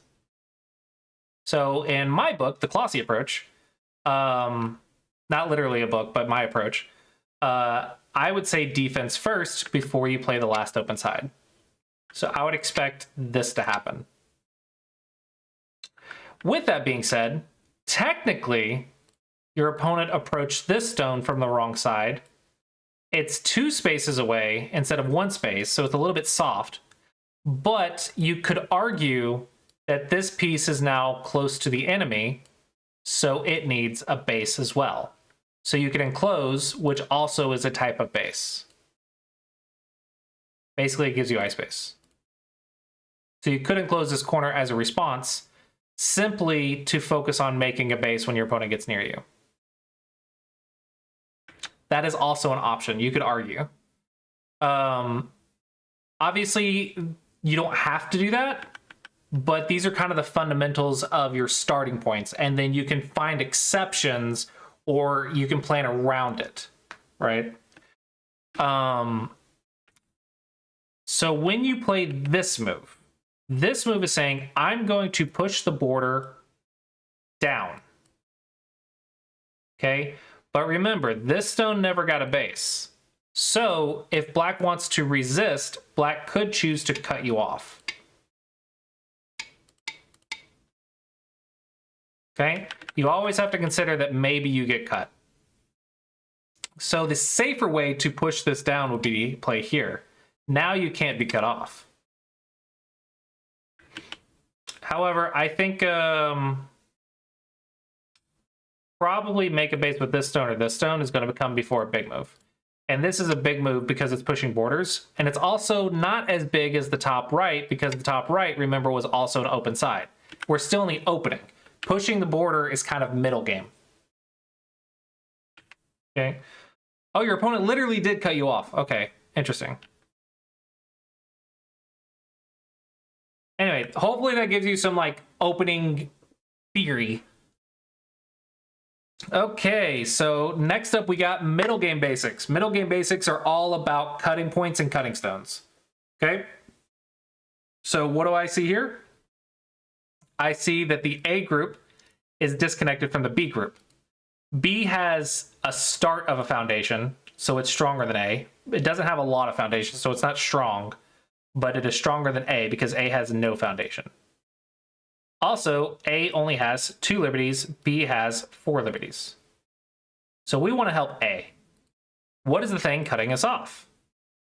There are 2 things cutting us off, C and D. In the game, you attacked the D stone to try to capture the piece that was cutting you off. However, when they descend, where's your follow-up? Because you only have 2 liberties and now they have 3 liberties. Instead, you should have attacked C in a ladder.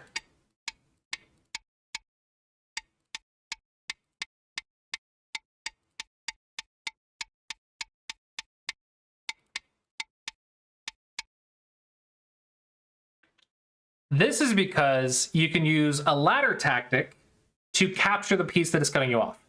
Ladders and nets are the ways you can attack a cutting stone. So they're ways of capturing a cutting stone. That is why ladders and nets, or ladder and net go problems, are vital for understanding middle game. Okay. This is my stream, so I can shamelessly plug all I want. I recommend Sumego Dragon. That is a Go problem website that I am building. I'm the developer of it. You can do level 0 and level 1 problems for free, but it is a premium site. But you can customize your practice on there as well if you just click on the nets and ladders. Oh, you do? Sweet! Awesome! Yeah, nets and ladders on Sumego Dragon. Yeah, it's very, very important. And like, I had a 2Q mess up a ladder. And I was like, dude, how are you 2Q and missing ladders? Advertise your crap. We have Sumego Dragon. We have the Classy Approach series. We have Congress. Because this was a Congress-sponsored stream earlier today. We kind of got off topic, but it was at the start a Congress-sponsored stream.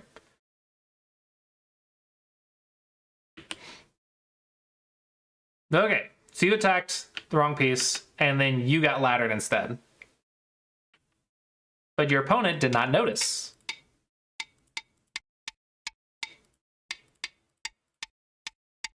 Oh, yeah, it's not a ladder. It is not a ladder. Is it a net? I don't think so. Did you read that? Well, you said you didn't read the other ladder.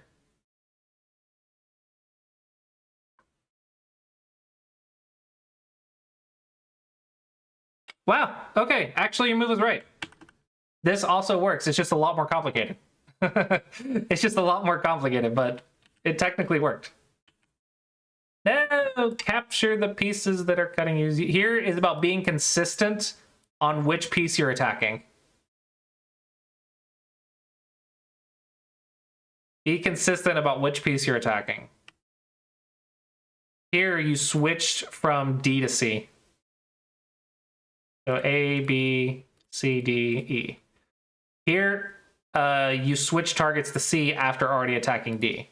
So this is inconsistent attacking.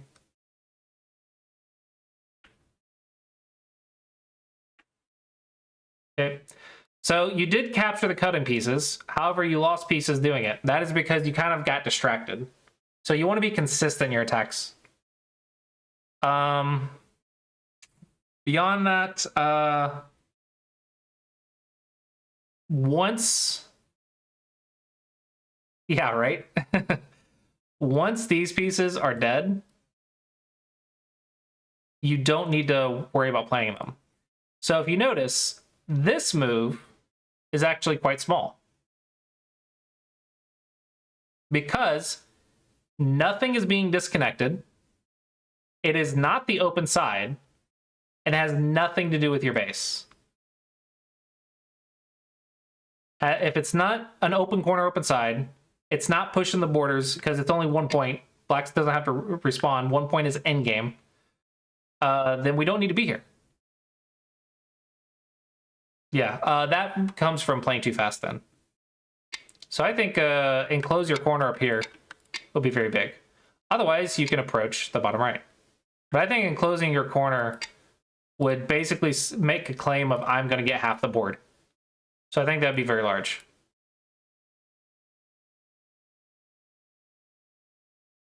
Ah, yes. The bane of the 20Q's shape problems. A pre-peeped one space jump. You have just played a move that jumps over a single space that your opponent is already looking at.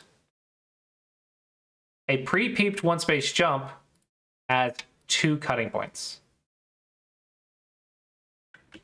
Instead, if you need to get ahead of your opponent for some reason, you play a knight's move.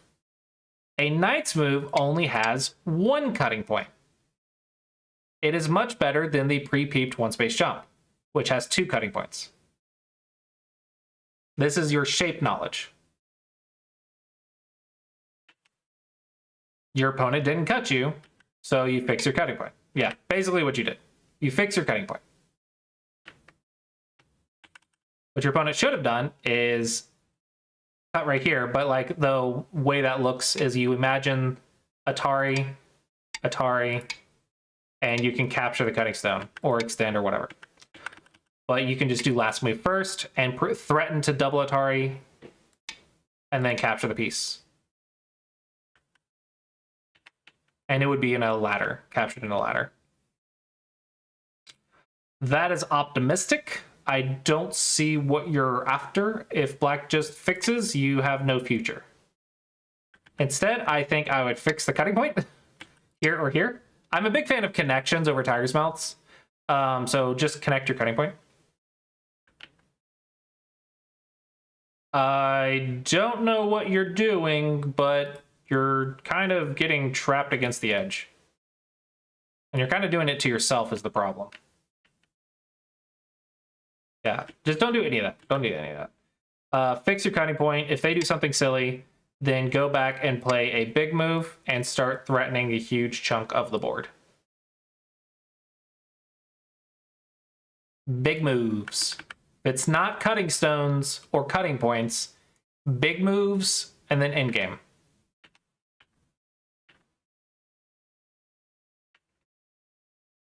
Yeah, unfortunately you just got, oh, you resigned. Is it game over? I don't think it's game over. It's only 7 points. Yeah, you see AI's like, just build your big framework. You still have a chance. If you resign on a 13 by 13, I want this number right here.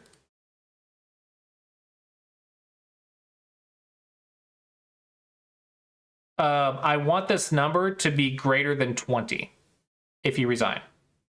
Because I want you to work on your judgment. If it's less than 20 and you resigned, that is a mistake. On a 19 by 19, if it is less than 40, it is a mistake to resign. Because 20 Qs make 40-point mistakes all the time. So it's practically an even game. As you get stronger and you get to like 19Q and 15Q, I would say bring it down to 35. As you get to single digit Q, I would say 30. 5Q, 25. Dawn level, 20 or 15. The sum of two players' ranks, that's an interesting idea. This should increase your judgment. It should help you not resign too early. And that way you also learn how to deal with situations where you're behind and uncomfortable, because sometimes that does happen. So if you're taking the sum, that would be 44 points if you took AGA's idea.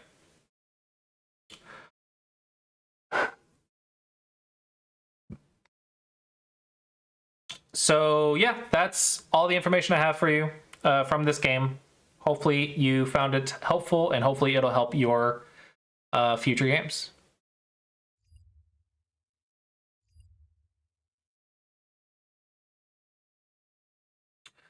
Okay, I'll deal with this later. I think I'm gonna hop on and play a little bit of Mechabellum.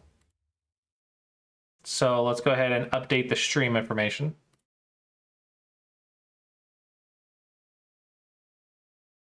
Steam.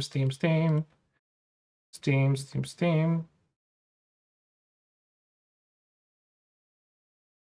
going to stop recording, so I stop using so much CPU. Then we're going to do... actually, I need to do this on Restream. See ya, Somya. Thanks for stopping by.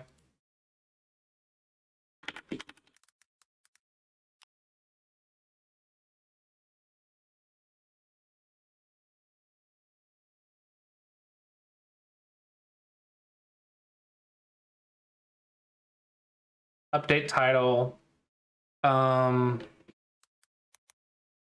New player day 5. Can I get 1200 MMR?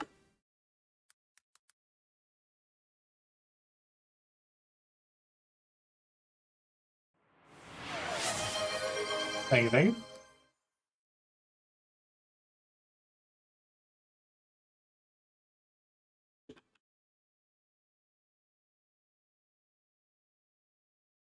Okay. So let's jump into this. Someone suggested worms, but I don't know how to use the worms. So what pair is good with the wormy worms? And are those anti-units or are they anti-chaff? Chaff clear.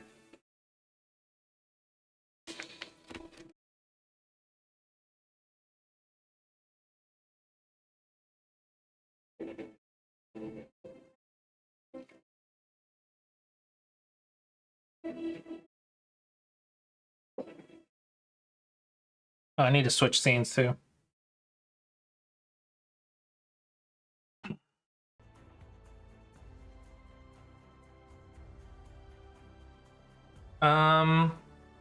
Are they even still here?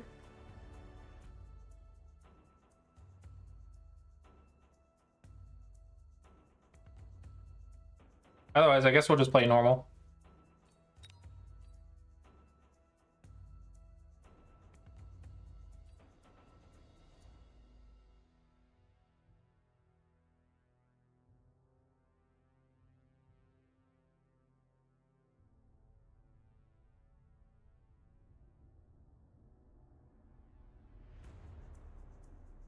Ooh, pacing at 1200.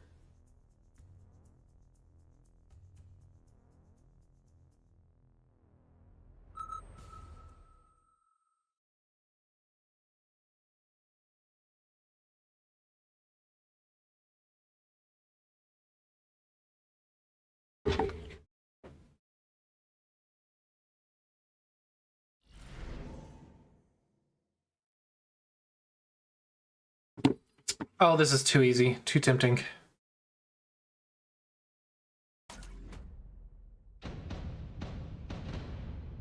And then let's get more crawlers. They have crawlers and Sabretooth. Sabretooth are anti-units, whereas I'm anti-chaff. It's fine. Let's get this one. I like it.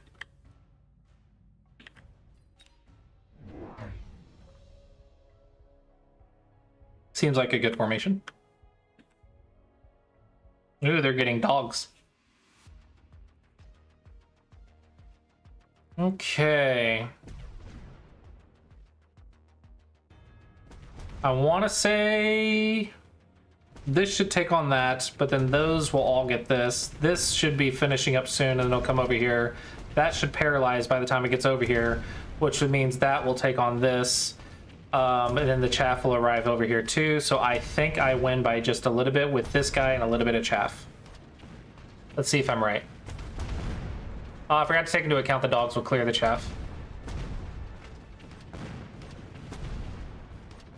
Oh, I lose it.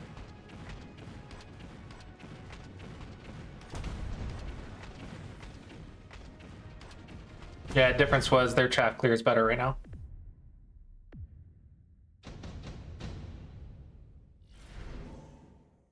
Okay, are we doing marksman then? Instead of Phoenix? May as well.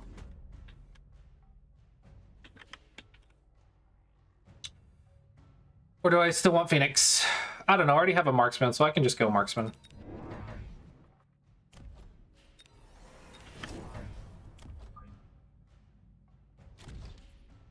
Ad break in a minute.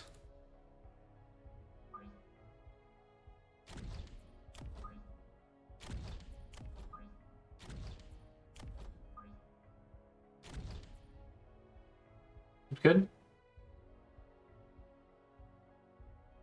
It's just the different cropping that I did.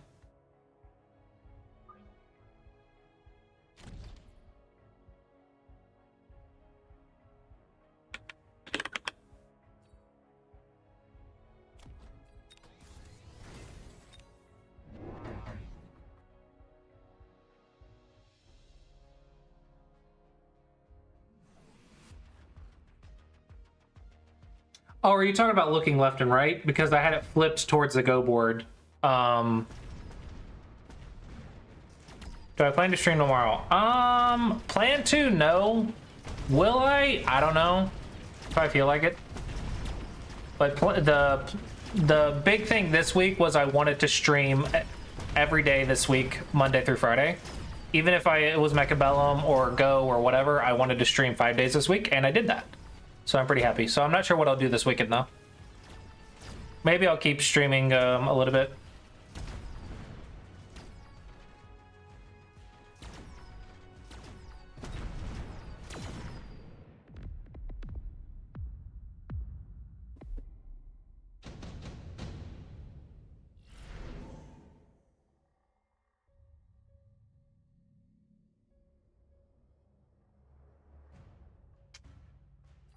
Don't like any of these.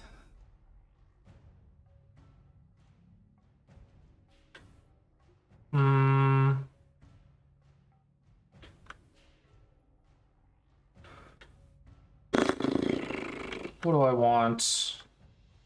I didn't really pay attention to how I lost the last one.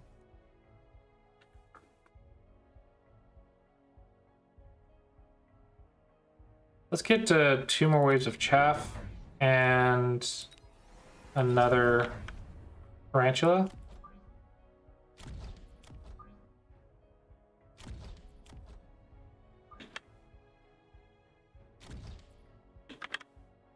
And then,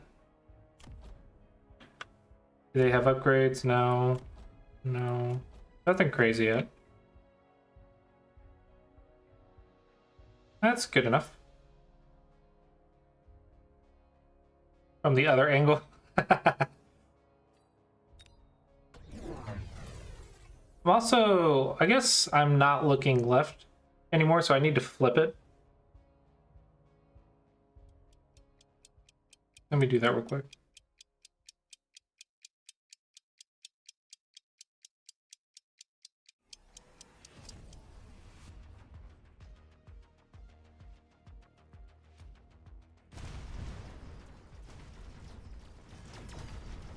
That way I'm looking at the game now.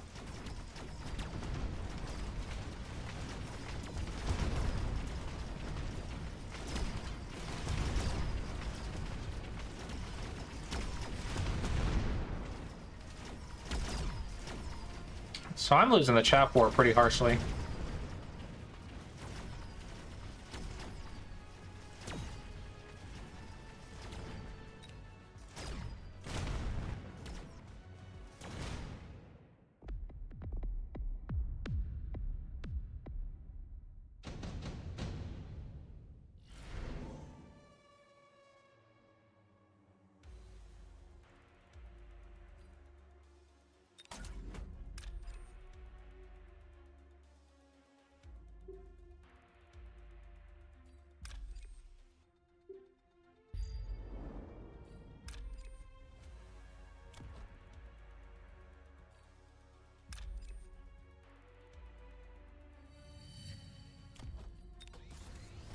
Okay, I want to upgrade the range on these guys first.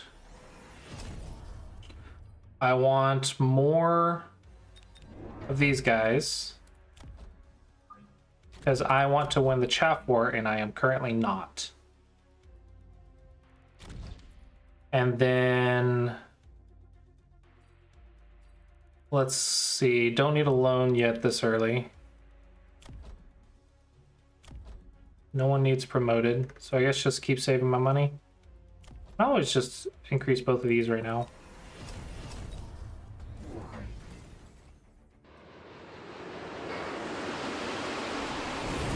Three, 4, 5. 1, 2, 3, 4, 5. 6.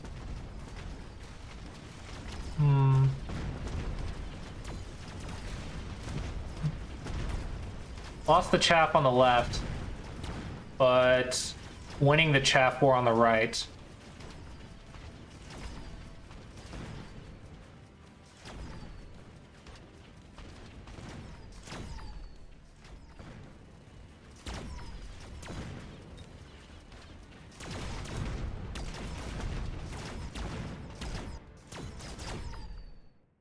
Okay, not bad.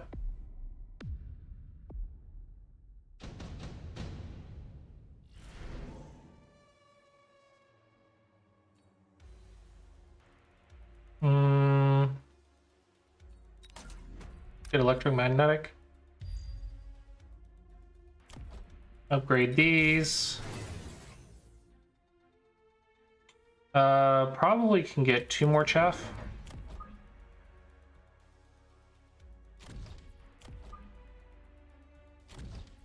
And then upgrade these and get increased range and upgrade my command center.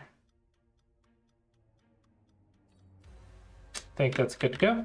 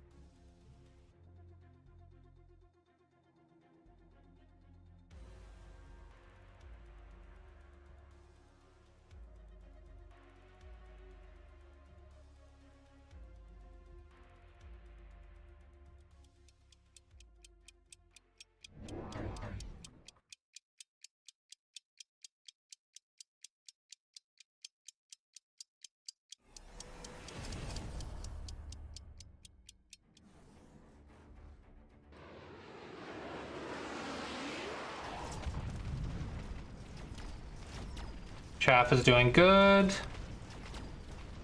More chaff is coming in. The final wave of chaff is coming in.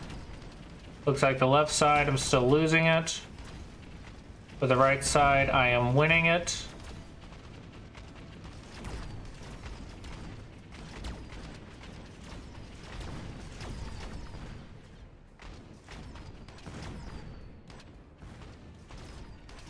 Yeah, the right side's much stronger than the left side.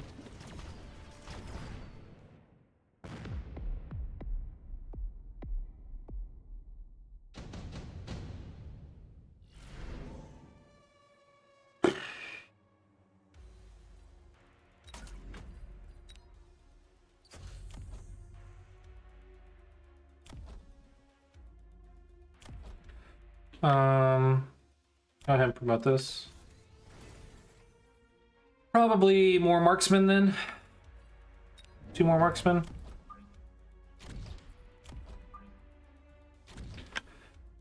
Let's see. 1, 2, 3, 4. 1, 2, 3. 1 more chaff.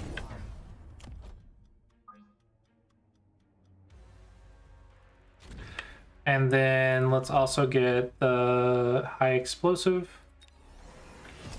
to get my chaff clear going well with these guys. I have 250 left. Let's go ahead and increase my range and movement speed and upgrade this tower.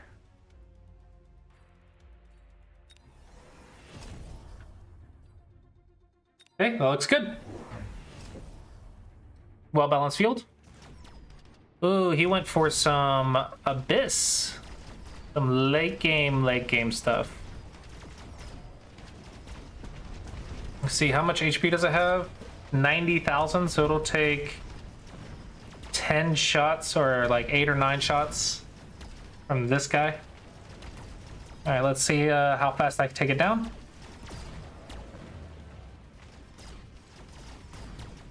Nice. Taking that down relatively quickly. That was a big investment really early on.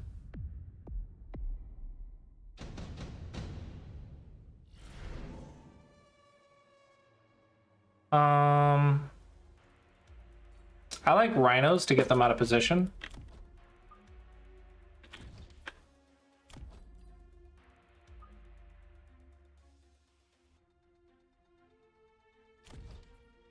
Yeah, that'll get the chaff out of position. Upgrade everything. Upgrade everything. Upgrade him again. Get him doing 15,000 damage a shot.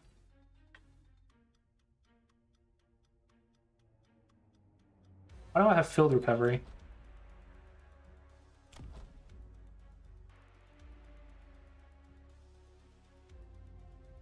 Did I click that instead of the fortification? My bad. Oops. All right, 650. Let's get more marksmen. Let's put them over here.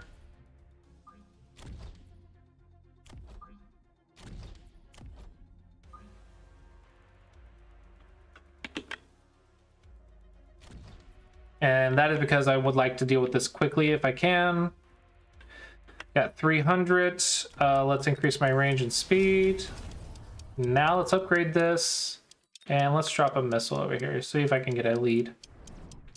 Or maybe even finish it off.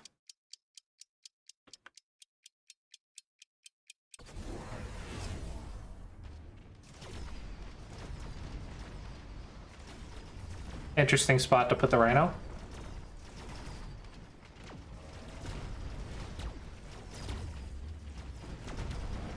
Ah, self-destructing rhino. Got it.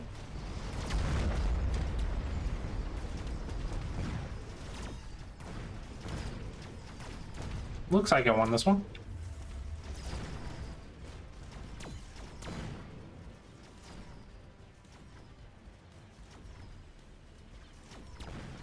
I want to say I won this one. Let's see, how many of these? 50 each. 1, 2, 3, 4, 5, 6, 7, 8, 9. So that's like 500 plus this. Or no, oh, they're 100 each. GG. Not GG. Interesting. I thought it would be GG. Underground threat. Let's put that back here somewhere. I can't.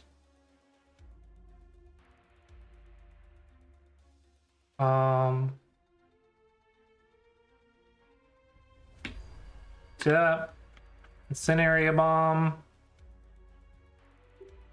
There. Electromagnetic.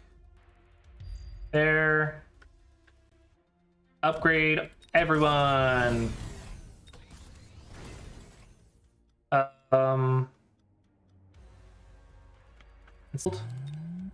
Shield.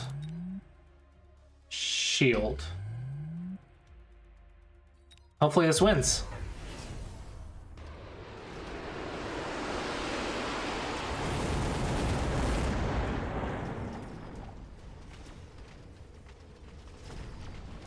That destruction rhino, self-destruct rhino is kind of painful.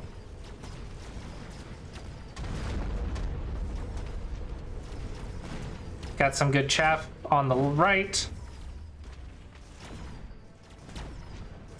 Just one-shotting everything. Stun, give me the left, and that should be GG.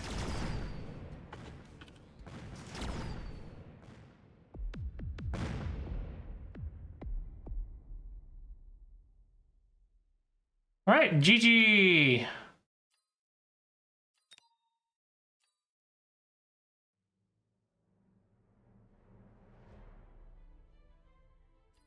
Okay, and now I am at...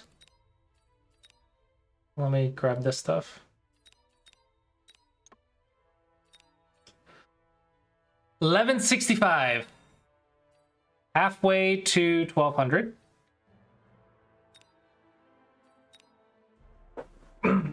Getting close, getting close.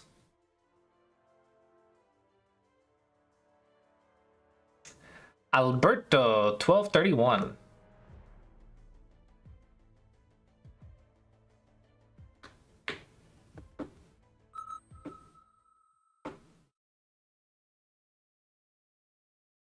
And we'll just see what cards we get to decide what build we're doing.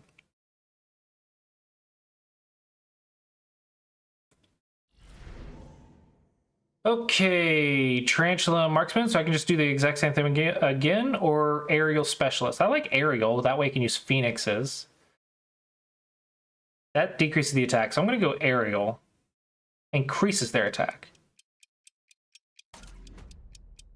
Yeah, it was definitely streamers that got me into this game. Let's see, he has Stormcallers. So I want what to counter Stormcallers? Let's just get more crawlers. I don't know. Don't overthink it. Let's go for...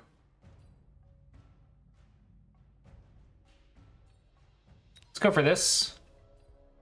And then later I can move these guys left and right if I need to. And then this is pretty balanced that I can expand to the right as needed. But also a little bit aggressive and good combination at the start. Okay, looks like he went standard and added some arc lights. Okay. I should probably lose this one.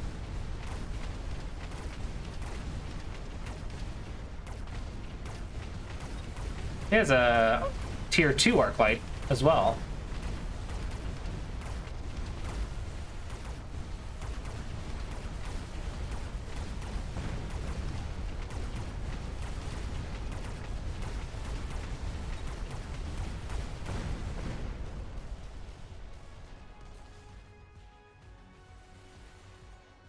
My one little dude. That's funny.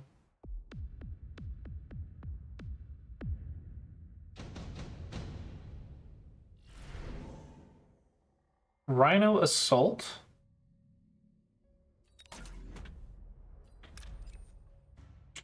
Aim that back here.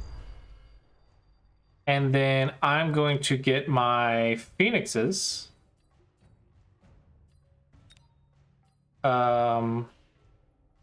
Get one of them and get a crawler.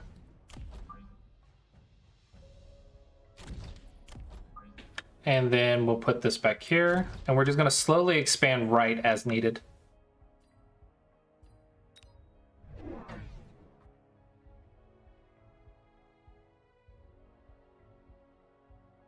Currently, he has ground-only units. Oh, air and ground marksman. That sucks.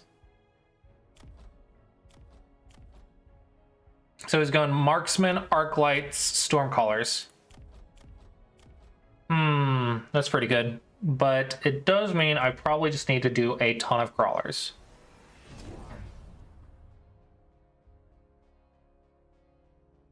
Could use some crawlers right here.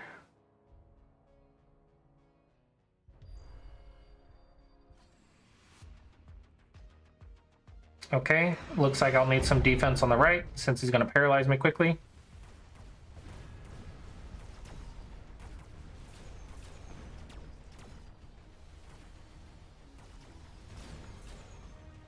I paralyzed first! Okay, I have more crawlers on the left than I thought I did. Probably because my Rhino helped out so much.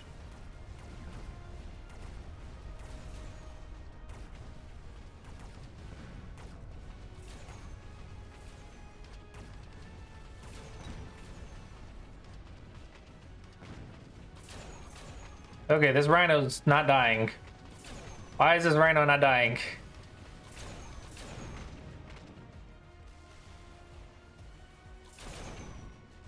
Go! Stop getting shot! Stop getting shot! That should be fine, because Phoenixes can't be hit by any of these.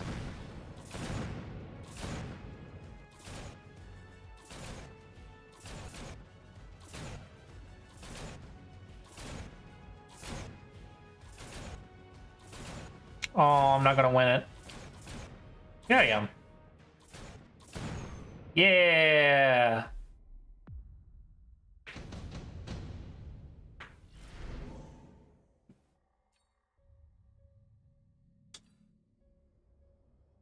Extended range Phoenix.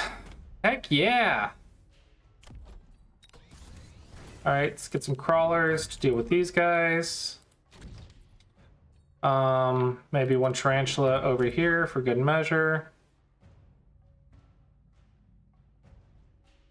I don't want to be aggressive with my tarantula.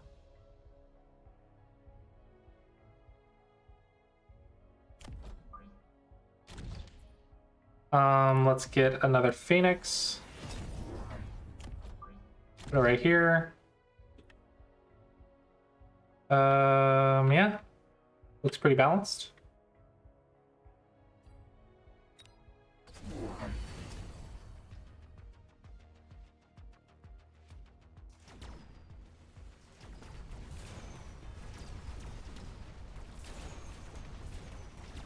Why did he get a sledgehammer instead of more marksman?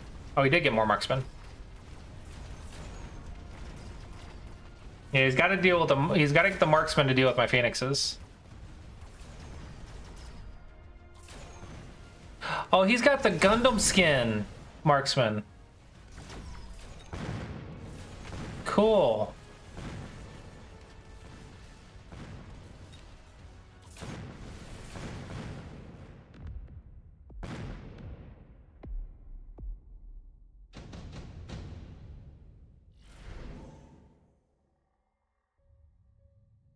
Let's do some wasp.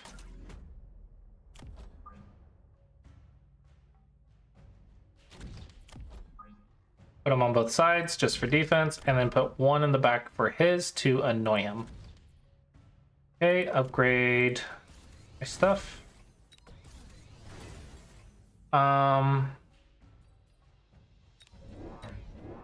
Do this and another crawler.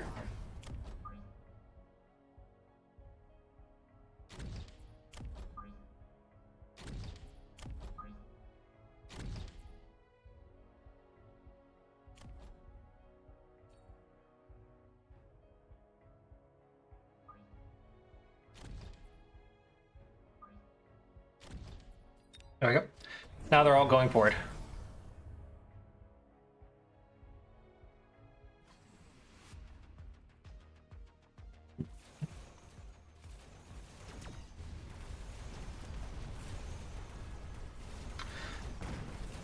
Also went for the wasp. We'll see how this goes.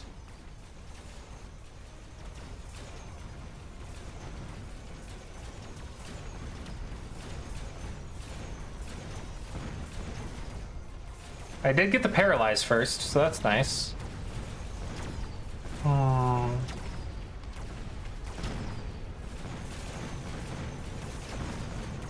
Good. I think I got it.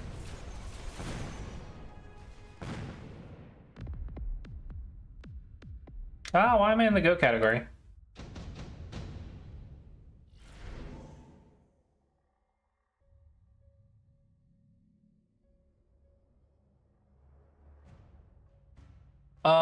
I don't think I need the super supply. So probably intensive training.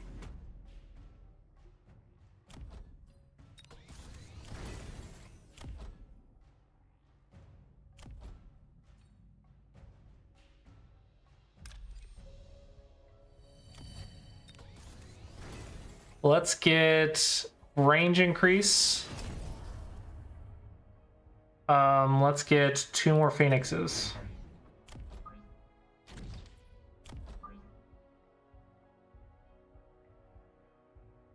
Ah, these stupid things are taking my targeting.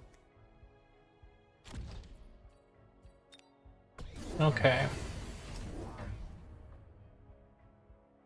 Looks like he got Mustangs to deal with my wasp on the right. Ooh, we got lots of Mustangs. Okay, we'll see how this goes.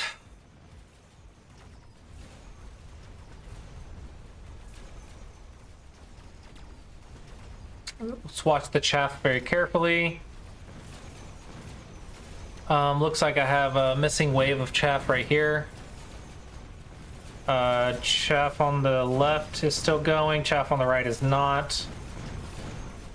Definitely use more chaff on the right. Left is looking decent though.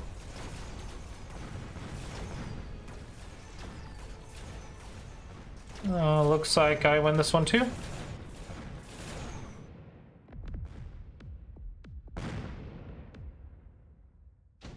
Okay.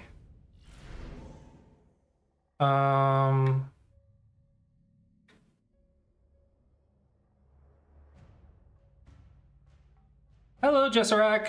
Welcome, welcome. How are you?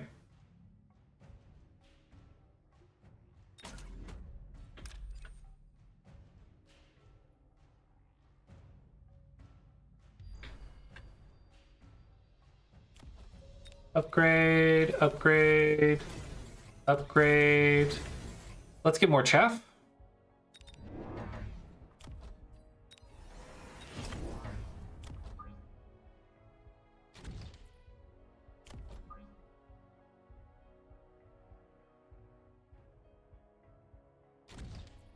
And then we can also upgrade the range on our tarantulas.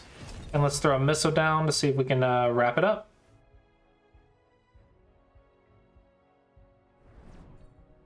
And let's bring home the victory.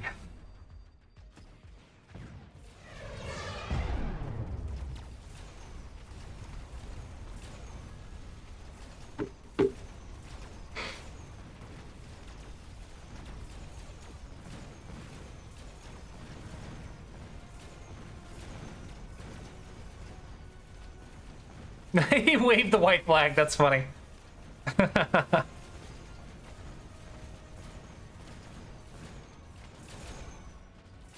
Just got Mechabellum a little bit ago yourself, huh? No clue what you're doing. Hey, I've been playing for 5 days. That means I'm an expert. I've got your back. Okay, I've got you. I got you.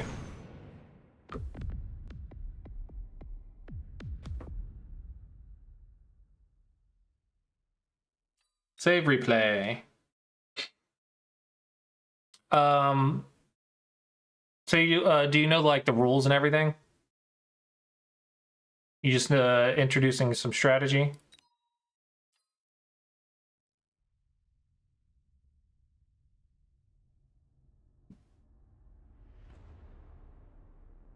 $11.89. 1 or 2 more wins, and I'll get there.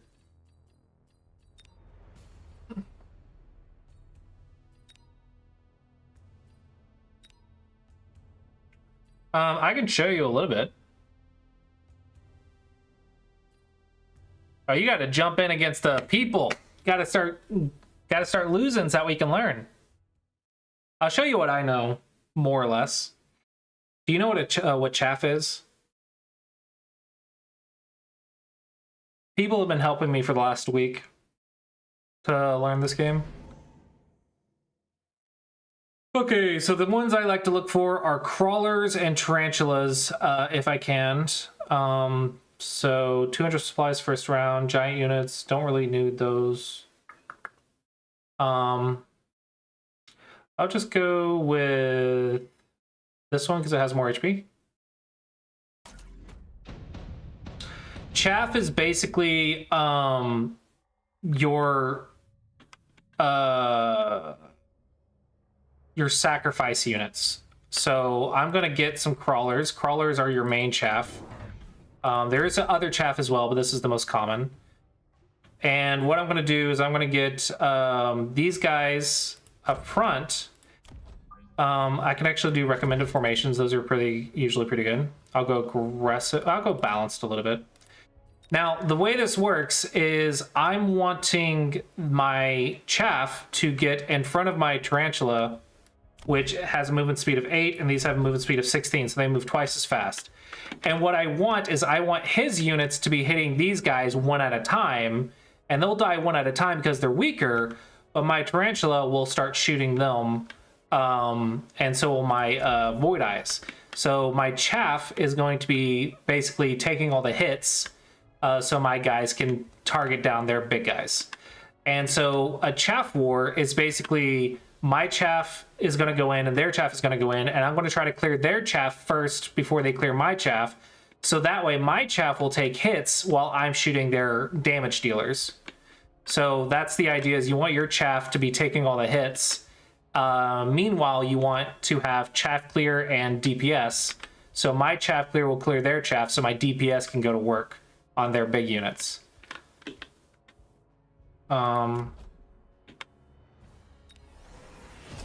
Now I'll just use this, get more chaff. I'll put these guys in the center areas.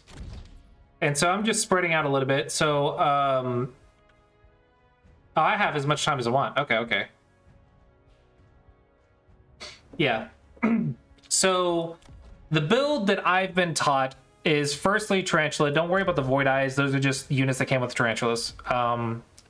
The units that I first learned was the Tarantulas, the Chaff, and then I put Phoenix with my Tarantulas. So my Tarantulas are going to be my Chaff clear, and my Phoenix are going to be my DPS. So round one, I'm just going to do the first 2 or 3 rounds, doesn't really matter. Just get your stuff started. No, and we're gonna watch, see how the chaff is hitting the chaff. I'm trying to clear their chaff before they clear mine. So that I lost the chaff war, so their stuff hit my stuff first. But I won the chaff war on the left. So my chaff is going in, they're hitting the chaff while my dude's just going to work on them. I did get paralyzed because I lost my tower. Looks like I lose this one, but like I said, the first 3 rounds doesn't really matter who wins. You just want to get your setup started and start looking at what they're doing as well. Okay, and I like to get chaff like up front and personal. It can make a very large difference, but it's not potentially game ending, but it can be in a close fight. If the fight is close, that paralyze will make you lose the whole battle. But if the fight is not close, then the paralyze will just slow you down a little bit. But it's basically like a slow. Gonna go electromagnetic. Basically I try to do the cheap AoEs or cheap units. And the reason I'm using it now is because it has a 2-turn cooldown, so I'm just gonna use it every 3 turns or so. I'm just gonna get more chaff. And let's put this right here, and then this back here, because I lost the right side, right? And so I'll have this wave go in, and then when this wave dies, this wave should be going in, and when then this wave dies, this wave should be going in. So you want about 3 waves of chaff. Let's actually get another one over here. Put that down right here. Want about 3 waves of chaff.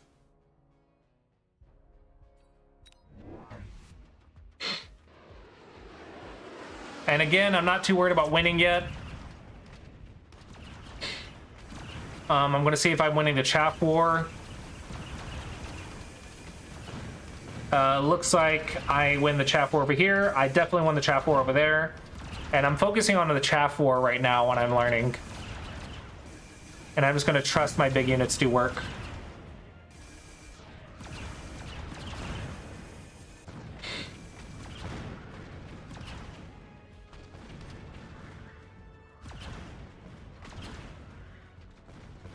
So you can see I still won the chaff. I won the chaff war by quite a bit.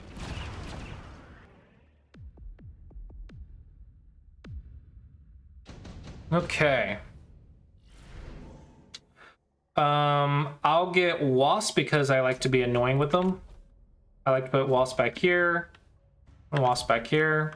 And this is just going to get them out of position. They're not meant to, or get the tower first. They're not meant to do anything but be a distraction. Now I'm going to start getting my phoenixes out because I need my DPS. And then also I'm using this a lot, this mass recruitment button. Each tower has different abilities. So I'm using this mass recruitment button a lot. I can only afford more chaff, otherwise I would get another phoenix. So let's put this up here. And let's put my phoenix behind my tarantulas. My tarantulas are going to basically be chaff clear and tanking for my phoenixes. My phoenixes are going to be the DPS though. They're the ones who are going to hit things. Yeah, I didn't learn that for a minute either. Also, I didn't learn for days that you could upgrade the towers to have higher defense and less paralyze. You can level up the towers as well. I didn't learn that for days.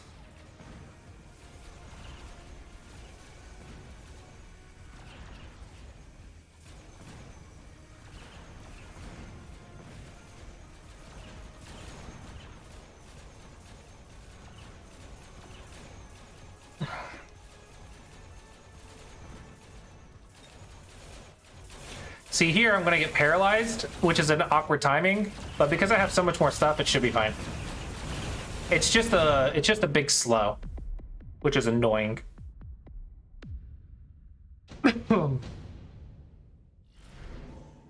Okay. Underground thread is cheap. These are 200, 250. Again, I'm just using this to get them out of position. go ahead, upgrade my stuff, upgrade my stuff.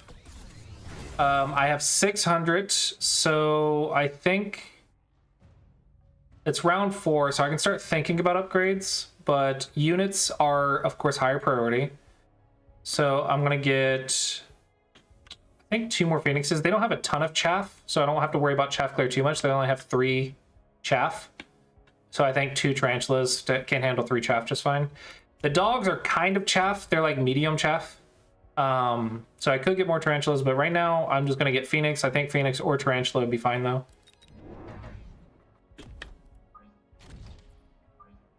Okay, and now I have 200. I would like to get range on phoenix, and you do the range on your squishier units first, so they stay further back and die less. Let's put this back a little bit. So I want these guys to be behind the tarantulas, which tarantulas are at 80, and then after that puts them at 120. So yeah, as long as these guys stay behind the tarantulas, I'm pretty happy. Let's see. This cost 300. I think I might just save my money because I could get a loan to get it, but it is only round 4. But apparently at round 7, you get a loan like every single round.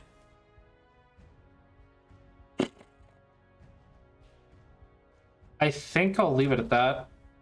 I think I'll save my money for the next round. Yeah, I would like to get something else, but nothing seems perfect. I'm just gonna save my money.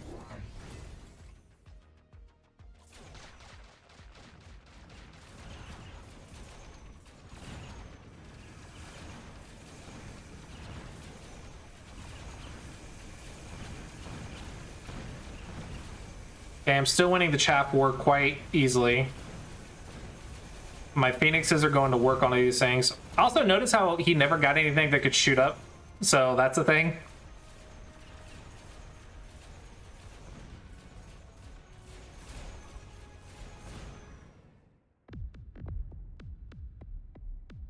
So the large units have upkeep costs, which is taking your money every turn. So you could lower that so that way you don't lose as much money every turn. But beyond that, no, I don't know a lot of details because I don't use those yet. I'm still learning the smaller units first before I learn the bigger units. I don't need any of these, so I'm just going to take some money. Okay, so let's get my range upgrade. Let's get more units. I think I will go for a tarantula this time, just to get the wave clear. Or the chaff clear. I have 550, so I think I can spend 50 to get a 3rd unit placed. So let's get another phoenix. Then I have 300 left, so I think I'll upgrade the range on the tarantulas as well. So the tarantulas are 120, and these are 160. So I think it's fine. Club Baby Seals is playing Mechabellum, huh? Bats playing Mechabellum right now, I think. But he's not streaming it like I am. He's not cool enough.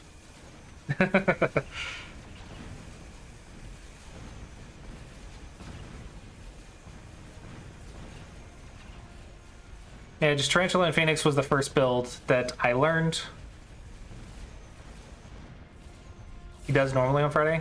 He must have been really, really hungry.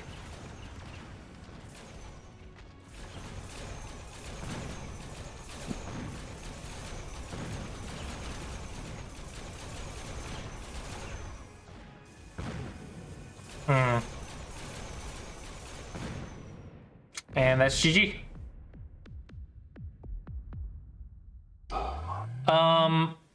At the low MMRs, try to have a game deciding position by like 6 or 7, because late game stuff, if they have a good combo, can be quite difficult. The other weakness of this is if they get a lot of wasp, like a lot of wasp. It is a weakness of this, but to counter that, you can just get mustangs, which are just little ground guys that shoot up. But beyond that, I think just tarantula, phoenix, crawlers, learn how the chaff works in 3 waves, and that should be good to get you started to hopefully get you to 5 to 800. But that is my 15-minute TLDR.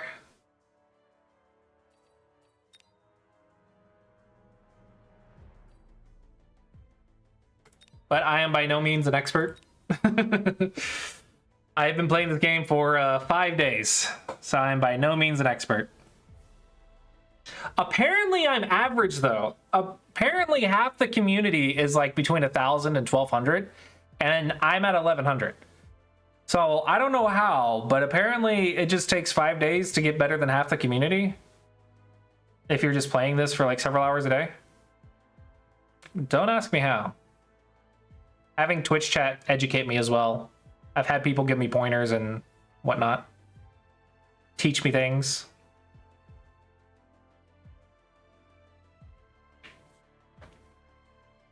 $12.16. If I win this one, I should be hit 1,200. Let's hope I win it. I'll get 1,200 for the first time.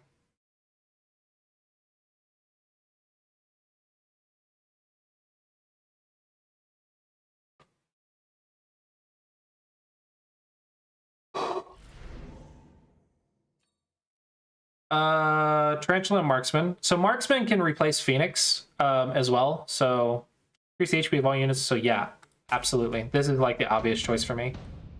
So instead of Phoenix, I'm going to have my Marksman be my anti-unit. Let's get my... Actually, what do they got? They got a bunch of chaff, so definitely want chaff. Yeah.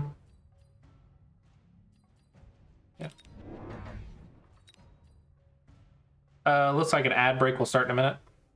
I'm going to be aggressive. I'm going to be on aggressive on the right side. Looks like they're going standard, which means they're going for a balanced middle spread out. But aggressive is like I'm putting them in the front and all on in a concentrated side. Okay, they have arc lights, which is their anti-chaff. And then their chaff comes in. We'll see who wins the chaff war. Looks like they will, because they have another wave coming in and I don't. But because I'm concentrated on the right and they're not, I will win the right side. However, they're going to paralyze me at a very inopportune time.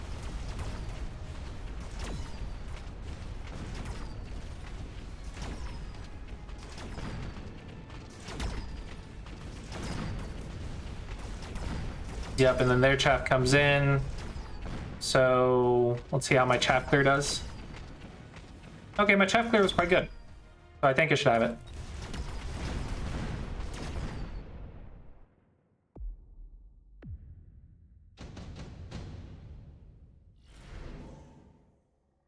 Okay. Get the missile strike, I guess.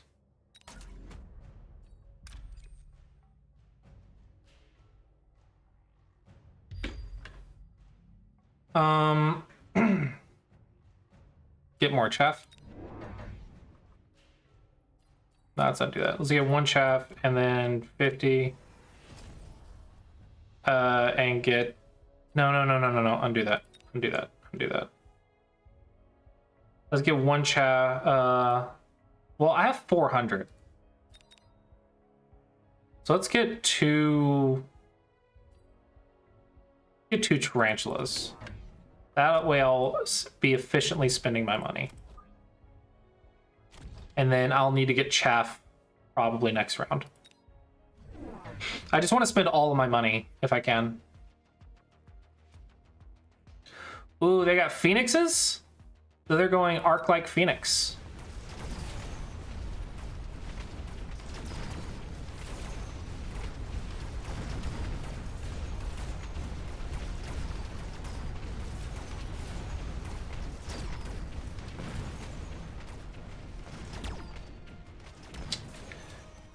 About to get paralyzed. Ouch. Ouch. Scary paralysis. Scary paralysis. Hello, beautiful. Welcome home. I love you. I'm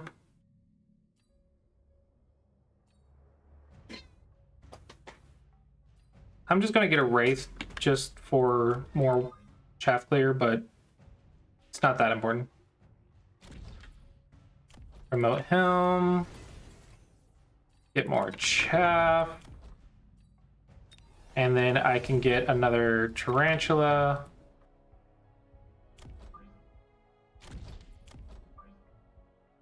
Right there. Just Rex here, by the way. Said hi. Haven't seen him in a minute. No.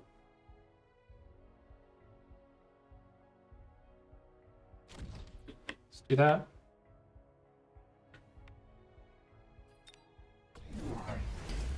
Can you see chat? Mm-hmm. Just put your hand in frame.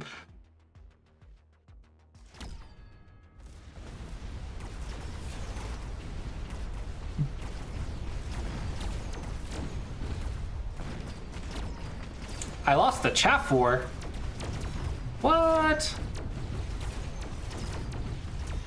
How unsightly of me.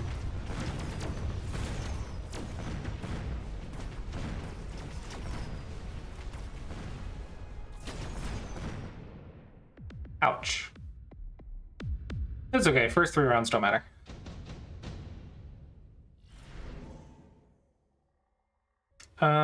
Increase the HP of all units. Sure, that seems like a good long-term purchase.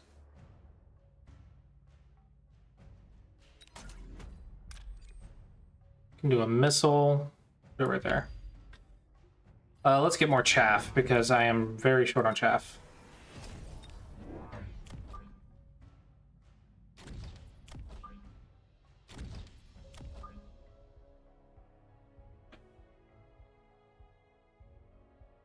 Yeah. Then I have 150 left. Doesn't really give me much, so I think I'll just upgrade my attack and then send a missile.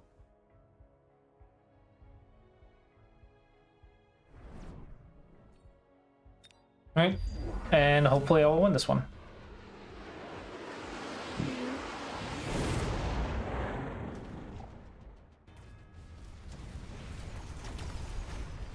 Nice, cleared up their chaff quite nicely.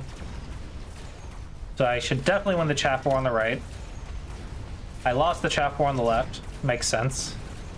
Let's see if the right side is good enough though. I think I'll get a paralysis on them. No, poor Gandalf was losing his mind earlier. 'Cause I was streaming. And I know you'd be home soon. Alright, I have chaff, they don't, so I should win this fight. Maybe not. I can't get to him close enough.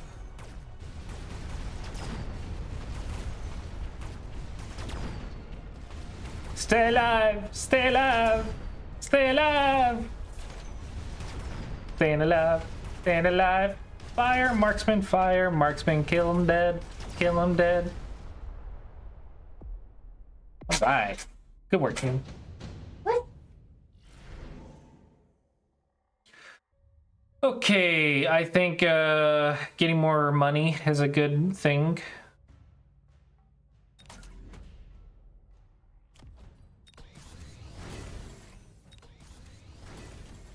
Promote and stuff. All right, so I have 600. Let's get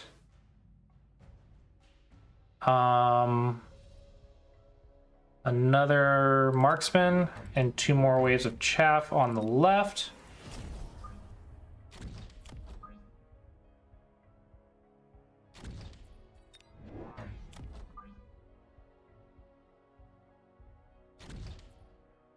Okay, and then I have 250 left. It's not enough for an upgrade. So let's get defense and then get ranged and speed for 1 round. Okay. Oh, he has 2 missiles.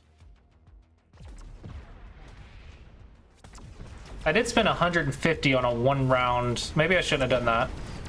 Because if I lose this round, then I'll have wasted 150 economy. Ah, my left side is not strong enough.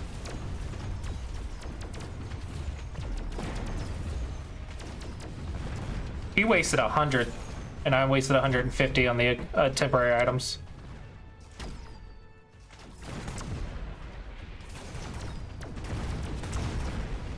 All right, cool. My investment paid off.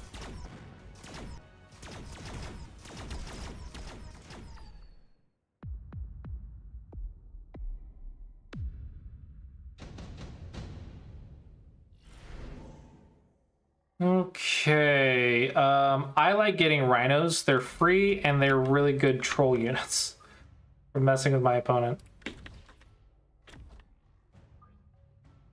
Get stuff out of position and messes up their strategy. Okay, so let's get marksman range. I have 800 left. Probably want 2 more tarantula.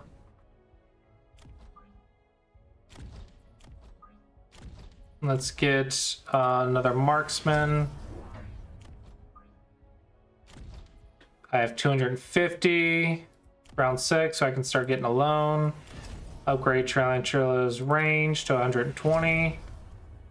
I have 150 left. I don't really see anything else to spend it on. I'm not in a game-winning position, so I don't know if I want to do the temporary assist again.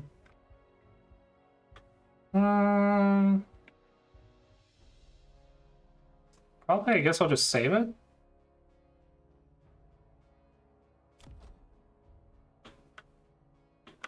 No, let's get upgraded impact drill so that way I can win the chaff wars more easily, because he has a lot of chaff that I have to beat. So I'll do the 150 upgrade, see if I can win the chaff war a little bit better.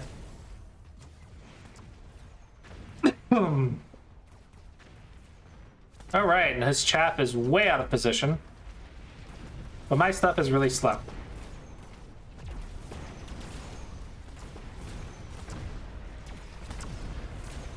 Okay. Chief won the chaff war. No, it looks like the chaff war is a tie. I'm winning on the left, though. Looks like I'm winning the whole position, so I think I win it. Nice.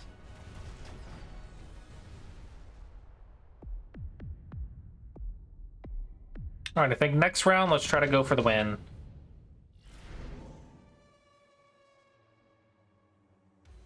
Airdrop 1 Vulcan to the enemy. Okay. Do that. Let's do a missile right here. Try to get rid of their chaff. Let's upgrade on my dudes. Let's get increased damage assault mode on my marksman. No, I need units. Units are more important.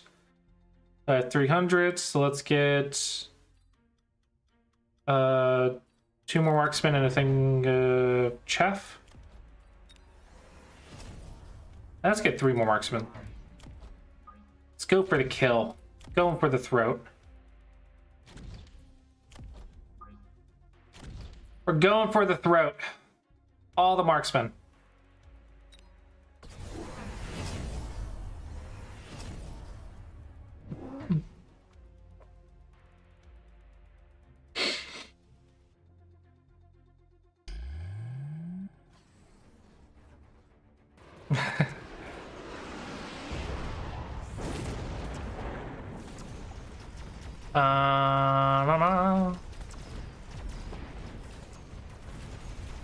Well, marksman going for the throat is definitely not chaff, because marksmen don't go for the chaff very well.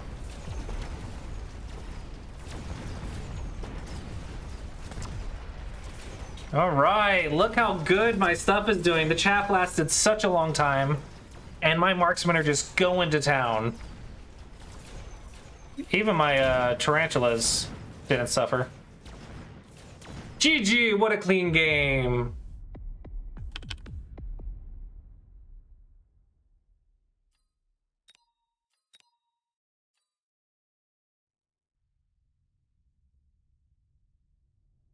$1,200 MMR. 1,200 MMR. Look at us go. Did you want my attention this evening? I don't know if I'm playing this now. Okay. Do you want me to stop streaming, have dinner?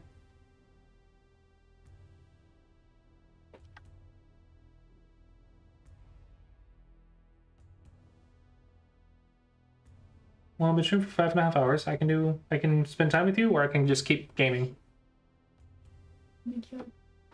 I don't know. What would you like?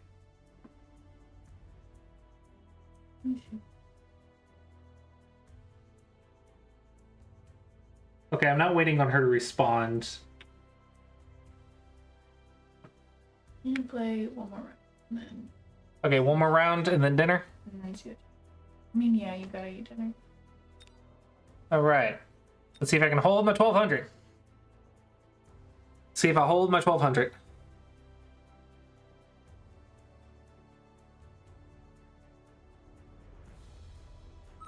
I went from like 30 down to 8 when I switched from go to go to Mechabellum. Makes sense. Okay. What?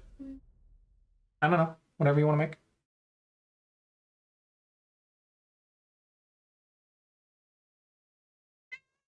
Meow. Meow.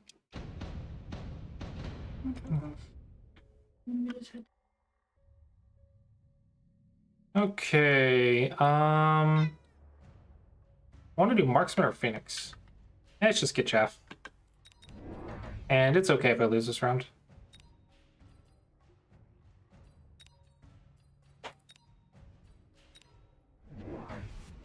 What'd you say? Well, I asked if you remembered it. That's fine. If you want to cook them. I should probably do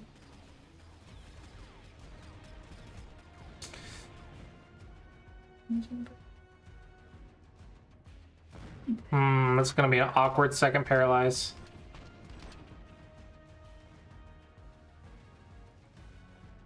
Okay, if these guys can destroy this faster than they destroy this. But I don't see that happening. Oh, maybe.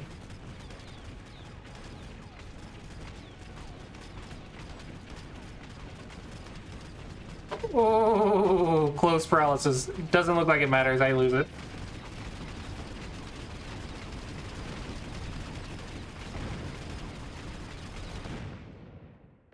That's what happens when you put a bunch of chaff against hounds.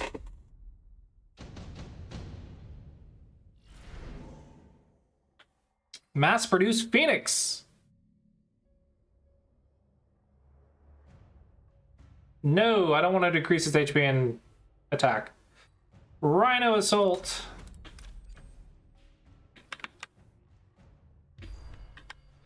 And then let's get Phoenix and Chaff.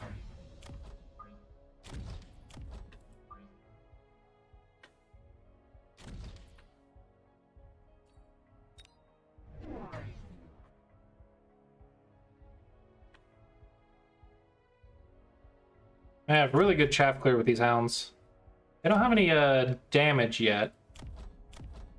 Mustangs and hounds. They have amazing chaff clear.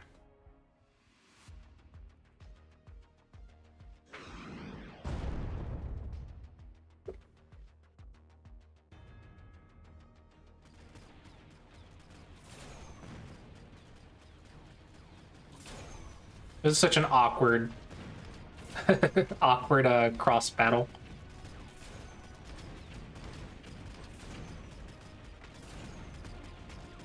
This will be a nasty paralyze.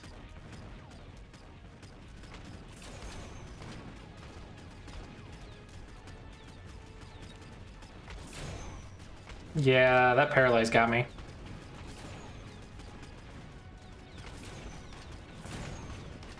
There's gonna be another paralyze. You got me.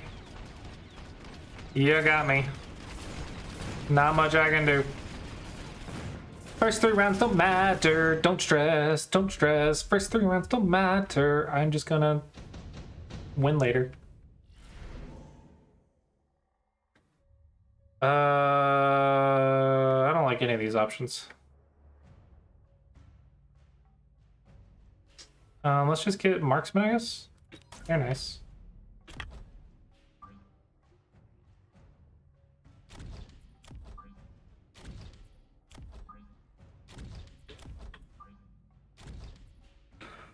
Okay.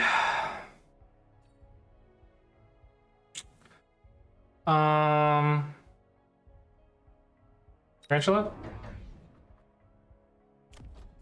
And more chaff!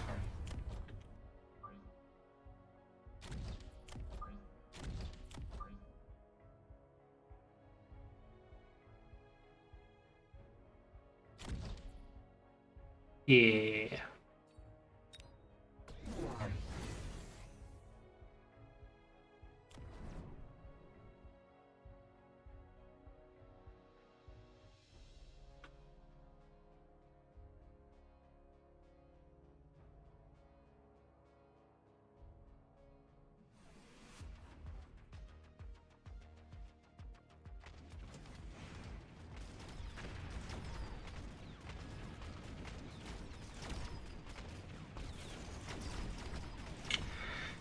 He's definitely winning the chat war.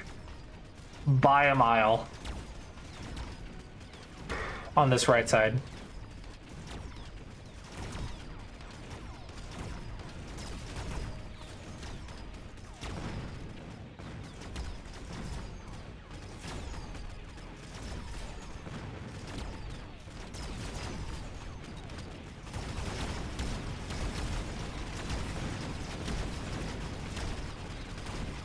Dang.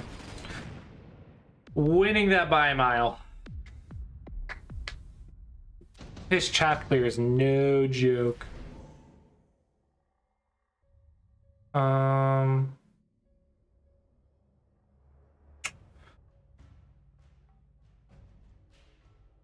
don't like any of these. Yep.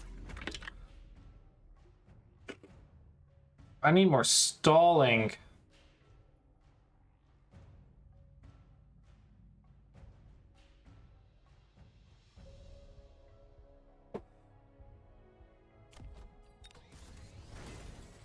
What do I want? What do I want? What do I want?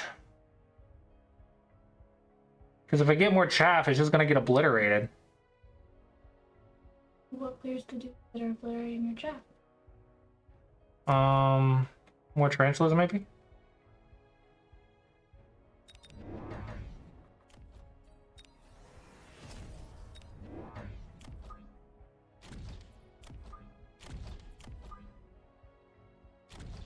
Maybe? They have 5 meters of splash damage. They do 534 damage. They have 897 health, 686 health, 277. Marksmen have a 1600, but I think I made the right decision.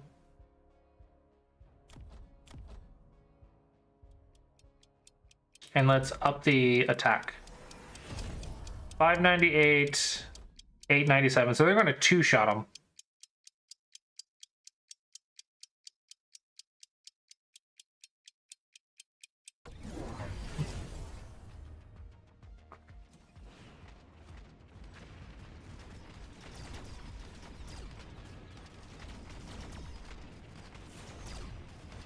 If they could shoot them.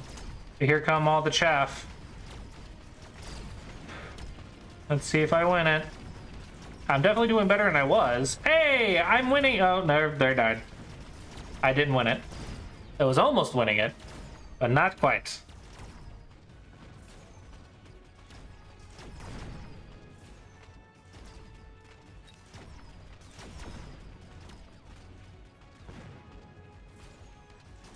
Not quite winning it.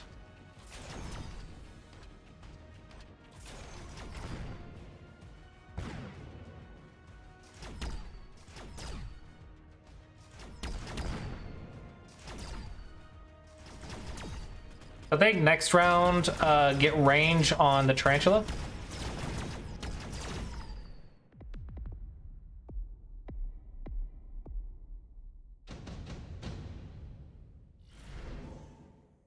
Additional deployment spot, yes please. Get that, get range, I have 400. Undo. Okay, get range. And then I have 600. I want more marksman probably. 1, 2, 3, 4. Yeah! Let's put all the marksmen everywhere. Marksman for days. We have 150. Soul mode? I mean, maybe. 598 damage. Soap mode increases all of them. I have an area damage within 9 meters, but range reduced by 70. Probably need range increase before I get a soul mode. This is 120. This is 140. So yeah, definitely need to increase attack range before I start lowering this by 70. Because otherwise they might die. I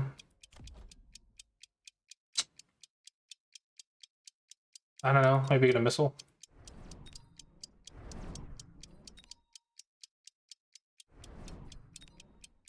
Temporary, so it's 150 investment into this round, but let's see how it goes.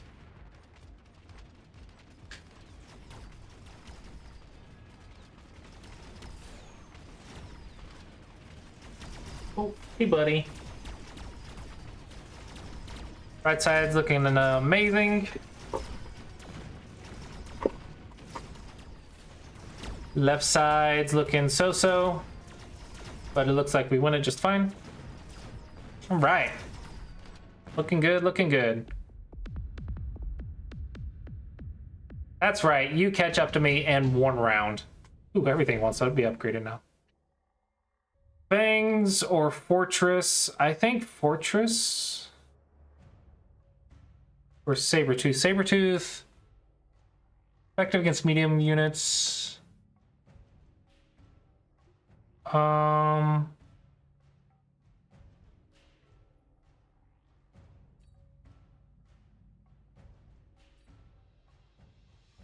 gonna get Sabretooth. And then let's get range on marksman. Upgrade them all. Upgrade. Can't upgrade all of that though, otherwise I won't be able to get anything. Let's get get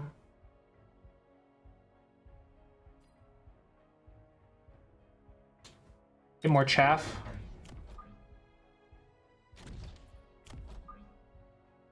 And then upgrade some dudes.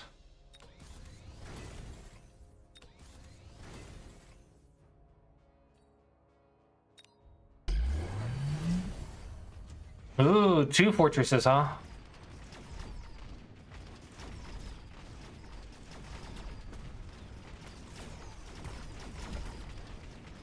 Hopefully my marksman can handle that.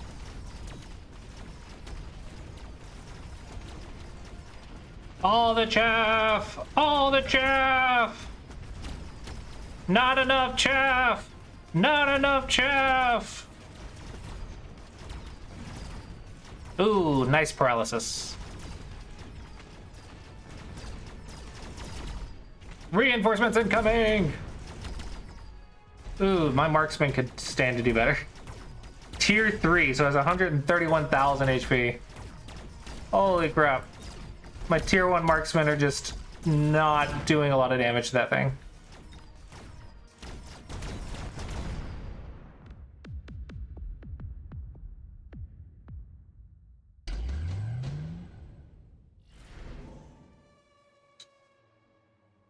Redeployment, improved wraith. None of the above. Rhino assault. Let's get this dude out of place. Upgrade the marksman. Upgrade the tarantula. And let's get assault. Assault mode. Let's get more marksmen.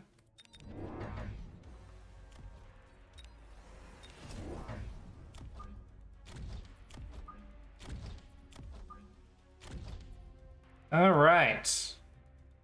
And then put a shield like right here. So that way when they're shooting that guy, they're under a shield. Okay, let's hope for the win. Let's hope we win this round. And if we do, we might win the whole game.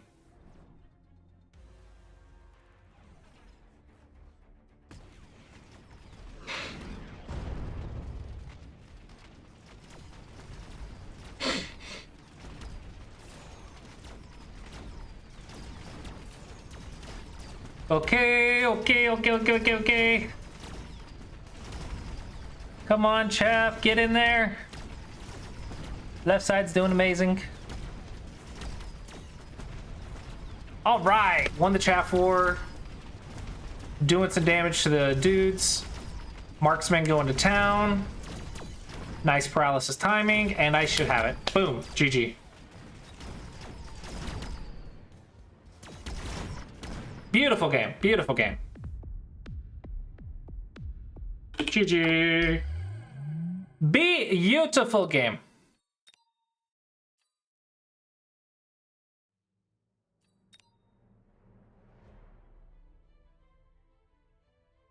$12.35. Not bad, not bad. All right, I think that'll wrap it up. Almost 6 hours of streaming today, and I think it's time for me to go eat dinner and spend time with the waifu. Hope you guys did enjoy it. Thanks for sticking around, for those that stuck around. Follow if you'd like to see more Go content and Mechabellum content. I stream both. But with that, hopefully you guys enjoyed, and let's find someone to raid.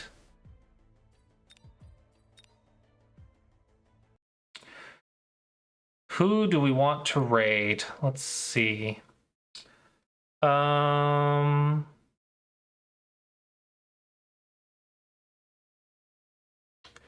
see anyone on my follows list worth rating. No one's streaming Go. Let's look through the Mechabellum category.